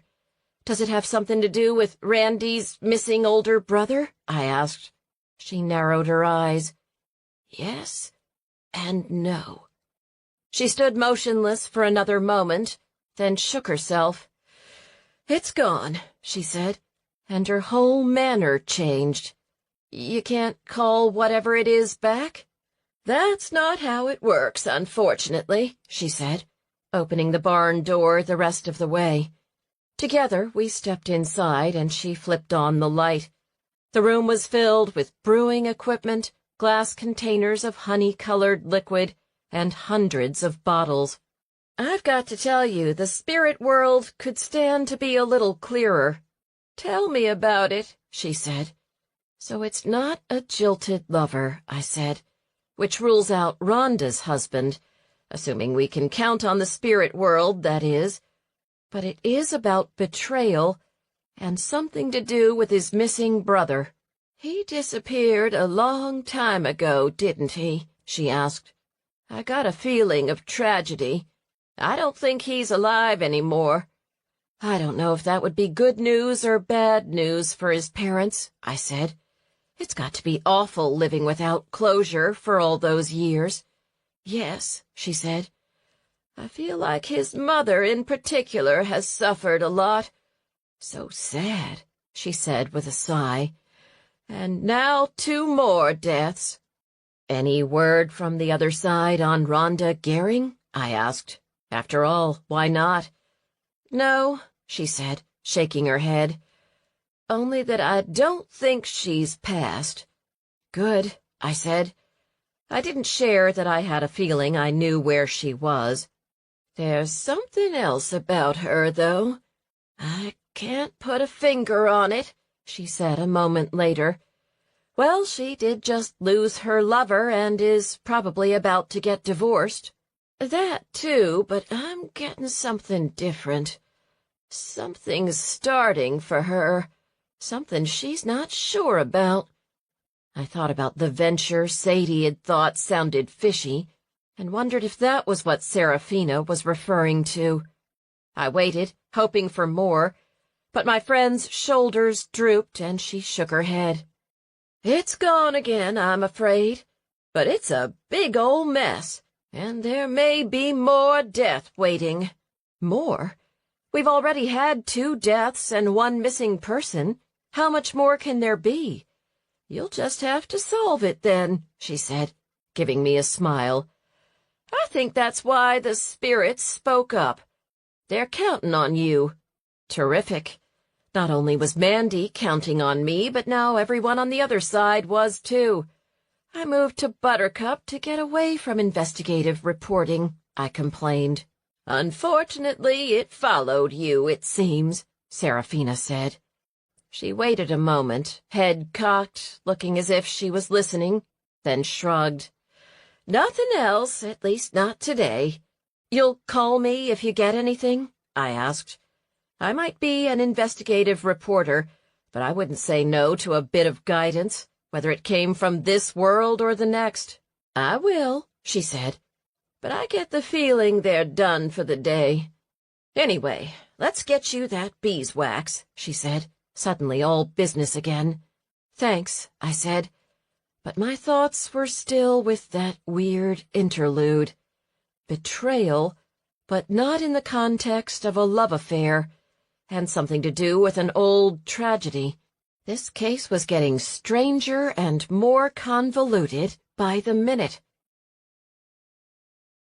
It was almost noon by the time I pulled into the driveway to Dewberry Farm, a box of beeswax on the seat next to me, and a few bags of groceries I'd picked up at the red and white grocery. I'd remembered to give the veggies to Serafina, who planned to take them home to New Orleans with her, and had decided that I needed to get going and make some fudge for my many friends in Buttercup. I still wanted to try the recipe Tracy had given me for candy cane fudge, so I decided to stop at the store to pick up the ingredients and spend the afternoon making a massive batch. My friends and I usually exchanged food gifts or homemade items rather than store-bought stuff, but I was a bit behind this year and needed to get on the stick. I put the box of beeswax on the counter and said hello to Chuck, who was wagging so hard his whole body was rocking from side to side, and then headed back out to get the groceries. As I unloaded the bags from the truck and then pulled a big pot out of the cabinet, I reflected on everything I now knew about Randy's murder. The mistletoe in his hair had probably come from Rosita's, I now knew, and he more than likely had had an assignation with Julie that night. Had Isabella come and interrupted them? Was that why she was so loath to say where she'd been? Had she, in fact, killed Randy out of anger and jealousy? But if so, why hadn't Julie said anything about it to the police? She had a boyfriend, but she wasn't married, so she didn't have that much to lose. Still, if Isabella had walked in on them, it certainly gave her a motive to murder both Randy and Julie. But Isabella was in jail when Julie was murdered. Was it Mandy who'd done it? As I put the white chocolate chips and the sweetened condensed milk into the pot on the stove, I reflected once again on what Serafina had told me. The deaths had been about betrayal, not passionate love. Was it possible Isabella had killed Randy out of anger, and Julie was murdered by Mandy to protect her sister? Mandy hadn't been around when the body was found, which was weird for the editor of a paper. Was that because she was responsible? I didn't like anything about this case, I decided, as I lined 2 pans with foil and sprayed them with cooking spray. And Randy cheating on his wife had absolutely nothing to do with his missing brother, which Serafina had intimated had something to do with the present-day murder. I gave the pot a stir, then unwrapped some candy canes and put them into a Ziploc bag before gently tapping them with a mallet. I crushed candy canes and stirred the pot until the contents had melted into a sweet white liquid, then checked the recipe card. I took it off the heat and added the peppermint extract, some of the crushed candy canes, and a dash of red food coloring. I poured it into the pans, trying to make it even, and then sprinkled crushed candy canes on top. The fudge looked beautiful and smelled enticing. I couldn't wait to try it. I took a little sample from the side of the pot, hoping it wouldn't be grainy, To my relief, it was smooth and minty and delicious. I cleaned out the rest of the pot with a spatula, nibbling on bits of half-cured fudge as I cleaned, and then started the process over, only with the semi-sweet chocolate. 20 minutes later, I had 4 pans of beautiful fudge, 2 white chocolate mint and 2 milk chocolate mint, and had snacked my way to being almost full. It was an amazing recipe, creamy and minty, with a nice crunch from the candy canes. I'd have to thank Tracy when I saw her. As I dried the pot and put it up in the cabinet, I spotted the copy of the ticket. I'd stuck it to the fridge with a magnet. I took it down and examined it. It was a movie theater ticket from Houston, which was where the paintings had been stolen from. I looked at the date, and an idea popped into my head. I opened my laptop, pulled up the museum's name, and typed in art theft. Sure enough, 3 articles on the missing paintings turned up. They'd disappeared the day after the date on the movie ticket. Then I pulled up the Buttercup Zephyr website. Mandy had been having back issues scanned to cut down on storage, which made things convenient for me. Right now, I wasn't sure I wanted to go ask her for anything. I input the date on the ticket. There was nothing that day. An update on the courthouse renovations, which I hadn't realized had been going on for coming up on 2 decades. A small article about a herd of escaped cows mowing down the flowers in front of the red and white grocery, which made me feel much better about my own occasional wayward livestock, and an article predicting a droughty summer. Some things never change, I thought, and flipped on the previous week's edition. And that's when things got interesting. 5 days before the date on the ticket we'd found in the back of the painting, Chad Stone disappeared, which gave me a very bad feeling about the bones beneath the courthouse. Chapter 16. I read the article twice. There was a photo of Chad, who resembled his brother but with longer hair, that looked like it had come from a high school yearbook. Chad Stone had been a member of 4-H and a bit of a track star in Buttercup, specializing in hurdles. It read more like an obituary in some ways than a missing persons article. Apparently he'd started school at the University of Houston, studying management, but I got the feeling he hadn't completed his studies. There was a picture of Linda and William Stone on an inside page. Linda Stone had aged tremendously in the past 15 years, probably the toll of grief. William looked much the same, stoic and solid, his mouth a grim line. "I just want my boy back," he was quoted as saying. "I haven't slept in days. He was going to Houston for a job, and then he just never called." According to the article, Chad had checked out of the hotel he was staying in and just disappeared. No phone calls, no nothing. "We're offering a reward," William Stone said. "Anyone who knows anything about what might have happened to our son, please let us know." I took one last look at the photo of Linda and William, standing in front of their house, looking bereft, and my heart ached for them. They'd lost both their sons. That wasn't how things were supposed to happen. I scrolled through the next few weeks of the paper, looking for more information.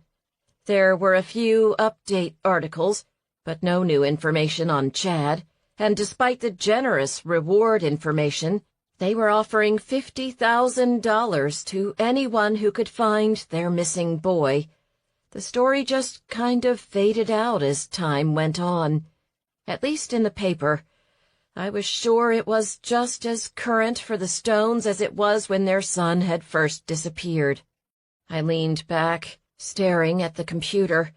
If I was right about what had happened, how had Chad Stone gotten involved in an art theft and if he had, were those his bones that had been found in the courthouse? I flipped back to the article on the renovation. They'd ripped up part of the floor because of a water leak, apparently, and had taken out some rotten drywall. What had made Chad decide to come back to Buttercup to stash the paintings, and who had done it with him? And then, I thought to myself, probably done him in. I picked up the phone to call Tobias. He answered on the second ring. "Hey, Lucy. What's up?"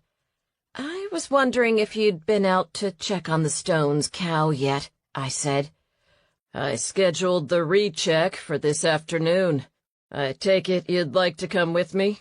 "I would," I said. "I'll pick you up at noon, then," he told me. "Looking forward to it." Tobias showed up just before 12. I'd finished packing up the fudge and watered all the greens, which were thriving in the cooler weather. Texas had 2 growing seasons: the hot season, which involved cucumbers, tomatoes, eggplants, and peppers, and the cool one, which was when leafy greens, beets, radishes, and cruciferous vegetables flourished. I'd planted onions and potatoes this year, too, and was looking forward to freshly dug new potatoes with homemade butter. "Wow," he said when he saw me. "I keep forgetting about your haircut. It really does look great on you." "Thanks," I said, blushing. "I'm still getting used to it." "You know I think you're gorgeous, no matter what your hair looks like, don't you?" My heart just about melted in my chest as he gave me a kiss and ran a hand through my hair. "Feels silky, too." "Sadie talked me into buying some new shampoo," I said. "We'll see what it looks like after I'm done with it." "Like I said, Lucy, gorgeous." He gave me another quick kiss before squatting down to pet Chuck. As he distributed belly rubs, I grabbed a box of fudge and reached for my boots. "That fudge looks good," he said, looking up at the clear container in my hand. "Is it for me?" "No," I said. "Not this box, anyway. I'm taking it to the Stones." "Any news on what happened to Randy?" he asked. "Not yet, but I think I know what happened to their missing son," I told him. He blinked. "What?" As we walked out of the farmhouse toward his truck, I told him about the ticket I'd found tucked into the back of the painting, the date of the theft, and the timing of Chad Stone's disappearance. "So it looks like he left town to commit art theft," Tobias said. "Who did he do it with?" "That's the question, isn't it?" I mused as Tobias opened the truck door for me. I thanked him and clambered up into the cab, then put the fudge on my lap. "I'm guessing whoever it was probably committed the murder." He closed the door and rounded the truck. As he climbed in next to me, he said, "But why didn't they come back for the paintings?" "Something must have happened to him," I speculated. "Or her." "How does all of this relate to what happened to Randy Stone, do you think? Or Julie?" "I don't know," I said. "I was hoping we could talk to his parents to find out who he was in contact with before he left, or what he told them, if anything." "It was a long time ago. Do you think they'll remember?" "I'm sure of it," I said. "I bet they remember every detail associated with his disappearance." "Are you going to tell them your theory?" "I don't know if I should," I said. "They could do DNA testing." "That's true," I said. "I hate to dredge it up right now. They just lost their other son." I bit my lip as we bumped down the driveway to the road. I wish I knew if it was really Rhonda I saw there the other day. I'm almost sure it was. I just can't figure out what she's doing there. It's all a tangled mess, it seems. I still can't think why anyone would have wanted to kill that poor young woman. "I have an idea, but it's not one I like." Tobias glanced over at me. "What are you thinking?" "I'm thinking Isabella may have killed Randy when she caught him cheating, unfortunately. I know she was there. Julie saw her there, remember? She was going to tell me something at Rosita's, but before I could find out what it was, someone killed her." "How was she involved?" "She was seeing Randy Stone secretly," I told him. "That guy got around," he said. "But if Isabella was in jail last night, who killed Julie?" "I'm afraid it might have been Mandy," I said, with a sinking feeling in my stomach. "I don't like it, but it makes sense," he said. "She disappeared before we found Julie," I told him, "and she wasn't around at the scene of the crime." "Maybe there's an innocent explanation," Tobias countered. "Maybe," I said. "And none of this explains where Rhonda went, or if she's at the Stones' ranch, why she's there." "What are you planning to do when we get there?" Tobias asked. "Give them fudge and wing it." "I like your plan," he said, laughing, and reached over to squeeze my hand. "Let's hope it works," I replied. William Stone was waiting by the barn for us when we arrived, looking even grimmer than ever. When we got out of the truck, he flicked a brief glance in my direction before focusing on Tobias. "She's in here," he said, turning without more of a greeting and leading the way to the barn. "I'll be right in," Tobias said. "Lucy brought you some fudge. Is Mrs. Stone at home?" "She is," he said curtly. "You can go knock on the door." "Thanks," I said, trying not to feel offended. Grief did funny things to people, and headed toward the main house, passing once again the Christmas decoration with Santa's list on it. Poor William and Linda Stone. Only one of those 3 children remained. The heavy wood door was decorated with a big Christmas wreath covered in silver gold ribbon and a few gold angels. I rang the doorbell, feeling trepidation. A moment later, Linda answered, her eyes red from crying. "Hi," I said. "I'm sorry to intrude, but Dr. Brandt is here checking on one of the cows, and I came along for the ride." "How nice," she said, putting on a brittle smile. "Can I get you a cup of coffee or a glass of tea?" she asked, Southern hospitality a reflex response. "I'd love a cup of coffee," I said, and she invited me into the house. "I brought this for you," I told her, proffering the fudge. "I never got a chance to tell you how sorry I am for your loss." She stifled a sob and took a deep breath, then took the box without looking at it. "That's 2 boys I've lost now," she said. "All I have left is Jenna." "I'm so sorry," I said, as she offered me a seat at her big oak kitchen table and retrieved a mug from one of the white-painted cabinets. "I just kind of wonder what the point is these days," she said, her eyes straying to a picture of 2 boys and a girl, all smiling and full of life. "We're supposed to go first, not the other way around." "I know," I said softly. I looked around the kitchen. It was filled with decorations that clearly had had meaning for the family. An old homemade felt Advent calendar hung on the wall next to the door, but only a few of the pins had been attached to the tree. A tree stood in the corner of the living room, with a hand-embroidered tree skirt around the base. It was decorated with ornaments that had clearly been handmade by her children, and pictures of all 3 of her kids lined the walls. Although the decor was festive, the house was steeped in sadness and loss. The air felt so heavy it was almost hard to breathe. "Thank you," I said, as she handed me a cup of coffee. She didn't ask if I wanted cream or sugar, but frankly I didn't care. I took a sip. It was dark and a few hours old, but that was fine. I wasn't here for coffee. "You were with that hussy's mother last night," Linda said as she sat down, the polite, controlled veneer cracking a bit. "Are you on their side?"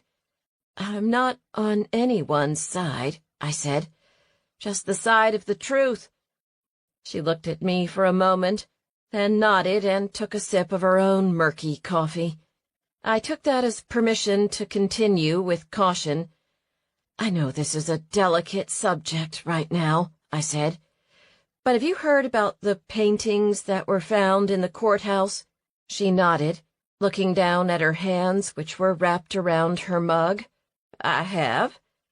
"I found a movie ticket in the back of one of them," I said. "I hate to bring this up, but it's from a few days after your first son disappeared." She looked up, and the color leached from her face. "What?" Chapter 17. "I think your son may have been connected with those paintings," I told her. "I want to know if you remember anything about who he went with or where he was planning to go when he went to Houston." You think he was an art thief?" "I don't know," I said. "I'm just trying to put the pieces together." "He was going to Houston for a job," she said, her eyes unfocused, as if she were in another time and place. "Said he was going to meet up with some guy who had a job for him. He went to school for management, but the university wasn't the right place for him. He was miserable." "Was he moving to Houston, or did he say he'd be back?" "He didn't know. He hoped he'd be staying. The man he was working with was called Sparky." "Sparky?" She nodded. "I know, it was a weird name. I wasn't very comfortable with it, but I talked it over with Bill, and what could we do?" "How did he meet this guy?" "When he was at school in Houston. He never told me how. I got the impression it was another student, but he didn't say much, and then it was too late." She trailed off, and then a look of horror crossed her face. "There were bones in the courthouse," she said. "Oh, no. Please, no." "We don't know anything about those yet," I said, reaching out and putting a hand on her arm. "But why would he come back to Buttercup? It doesn't make sense." "I don't know that either," I said, "and it's just a theory." "They can test the bones, can't they?" she asked, her voice shaky. "See if it's him?" "I imagine they can, yes." "I don't know if I want to know or not. I've sat here for 15 years, listening for his truck come up the driveway, hoping every time someone knocks that it will be him." Tears filled her eyes. "Randy and Jenna were what kept me going, and now with Randy gone," she sobbed, "thank goodness Jenna is pregnant. At least I'll have a grandchild." I blinked at her. "What?" She swiped at her eyes. "I'm not supposed to say anything about it. They're keeping it quiet. Please don't say anything to anyone." "I won't," I promised. But that was certainly news to me. Before I could say anything else, Jenna and Simon walked into the kitchen. Jenna's eyes grew guarded when she spotted me. She wore a baggy sweater over slim jeans. If she was showing it all, it was camouflaged. "What are you doing here?" "This is Lucy Resnick. She brought fudge," Linda said. "And she says she thinks Chad may have been involved with those paintings they found at the courthouse." She blinked. "Why does she think that?"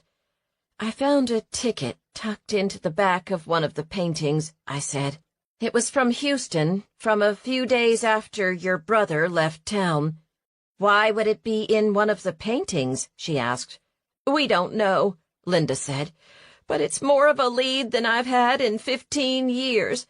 I'm going to get in touch with the sheriff this afternoon," she said with resolve. I hadn't had a chance to ask her any questions about Randy, and I got the sense that the moment had passed. Jenna was eyeing me warily. Why, I had no idea, and her husband seemed anxious for me to leave. "We were just about to take Jenna's mama to town," he said. "Thanks for stopping by." "Oh, it's no hurry," Linda said. "I'm thankful for the visit, and the fudge looks real good." Thanks, I said. Oh, Rooster's out of commission right now, but if I were you, I'd get in touch with Deputy Seamus. She's got a copy of the ticket already. We'll help you take care of that, Simon said. Thanks so much for stopping by, he repeated. But we're on our way out the door. Message received, I thought as I stood up. I understand, I said, and then decided to throw one more thing out there. Hey, I don't know if you know this, but a young woman who used to be Randy's girlfriend in high school seems to have vanished. Jenna didn't flinch, but I could feel a change in the room from her and her husband.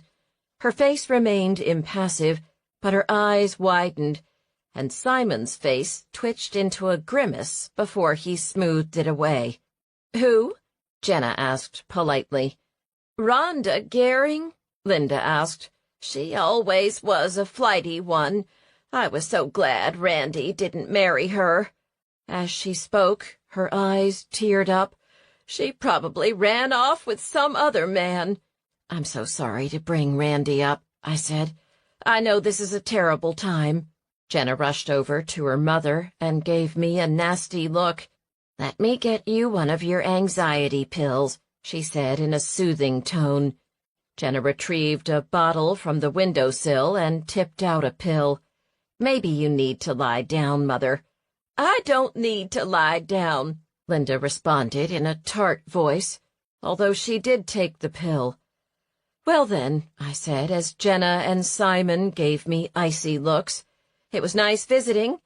I'm sorry to be the bearer of such difficult news." Linda's eyes suddenly took on a teary sheen. "It is difficult," she said, "but somehow I think I'd just sleep better at night knowing. All these years of wondering every night, trying to find out what happened. This is the first thing that tells me we might, somehow, find out at least something about what happened." I didn't know what to tell her. All I said was, "I'm sorry it's been such a terrible trial, and that you've had to go through it twice. I hope you find peace." "So do I," she said, and the grief in her voice was so raw it made my own heart hurt. I made my way to the door with Jenna at my side. It was fairly obvious my presence wasn't welcome in the Stone household any longer. "I'm sorry for your loss," I repeated. "Thank you," she said with a tight smile as I stepped out the front door. "Goodbye," she said shortly, and shut the door. Well, I thought to myself as I found myself alone on the front porch, Jenna and Simon seemed awfully anxious to get me out of the house. I meandered down the front walk, pretending to stop and admire the boxwood that lined the walkway, and made my way toward the driveway. From there I could see the guest house, a small building with shuttered windows. Was Rhonda there? I watched the house for a few minutes, looking for signs of life, but there was nothing. With a glance back toward the big house, I drifted across the yard to the small building, pretending to be admiring the scenery. What I really wanted to do was knock on the door. I came closer, pretending to be interested in a rose bush planted at the corner of the small house, but I was really looking at the windows, hoping there would be some opening through which I could see what was going on inside. I had just bent down to inspect what looked like an antique rose when there was a thump from inside the house, and something that sounded like a chair being dragged along wood floors. Was Rhonda here? I was about to round the house when there was the sound of a door opening from behind me. I turned to see Jenna, standing at the back door of the main house. "What are you doing?" Her voice was shrill. "I was just looking at the rose bush," I said pleasantly. "Is it an antique rose?" "I have no idea," she said. "I think it's time you left." "Sorry to intrude," I said, beating a retreat toward the barn. She said nothing, just stood there watching me. Tobias stepped out of the barn just as I got back to it. "How's the cow?" I asked. glancing back to where Jenna was still eyeing me. "Healing beautifully," he told me. "I don't think I've had a chance to introduce you. Lucy, this is William Stone." "Nice to officially meet you," I said as the older man stumped out of the barn, his mouth set in a grim line. "I'm Lucy Resnick," I said. "I saw you last night," he said shortly. "I'm so sorry about your son," I said. He nodded shortly, his eyes unreadable, then turned to Tobias. "She's good to go, then? Just check on it and keep it clean," he said. "I might keep her in for a few more days just to be sure, but there's no sign of infection." "Good," he said. "Thanks for taking care of her. I'd better get on with my chores." He nodded a cool goodbye to both of us. He seemed fond of nodding, and disappeared back into the barn. I waited until we got back into Tobias's truck to say anything. "Stoic," I remarked. "He always has been. He's shaken up, though. I think he's saying as little as possible so he doesn't break down." "I talked with Linda a little bit inside," I said as he backed up, "but Jenna and her husband were awfully eager to get rid of me." "Did you tell her about the paintings and the ticket?" "I did. I didn't know how she'd take the possibility of the bones belonging to her son. I think she was upset, but also somewhat relieved that someone had found something that might explain what happened. It must have been awful, sitting for all those years and not knowing." "What did she think of the idea of the DNA test?" "I didn't exactly bring that up, but I told her to talk with Deputy Seamus. I think it's best for her to absorb things slowly. She's had a lot going on the past few weeks." I glanced behind me as the driveway curved to the right and the ranch disappeared. I thought again about Jenna and Simon, and how anxious they were to get me out of the house. There was something going on there, something they didn't want me to know.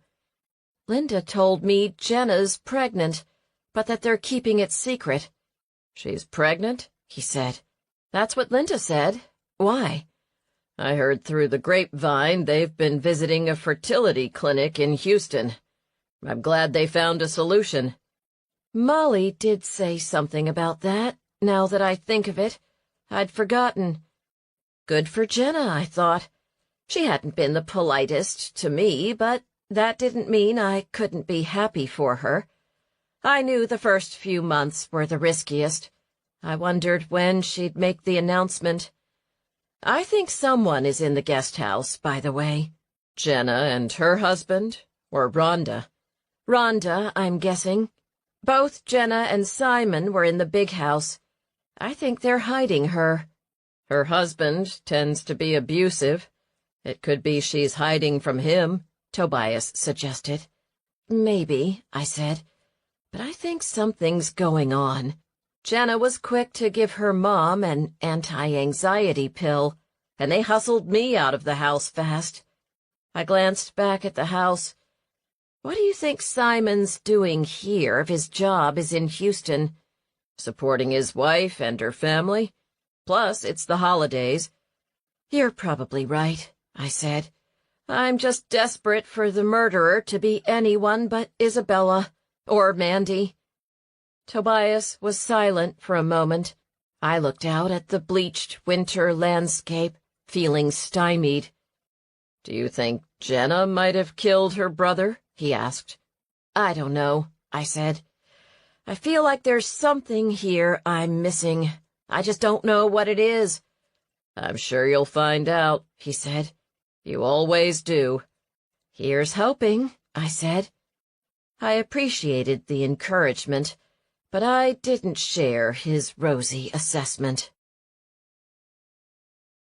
Chapter 18. Mandy was hard at work at the Buttercup Zephyr when I turned up an hour later, butterflies in my stomach. As I walked up the front walk, I could see her through the window, staring hard at her laptop. She jumped when I knocked and scurried to open the door. "Lucy," she said, "did you find anything out?" I don't know, I said. I'd never seen Mandy look so exhausted and frazzled. Her hair was pulled back into a tight ponytail, dark circles ringed her eyes, and her face looked almost gaunt. "Come in," she said. "I was just finishing the story on what happened at the market last night.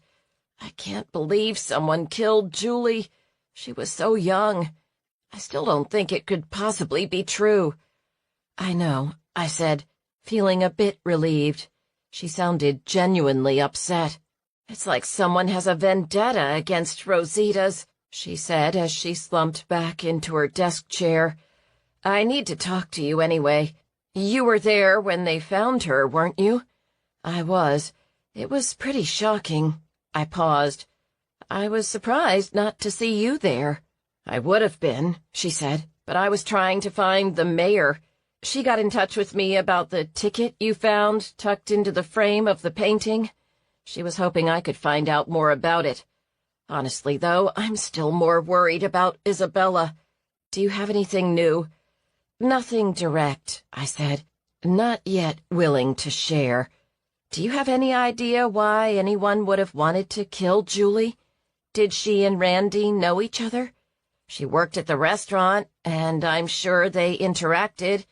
She must have known something, or seen something. That's all I can think of." She thought about it. "No, I have no idea." "Did Randy hang out at the restaurant a lot?"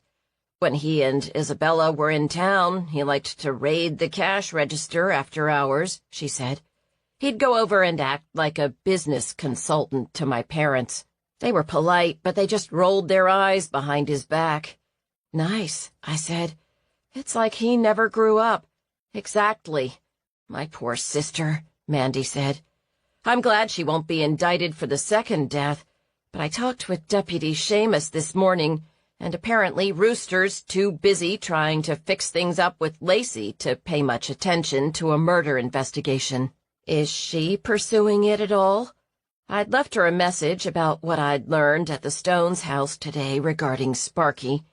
I didn't expect anything to come of it. It wasn't like there was a last name or anything, but you never knew. "She said she is, but who knows?" Mandy shrugged. "I tried to talk with Julie's sister, but she shut the door in my face." "Why?" "Because she thinks anyone associated with Rosita's is bad luck," she said. "I can see that." "Maybe I can make some headway," I said, thinking maybe all my gift fudge might end up going to other causes. "Any other news?" "Nothing," she said, looking hopeless. "Where does Julie's sister live?" "She's on the outskirts of Buttercup. Her name is Caitlin. She and Julie shared a trailer there. Do you have the address?" "Right here," she said, reaching for a scrap of paper on her desk and handing it to me. "Let me know what you find out, okay?" "Of course," I told her. I pulled up outside Caitlin and Julie's place less than a half-hour later. The trailer, although old, was well kept, with a tidy wreath on the door and a small pot of pansies at the base of the steps. Although pansies meant spring to me, in Texas they were cool-season annuals. Even after all these years, it was still strange to see their bright purple and yellow faces next to Christmas decorations. A young woman I presumed was Caitlin answered the door almost immediately, her eyes swollen from crying. She was wearing a worn bathrobe and pink socks, and her hair was piled in a loose bun that looked like she'd slept on it. "I'm so sorry to bother you," I told her. "I'm Lucy Resnick. I came to say how sorry I am about your sister, and to see if there's anything I can do to help." I offered her the box of fudge. She took it absently and waved me in. Although the outside of the trailer was tidy, the inside was not. Dirty dishes had piled up in the sink, and clothes were piled on the back of the couch. "The place is a mess," she said tonelessly. "I just don't have the energy." "I understand," I said, sitting down on an empty spot on the couch. "Do you have family in town?" "No," she said. "They live in the valley. They're coming up tonight. I'm all alone now. I don't even know how I'm gonna pay the rent now that Julie is gone." Her face crumpled, and she started to sob. I hurried over and offered her a hug. She clung to me as if I were a life preserver, and I stroked her hair and murmured until the sobbing subsided. "I'm so sorry," she said. "I'm just not myself." "Of course not. You just sit down there, and I'll make you a cup of tea," I directed, sensing she needed someone to take care of her. She shrugged, which I took for assent. As she curled up in a chair, I put water on to boil and began tackling the mound of dishes. "You don't need to do that," she said. "I like to be busy," I said. "I'm happy to do it. In the meantime, if you're up for it, maybe you can tell me a little about your sister?" "Why?" she asked. "As you probably know, the sheriff is a little bit occupied at the moment," I told her. "I used to be an investigative reporter in Houston. I'm hoping I can shed some light on what happened." "You think you can find out who did that awful thing to Julie?" "I can try," I said as I rinsed a plate and put it into the dishwasher. "Do you have any ideas?" She shook her head. "I just have to think it had something to do with Rosita's," she said. "I mean, the first one happened in the parking lot, and Julie worked there." I grabbed a handful of silverware and dropped it into the dishwasher basket. "Did she mention anything to you about anything she saw or heard at the restaurant?" "She called me the night Randy Stone died," she said. "She was late coming home.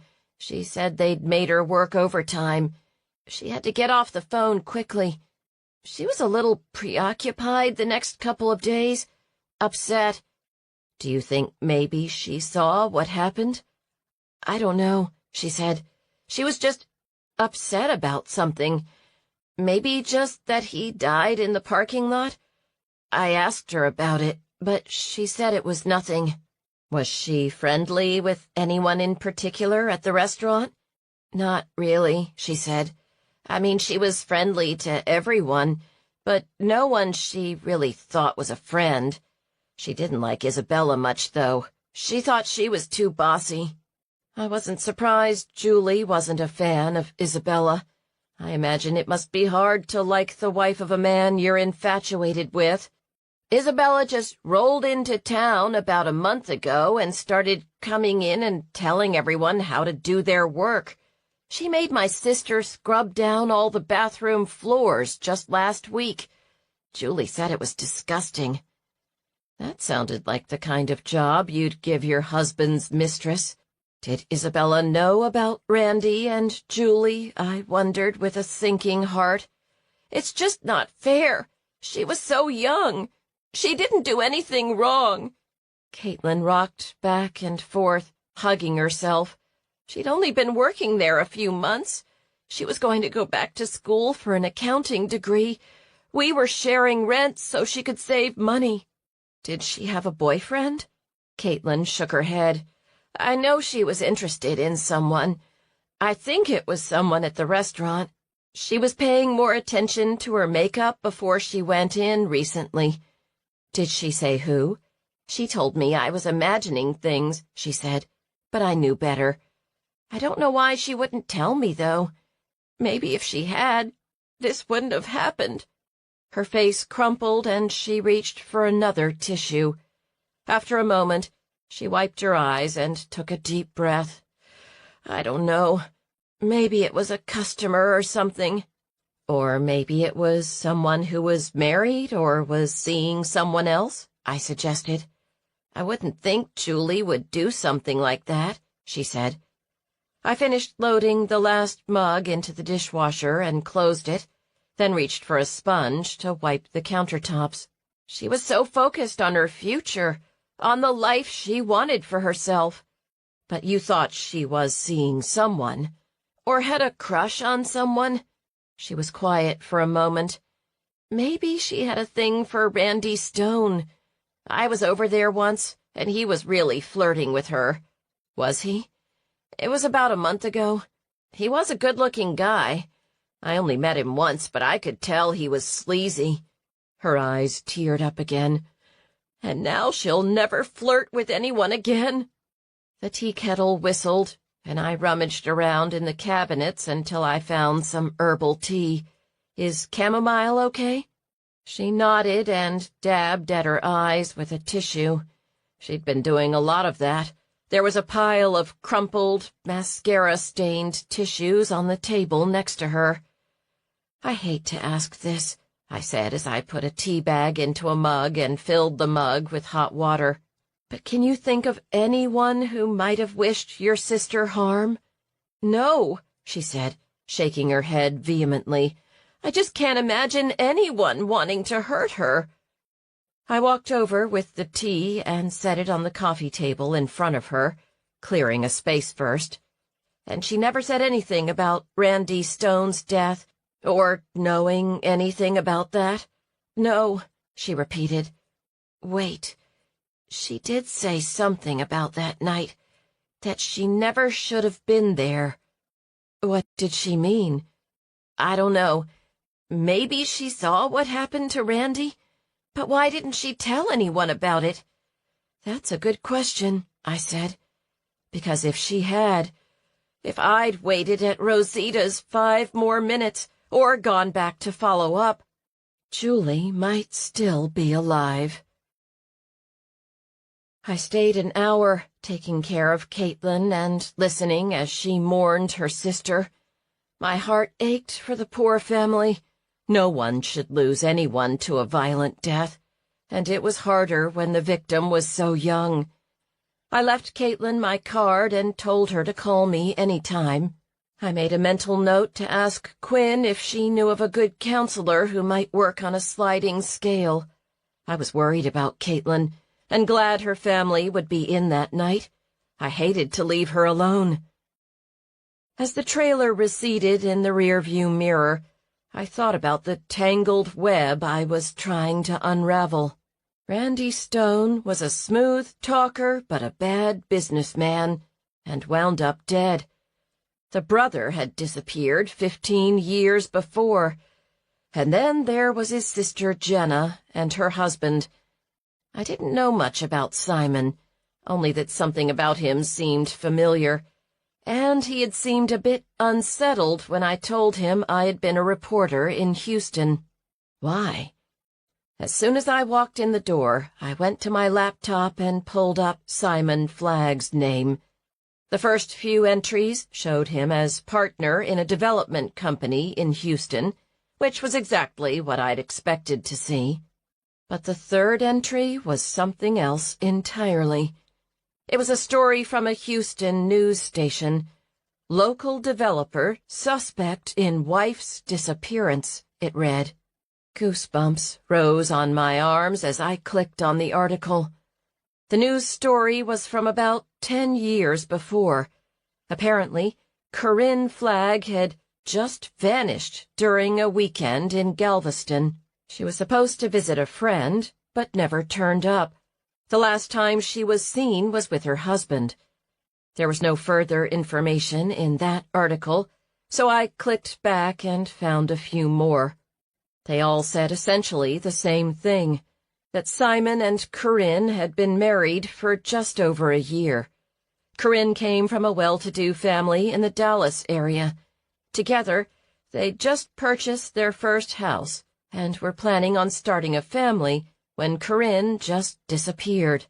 I scrolled through multiple articles. Over time, the story had died. Corinne had never resurfaced. There were articles from time to time, appeals from the woman's parents to forward any leads, but no charges were ever filed, and she was never found, and eventually, as I discovered from the Houston wedding announcements, Simon had remarried, this time to Jenna Stone. There were a few more recent articles about Simon Flagg. His firm had taken a few hits. They'd been sued a couple of times and had recently filed for bankruptcy, which explained why the Flaggs were spending so much more time in Buttercup. There didn't appear to be a firm anymore. Had Simon Flagg killed Randy Stone to make sure his wife inherited the ranch?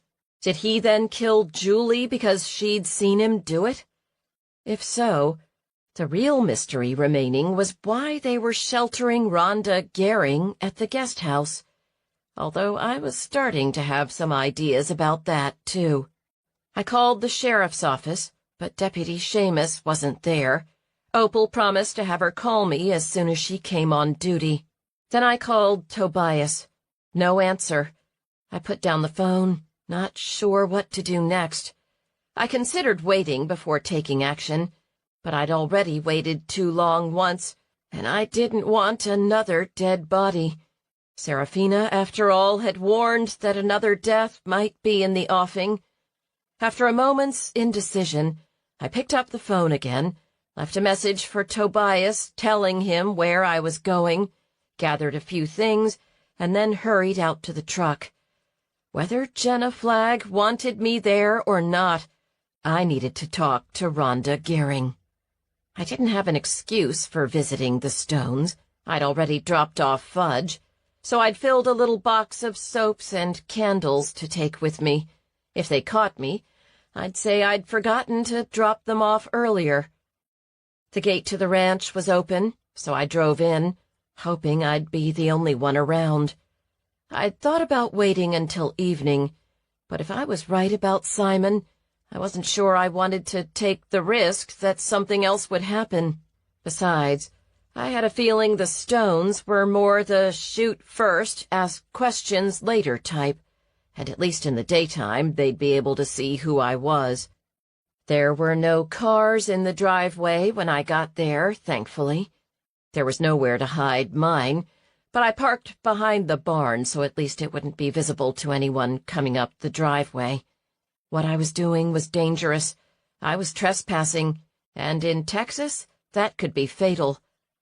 I hurried over to the guest house, shooting furtive glances at the main house, and knocked on the door. I could sense movement from inside, but nobody answered. "Rhonda!" I shouted, knocking again. "It's important! Please open up!" Nothing, but I got a sense of waiting from inside the house. I knocked again. Nothing. I wasn't going to leave. I had to talk to her. So I did the obvious thing. I turned the doorknob and pushed, praying whoever was on the other side wasn't holding a loaded gun. Chapter 19. The door was unlocked, and my instinct about the guest house's occupant was correct. She wasn't holding a gun. She was holding a spoon and a half-gallon of Bluebell peppermint ice cream. "What are you doing here?" she asked. She wore sweatpants and a pink, juicy sweatshirt, and was brandishing the spoon like a weapon. "I'm sorry to intrude," I told her, feeling adrenaline pulse through my veins, "but I think you may be in danger." She blinked, looking like a 12-year-old. "How did you find me here?" "I saw you when I was here with Dr. Brandt." "Oh, I remember. I stepped outside and heard voices. I'm not supposed to go outside at all, but it's so hard to stay all cooped up." "Why can't you go outside?" "Nobody's supposed to know I'm here. It's part of the terms." "Terms of what?" She dropped her eyes. "Nothing," she said. "I was worried about you when you left," I told her. "You could have left a note, you know." "This isn't supposed to happen. I guess you'd better come in," she said. "Hurry, before they see you." I stepped into the little house, and she shut the door behind me. "Come into the bedroom," she said. "Quickly." "What are you afraid of?" "I'm not supposed to tell anyone I'm here," she said, grabbing my arm and pulling me away from the door, dragging me into a small bedroom. "There," she said, peeking through plantation shutters. "You have to leave. I can't talk." "Why are you here?" She rolled her eyes. "It's a deal I made. I can't talk about it." "The 6-month thing?" Sadie, at sheer perfection, thought it sounded fishy. "You talked to Sadie?" she asked. "She wasn't supposed to say anything to anyone. I wanted to make sure you were okay. How did you get out of the farmhouse, anyway?" "I called Jenna. She'd already talked to me. I left during the night and met her at the end of the road. She said she'd take care of me." "Why did she say she'd take care of you?" She backed away from me, and her eyes darted around the room. "Tell me what it is, and I'll leave." "No," she said, clutching the ice cream. "I can't tell anyone." I sighed. "Look," I told her, "I think you're in danger here. Jenna's husband Simon was involved in the disappearance of his first wife. I think there's a chance he killed both Randy and Julie." "Who's Julie?" "She was a young woman who worked at Rosita's," I said. "Why would Simon kill Randy?" she asked, a furrow forming between her tweezed eyebrows. "It's not like he was jealous of me or anything." My eyes roved the room. The night table had a well-thumbed People magazine, an Us magazine, and what appeared to be an untouched copy of What to Expect When You're Expecting. "You're pregnant with Randy's baby," I said. "The Stones are going to claim it as their own so they can inherit the ranch." Her eyes widened. "What? How do you know I'm pregnant?" "I figured it out before I got here, but that kind of sealed the deal," I said, pointing to the book on the table. "Oh, no," she said, turning pale. The carton crumpled a little in her hand. "What if they find out you know?" "I'm not so worried about that," I said. "Here's the deal. I think Simon killed his ex-wife for money. I think he killed Randy so his wife would inherit the place. And I think he killed a waitress from Rosita's because she saw him do it." "What? Simon—" She shook her head. "But even if that's true, why would he kill me?" she asked. "You said it yourself. No one's supposed to know. What's going to happen after you have the baby?" She dropped the spoon. "I'm sorry to intrude this way," I said hurriedly, "but I was afraid they'd whisk you off to Houston and I wouldn't be able to find you. I know it's a cozy deal, but I think you should get out of here." "You really think he'd do that?" she asked. "How do you know he killed the other people?" "I don't have proof yet," I said, "but it fits. His development company in Houston just went bankrupt. They don't have any money. My guess is they're going to hang out and wait for Mom and Dad to die, if he doesn't help them along, and then he's going to just live off the profits of the ranch. If she fakes the pregnancy and your baby is Randy's, the child will be a genetic descendant of the Stones, so it will fit the bill in terms of inheritance." Rhonda put down the ice cream, and her hands cradled her stomach. "He's really a murderer? My baby would be raised by a murderer?" "I don't have proof," I said, "but wouldn't it be better to find out for sure before you commit to giving them your baby?" "I don't want to die," she said. "I don't want my baby to be raised by a bad person. But if I don't take the deal, what do I do? I can't go home to my husband. I don't have anything. I'm not even sure I have my job." "We can figure that out," I said. "And if it turns out I'm wrong, you can carry on. I promise I won't say anything to anyone. The inheritance thing is kind of silly anyway to my mind. But for now, let's get you out of here." She hesitated, then put down the ice cream carton. "Okay," she said. "Let me get my stuff." As she spoke, there was the sound of a vehicle's tires crunching along the driveway. She sucked in her breath. "What if it's him?" I hurried over to the window and peeked through the blinds. Sure enough, it was Simon, along with Jenna. As I watched, they both got out of the truck and walked to the house, where they closed the door behind them. "Phew," she said. "You know what? Let me get my stuff together and we'll go." "Let's just skip the stuff," I said. "You didn't have much when you got here anyway. Grab your phone and let's get out of here." "All right," she said. "I'll go." "Is there a back door in this place?" "No," she said. "Just the front." I sighed. I guess we'll have to risk it, I said. My truck's out there. I'd say wait until dark, but the longer it's there, the more likely they are to find it. How did you hide here without Linda and William Stone finding out about you?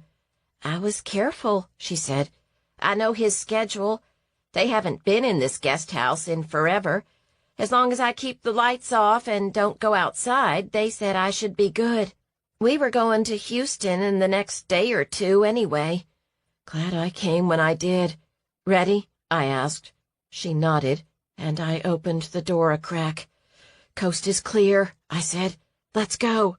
Together, we ran out of the house. We were halfway to the truck when she stopped. What? My phone! Before I could stop her, she ran back to the house and disappeared inside. She'd just made it back onto the front stoop when there was the sound of a door opening from the house, and Simon stepped out of the ranch house. Rhonda froze, and her eyes darted to me, and so did Simon's.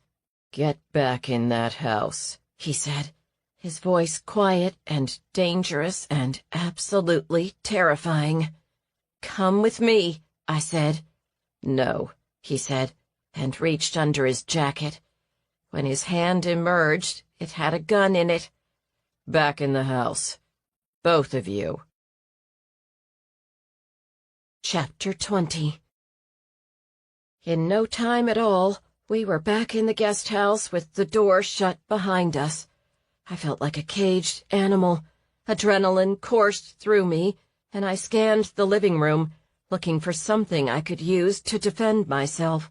Although against a gun, I wasn't liking my odds. He turned the gun, and a disturbingly icy gaze my way. "What are you doing here?" he asked, all the affability I'd seen before evaporating. I swallowed, my mouth dry. "I came to see Rhonda." "You told her you were here?" he said, swiveling the gun back to Rhonda. Her eyes widened. I could see the whites all around her pupils. "No," she said. "I haven't said anything to anyone, I swear." "She's telling the truth. I figured it out on my own," I told him. "I was coming to talk with her, that's all." "You're trespassing," he said. "I'm sorry. I really just came to see Rhonda." "Why?" "Because she disappeared from my house," I explained. "I was worried about her." He said nothing. "You know, other people know I'm here," I told him. "But you won't be for long," he said. He turned to Rhonda. "I wasn't supposed to take you to Houston until tomorrow, but I'm thinking we might have to take a trip today." "Why?" "You aren't very good at keeping secrets," he said. "I need to make sure you don't compromise us again. You knew the terms. I'm tempted to just call it off now." "You can't," I said. "She's your only hope of a genetic heir. If you get rid of her, you lose your claim to the ranch." His face hardened. "Enough," he said. "What happened to your first wife?" His jaw set, and he looked wary. "How do you know about her?" "I'm an investigative reporter, remember? It must have felt so good to get rid of Randy. He was the only thing standing between you and Jenna's inheritance." "Randy got what he deserved," he said. Rhonda let out a small sob. "And Julie?" He shrugged. "A loose end. I don't like loose ends." A chill ran down my spine. I was standing in the same room as a murderer, and not just a murderer, but one who dispatches his victims in cold blood. How were Rhonda and I going to get out of here? "You killed him?" Rhonda asked in a tremulous voice. "You stabbed Randy in cold blood?" "You're better off without him, I promise you," he said. "Did you not see Julie's car at the time?" I asked. "How did you find out she saw you?" "I wasn't sure. I knew he was with her. I saw the car in the parking lot that night. I staked out the restaurant at closing until I saw her leave. When she got into the car, I knew it was her." "Why did you kill her at the market?" "Because there were so many other suspects," he said.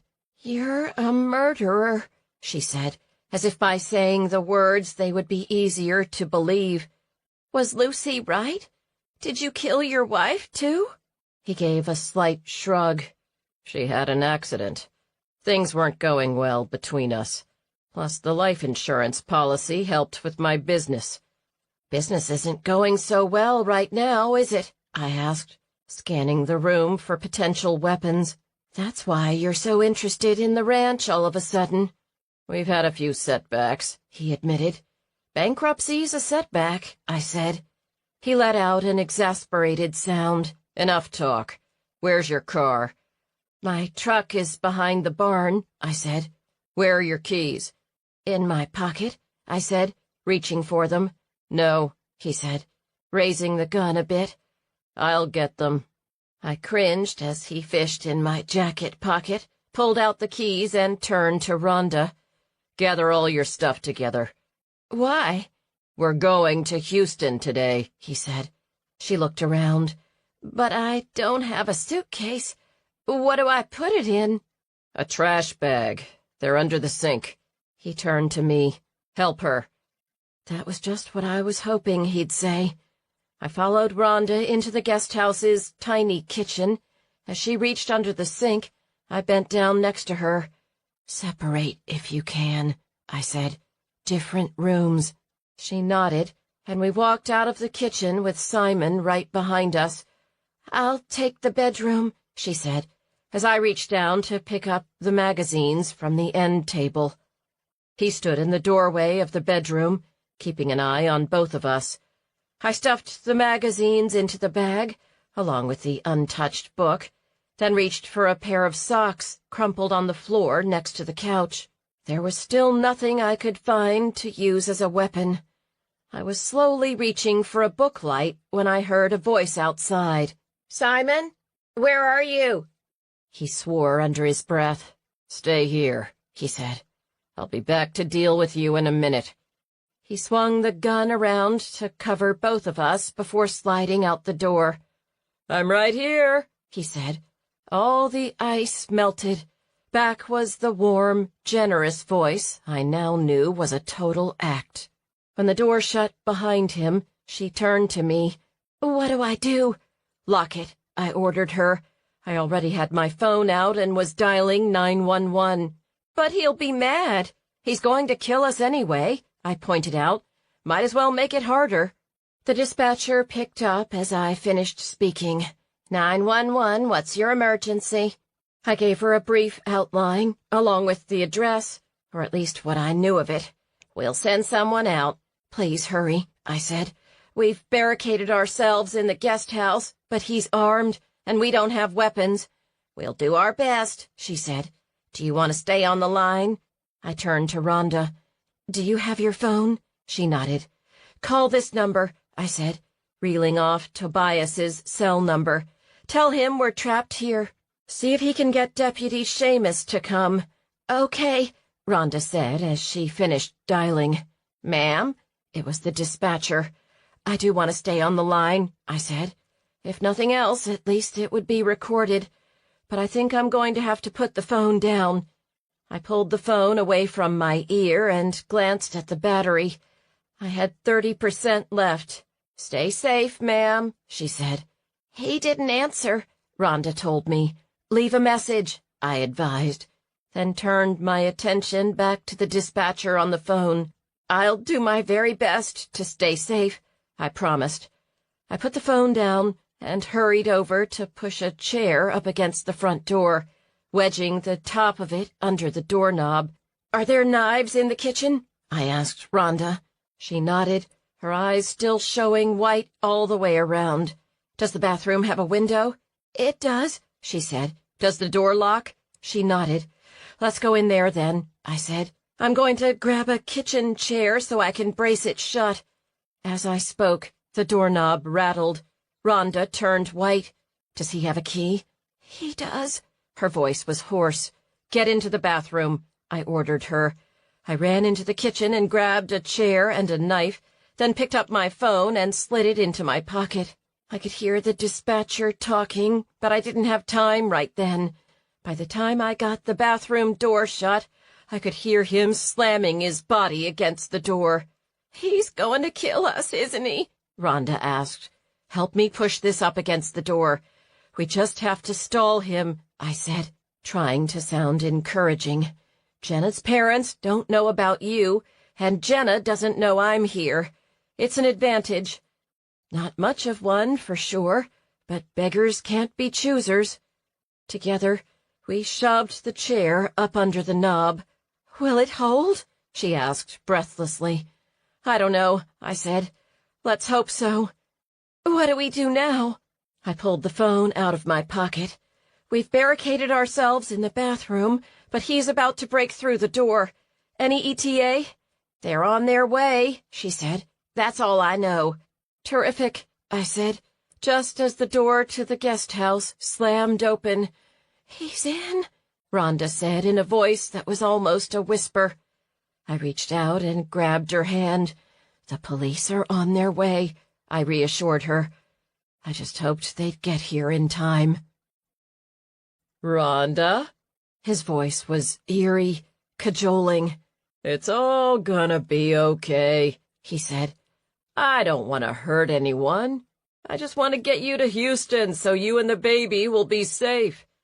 She looked like she wanted to reply, but I held up a hand. "Come on, sweetheart. You can trust me. I'm going to take care of you." We could hear his voice moving around the guest house. "Let's just make this easy, okay? If you come out now, I'll toss in an extra 20,000. Easy money," he said. "All you have to do is come out, and I'll take you down to Houston. You'll love the place. Jacuzzi tub, penthouse apartment. You'll be living in high style." We could hear footsteps. All too soon, they stopped outside the bathroom door. "I know you're in there," he said. "There's nowhere to go. I have your friend's keys. Even if you could get out, it's a long way to the gate. You'll never make it." I could feel Rhonda shaking beside me. "Come on, just open up," he said. "I won't hurt you, I promise." Rhonda couldn't resist any more. "You killed the love of my life," she wailed. "Why would I trust you?" He swore, all the sweetness gone, and kicked at the door. The whole building seemed to tremble. "Open the damn door," he yelled. "I don't have all day. We just have to get this over with. I'm getting in there one way or another. Do you want to do this the hard way or the easy way?" He paused. "You won't like the hard way, I promise," he added in an ominous voice. "Go out the bathroom window," I whispered to Rhonda while he talked. "Go get help from the house. I'll keep him occupied here." "Are you sure?" she asked, eyes wide. "I am. Go," I told her. As Rhonda stood on the toilet and opened the window, I spoke. "Why did you kill Randy at Rosita's?" I asked to buy time. "I knew he had a thing for a waitress there. He bragged about it to me. I figured it would be a good way to throw suspicion on someone else. And Rhonda's husband had just found out about the affair, so there were plenty of motives. Plus, with Rhonda pregnant, you had another opportunity." "How did you find out?" I watched Rhonda. She'd gotten the window open and had put one leg through. I nodded encouragingly as Simon answered. "Jenna saw her buying the test at the Red and White. When she found out about Randy and Rhonda, she reached out to her." "So Rhonda called her from my house after her husband threw her out?" I asked as Rhonda got her second leg through. She let out a little oof as she hit the ground, but Simon didn't hear her. "She did. It was perfect timing." Rhonda was out of the window by now. Her head popped up. "What do I do again?" she whispered. "What?" Simon asked. I cleared my throat. I said, "When is she due?" 6 months, we think. She's got an appointment with a doctor in Houston next week." As he spoke, I waved Rhonda to the main house. "So you were going to bring the baby back here?" I asked, still buying time. That baby is going to be born with a silver spoon in its mouth. Will you be able to be a good father, knowing he or she isn't really yours? I asked. Hopefully the baby will have Jenna's good qualities, not her brother's. What if Chad comes back? Oh, he died years ago, he said. How do you know? I heard about the bones under the courthouse. I'll put my money on them being Chad's. But enough about family history. It's time for you to open that door. No, thank you, I said politely, praying Rhonda was able to do what I'd told her to. I hate to do this, he said, not sounding sincere at all. But if you don't open the door, I'm going to have to kick it down. And if that doesn't work, I'm going to have to start shooting. If you do that, won't you alert everyone in the big house? They're so hard of hearing, they won't think anything of it. Plus, it's deer season. Now, he said, are we going to do this the easy way or the hard way? I said a small prayer and climbed up onto the toilet, planning to follow Rhonda through the window. That was when the first shot sounded. Wood splintered, and the window shattered. Instinctively, I jumped into the bathtub and covered my head with my arms, curling up in a small ball and hoping it was cast iron and not fiberglass. As I did my best impression of a hedgehog, I could hear him trying the door, but it didn't sound like it was opening. A moment later, there was a second shot. This one seemed more effective. There was an explosion of wood shards, and I could hear the chair scrape against the floor. He was almost in. I made sure I had the hilt of the knife in my hand and stayed low in the tub as he further dislodged the chair we'd used to barricade the door. He kicked at the door again, and I could hear it slide further. I put the phone to my ear. ETA, I whispered, hoping the dispatcher was still there. Any moment, darlin', she said. You're doing great. The chair broke with a cracking noise. He was in. A moment later, Simon Flagg loomed over me, gun in hand. Was my last conversation on Earth really going to be with the 911 dispatcher and a murderous lunatic? I gripped the knife and was trying to come up with a desperate last-ditch plan when a familiar voice sounded from behind Simon. Rhonda Gehring stopped in for a visit. It was William Stone. She said you killed my boy. Simon whirled around, still holding the gun. She's crazy, Simon said. Always has been. She's not the one holding a Glock on a lady in a bathtub, William observed. She threatened me, he said. You're the one with the gun, looks like to me. I hear you killed my son, and we're going to try to pass his kid off as yours so Jenna would inherit the ranch. Simon said nothing. I always knew there was something wrong about you. We would have died in our sleep real soon, isn't that right? And then who knows what would have happened to Jenna. You've got it all wrong, old man, Simon snarled. This woman threatened me. I was defending myself. He raised the gun. I recommend you stop pointing that thing at me, or I might have to kill you in self-defense.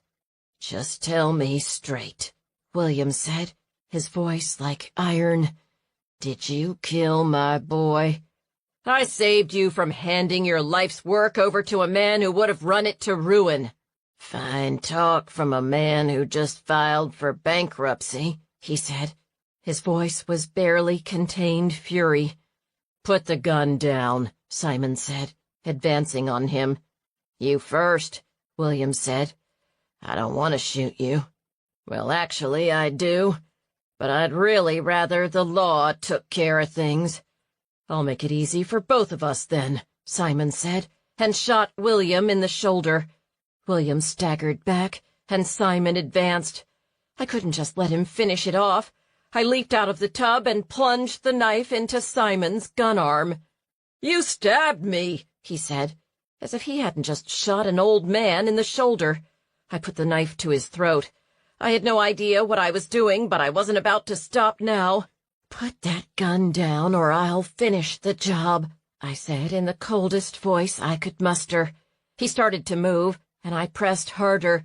A bead of blood showed at the edge of the knife. "Fine," he said, and the gun clattered to the floor.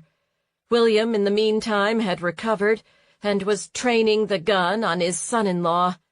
"Get the Glock," he told me. I grabbed it from the floor and scrambled out of the bathroom to stand behind Simon. "It was all for the best," Simon said, clutching his bloody arm. "Not for us, it wasn't," William said. "You stole my son. He wasn't always the brightest, and his business sense was a little underdeveloped, but he was ours. And now, thanks to you, he's gone forever." His voice shook. I could feel the grief pouring off him, and my heart ached for him. A siren sounded outside. The cavalry, or at least the Buttercup Police Department, had arrived. A moment later, Deputy Seamus appeared at the door, with Tobias at her side. "What's going on here?" she asked. "It's a long story," William said, "but this man killed my son." "We need an ambulance," Tobias said, as he hurried over to inspect the older man's wound. Deputy Seamus pulled out her radio and called for EMS. I remembered my phone. I pulled it out of my jacket pocket and put it to my ear. "You still there?" I asked. "I am," the dispatcher answered, "and I recorded the whole thing. And if I may say so, I'm awful glad that ended the way it did. It was touch and go there for a few minutes. You had me scared." "You're not the only one," I said. "Thanks so much for your help. I'm Lucy Resnick, by the way." "Verna Robinson," the woman said. "Maybe now we'll get to meet in person sometime." "Let's plan on it," I said, my whole body suddenly feeling as limp as a noodle. Chapter 21. Jenna and her mother showed up right after Deputy Seamus cuffed a bleeding Simon. "What's going on?" Jenna asked. "Why is my husband in handcuffs?" "He shot me," her father said, "and he killed your brother." "And Julie," I added, "and his former wife." Jenna blanched. "What?" She looked at her husband, who appeared totally unabashed. "Is that true?" "It was for the good of the family, Jenna," he said. "Randy would have taken everything that was yours. I was protecting you." "Protecting me?" Jenna blinked. "Randy and I didn't always get along, but I loved him. He was my brother." "He was going to steal your inheritance," he said. "How could you love him?" Jenna took a step back and took her mother's arm. Linda was pale. She looked to be in shock. "Is there a blanket around?" I asked. "I think your mother needs to sit down and warm up." "Oh, Mother, of course," Jenna said. "What was I thinking?" Together, Jenna and I took Linda and sat her down on the couch in the living room. I grabbed a throw from the floor and draped it over her. "Is Billy going to be okay?" she asked in a faraway voice. "It was only a shoulder wound," I said. "Dr. Brandt is taking care of it until the paramedics arrive. He should be just fine." "There was a lot of blood," she said. "So much blood. My 2 sons." The tears came then, and Jenna hugged her. She, too, started crying. "I'm so sorry, Mama," she said. "I didn't know he was bad. Honest, I didn't." She sounded like a little girl. "He had us all snowed, honey," her mother said. "At least I still have you. And the baby," she said, eyeing her stomach. "Oh, Mama, it's not me who's pregnant." Tears streamed down Jenna's face. "It's Rhonda. She's having Randy's baby." Linda sat up straight. "What?" I hated to lie, but Simon said it was the only way. I hope you're not too mad at me. "Oh, sweetheart, I'm glad you and Simon weren't able to have kids. I don't want any of us to have any part of him around. But Rhonda, We'll have some of Randy with us after all. And as for you, Sweet Pea, I think there will be children in your future, just with a better husband. This may have been God's way of keeping you safe. It didn't keep Randy safe, Jenna sobbed. No, she said sadly, it didn't. And she began to weep too, the two women clinging to each other. I'd barely gotten back to the farm before the phone started ringing. I pulled off my shoes and ran to the phone. It was Mandy. "You solved it," she crowed. "Isabella's free. You have to come to our family Christmas celebration. My mother and father insist. Without you, our family might have been fractured forever." I turned to look out at the driveway, where Tobias was parking his truck. "Can I bring a friend?" "Of course," she said. "Come Christmas Eve. We always go to midnight mass, but you can skip that if you want to." "Thanks so much for the invitation," I said. "Can I get back to you in a few?" "Of course, and thank you, thank you, thank you." I hung up and looked at my ancient answering machine. It was blinking. I played the messages.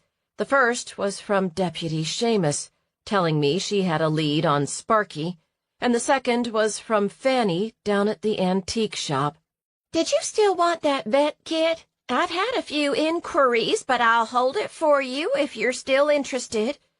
I quickly called her back and told her I'd be in for it tomorrow, managing to hang up just before Tobias arrived at the door.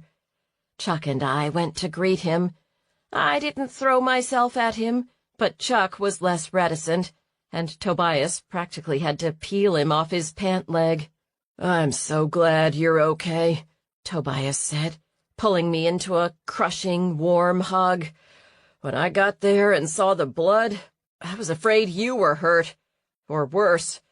"I'm fine," I said. "I should probably change shirts, though." My sleeve was still damp with Simon's blood.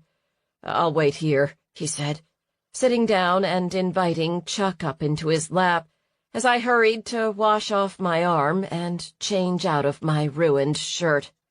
"We never did talk about Christmas," he said when I returned in a soft, oversized sweatshirt. "We didn't, did we? I just got an invitation for both of us to go to a Christmas Eve celebration at the Vargases, if you're interested." "I heard they throw one heck of a party," he said. "If you're game, I'd love to go." "I'd love to also," I said, snuggling in next to him. "It's been such a terrible day. I saw Julie's sister, Caitlin, and she's absolutely devastated. I'm going to see if I can get her some counseling. Her parents are coming into town tonight, but they're strapped for cash." "I'll see what I can do, too," Tobias said. "We'll have to keep an eye on her." I told her to call me any time, but I'm going to check up on her tomorrow. I sighed. So many families have lost so much. I'm glad at least the Vargases got somebody back. "Death makes you realize how precious the people close to you really are, and how fragile life is. I've been thinking," he said, putting an arm around me and stroking my hair. "I think I'm a bit afraid." "Afraid?" I asked, feeling the warmth in my heart suddenly chill. "Yeah. As you know, my last relationship didn't end very well," he said. I have such strong feelings for you. I think I'm afraid to let my heart open up too much." "Really?" I asked. "Really. I think I packed away a bunch of stuff after my ex and I broke up, and I never really took it out and looked at it. I think it may be time for me to change that." He touched my chin and turned my head to face him. "I love you, Lucy Resnick." Despite all the tragedy of the day, my whole body seemed to lift from the couch with joy. "I love you too, Tobias Brandt." "I hope it's not too forward. But can I spend the night?" he asked. Assuming Chuck approves, that is," he added, ruffling the fur on the apricot poodle's head. "I can't think of anything I'd like better," I said, and he leaned down and kissed me. "Except maybe for that," I added a few minutes later when I came up for air. It was the last night of the Christmas market, so I put out all my remaining inventory, which wasn't too much. The market was buzzing with the news of recent events, including Deputy Seamus's discovery regarding Sparky. "The Stone boy took up with an art thief," Mayor Niederberger said as she came by the stall. "Killed the boy off and put him under the courthouse, and then got himself killed in a shootout before he could come back to retrieve the loot." "What?" I asked. "Where?" "About 6 months later in Chicago," she said. "A heist went wrong and he got shot. If we hadn't done that renovation, no one ever would have found out what happened to the paintings or to Chad Stone." "Is the museum going to offer a finder's fee?" I asked. $50,000 is what they're saying," she said. "That's a lot." "Well, the paintings were worth $500,000, she replied, "so it makes sense." "That'll help with the renovation."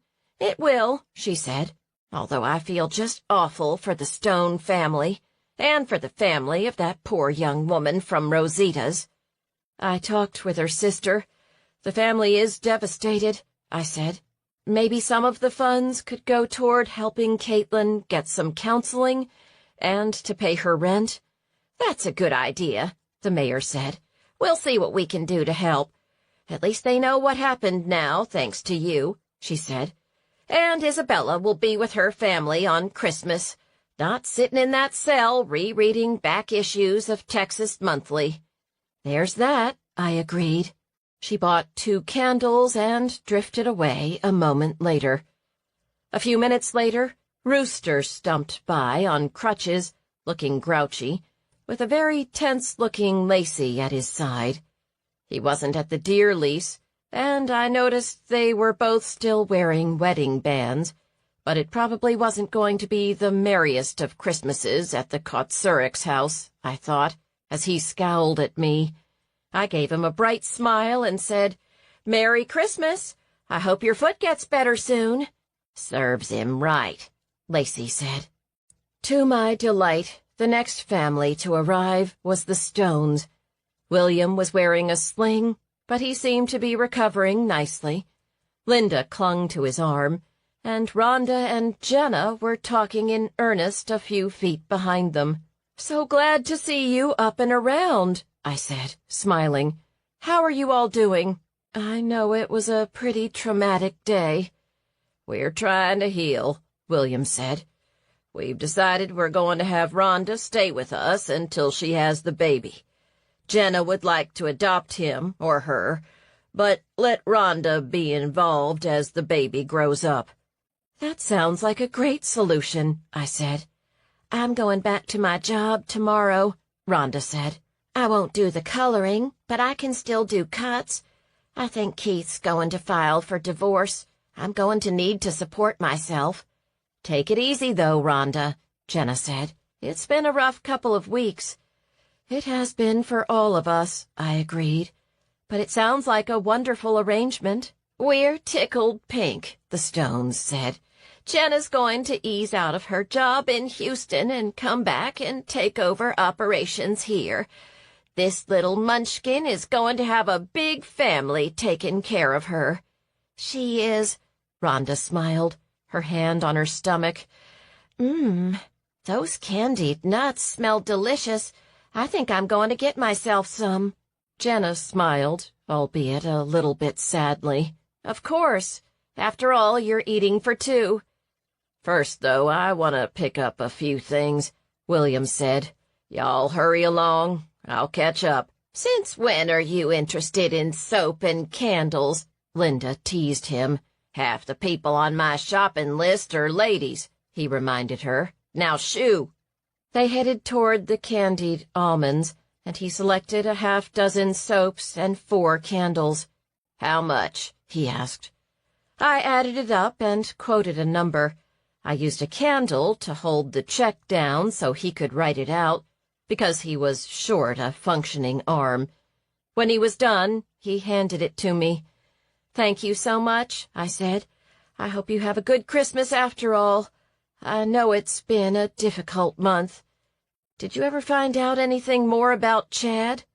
"It looks like that's who it is," he said with a grimace. "They're doing DNA testing, but he broke his leg as a kid, and there's a healed fracture right where Chad's was." He let out a sad sigh. "After all those years of searching, I probably drove by my boy every day." Tears welled up in his eyes. "I'm so sorry," I said softly. "I can't imagine. There's nothing worse." "No," he agreed. "There isn't." He took a deep breath. "But we've got a new one on the way," he said. "I miss my sons every day, every minute, to be honest. But I'm grateful I have a daughter, and a grandbaby soon, too." "I'm so glad," I said, smiling.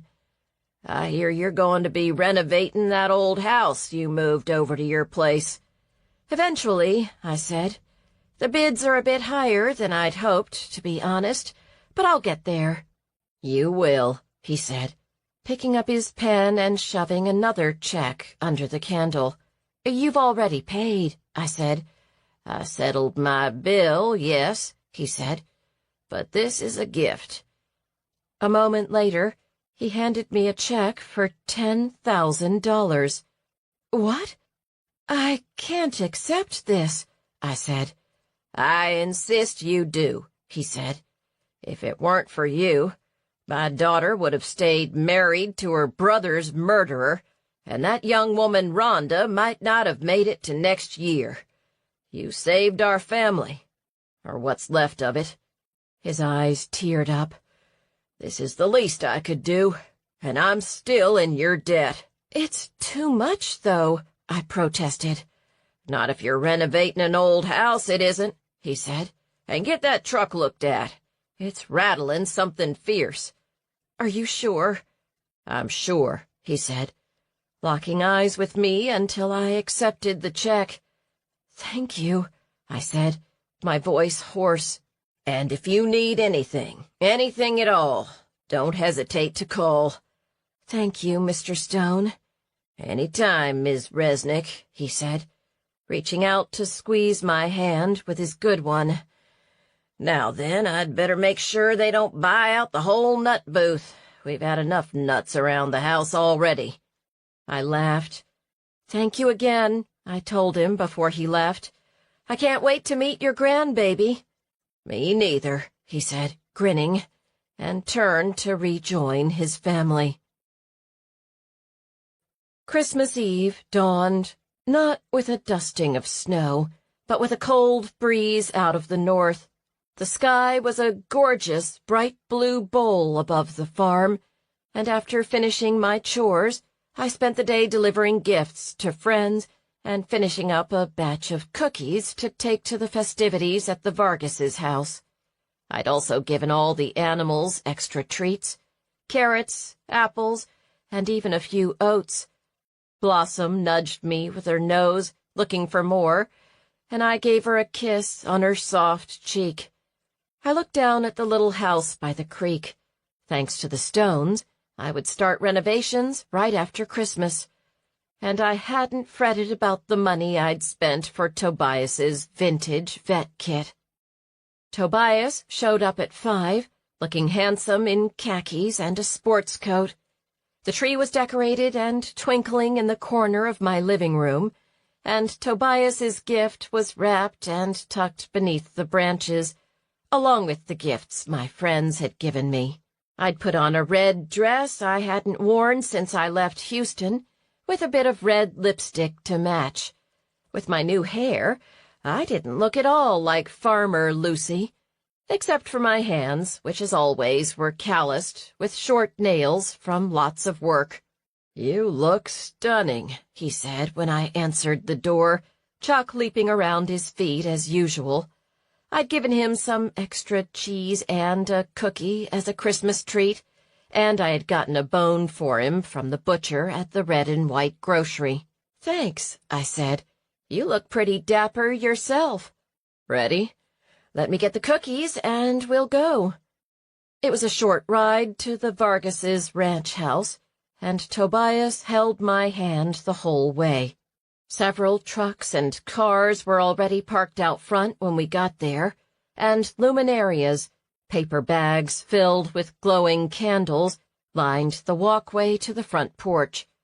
Christmas carols floated on the air, along with an absolutely delicious smell. "What smells so good?" he asked, as we walked up the candle-lit path to the house. "I don't know, but I suspect I'm going to want seconds."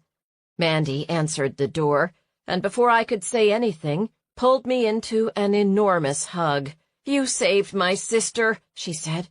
"I can't thank you enough." Isabella was right behind her. "Thank you so much," she said. "Because of you, I get to spend Christmas and all the other days with my family." She still looked bereft, but there was a spark of hope there I hadn't seen when I'd visited her in the jail. "I'm so sorry about everything that happened," I said. "I know you and Randy weren't getting along, but it's still a real blow." "It is," she said, and her eyes teared up. "I shouldn't miss him, but I do." "Love's like that," I said, and gave her arm a squeeze. Before she could say anything else, their mother, Valeria, came up and gave me a huge hug. "Here's the lady who saved my daughter. You are wonderful," she said, kissing me on the cheek soundly and squeezing me, then noticing Tobias standing beside me.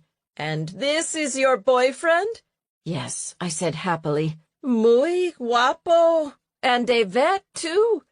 I could see Tobias blushing. "Tobias Brandt," he said, proffering a hand. "Pleased to meet you, and please come in. You're our guests of honor tonight. You saved our family. We've got ponche, pozole, and, of course, tamales." Tobias and I were greeted and hugged by all kinds of family members. The pozole was amazing. Rich broth with chunks of pork, garnished with radishes and greens, and the tamales, as always, were to die for.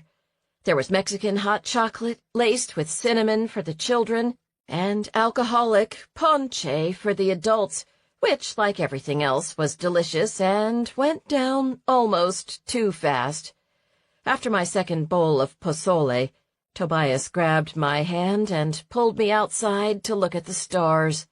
"You can see the Milky Way," he said, tracing the pale streak across the sky with his finger. "I love the skies out here. Love it even more when I have someone to share them with." He pulled me close, and I leaned my head against his chest as I looked up at the sparkling night sky. "It's so beautiful out here," I said. I had a lot of fear about leaving my job and my life in Houston, but things have turned out even better than I could have imagined. "Sometimes you have to take the risk," he said, and turned to me. "I do love you, Lucy Resnick." "And I love you too," I said, as he leaned down to give me the best kiss I'd ever received. "But I have a confession," I told him. He pulled back and raised an eyebrow, looking wary. "Oh, if you want a hand-knitted scarf from me for Christmas, you're out of luck." He burst out laughing and then swept me into his arms. A moment later, together, we went back into the house, hands linked together, both filled to the brim with the spirit of Christmas. This concludes Mistletoe Murder by Karen Macinerney. Narrated by Karen White, a member of SAG-AFTRA. Copyright 2017 by Karen Macinerney. This unabridged audiobook is published by arrangement with Karen Macinerney and was produced in the year 2018 by Tantor Media, Incorporated.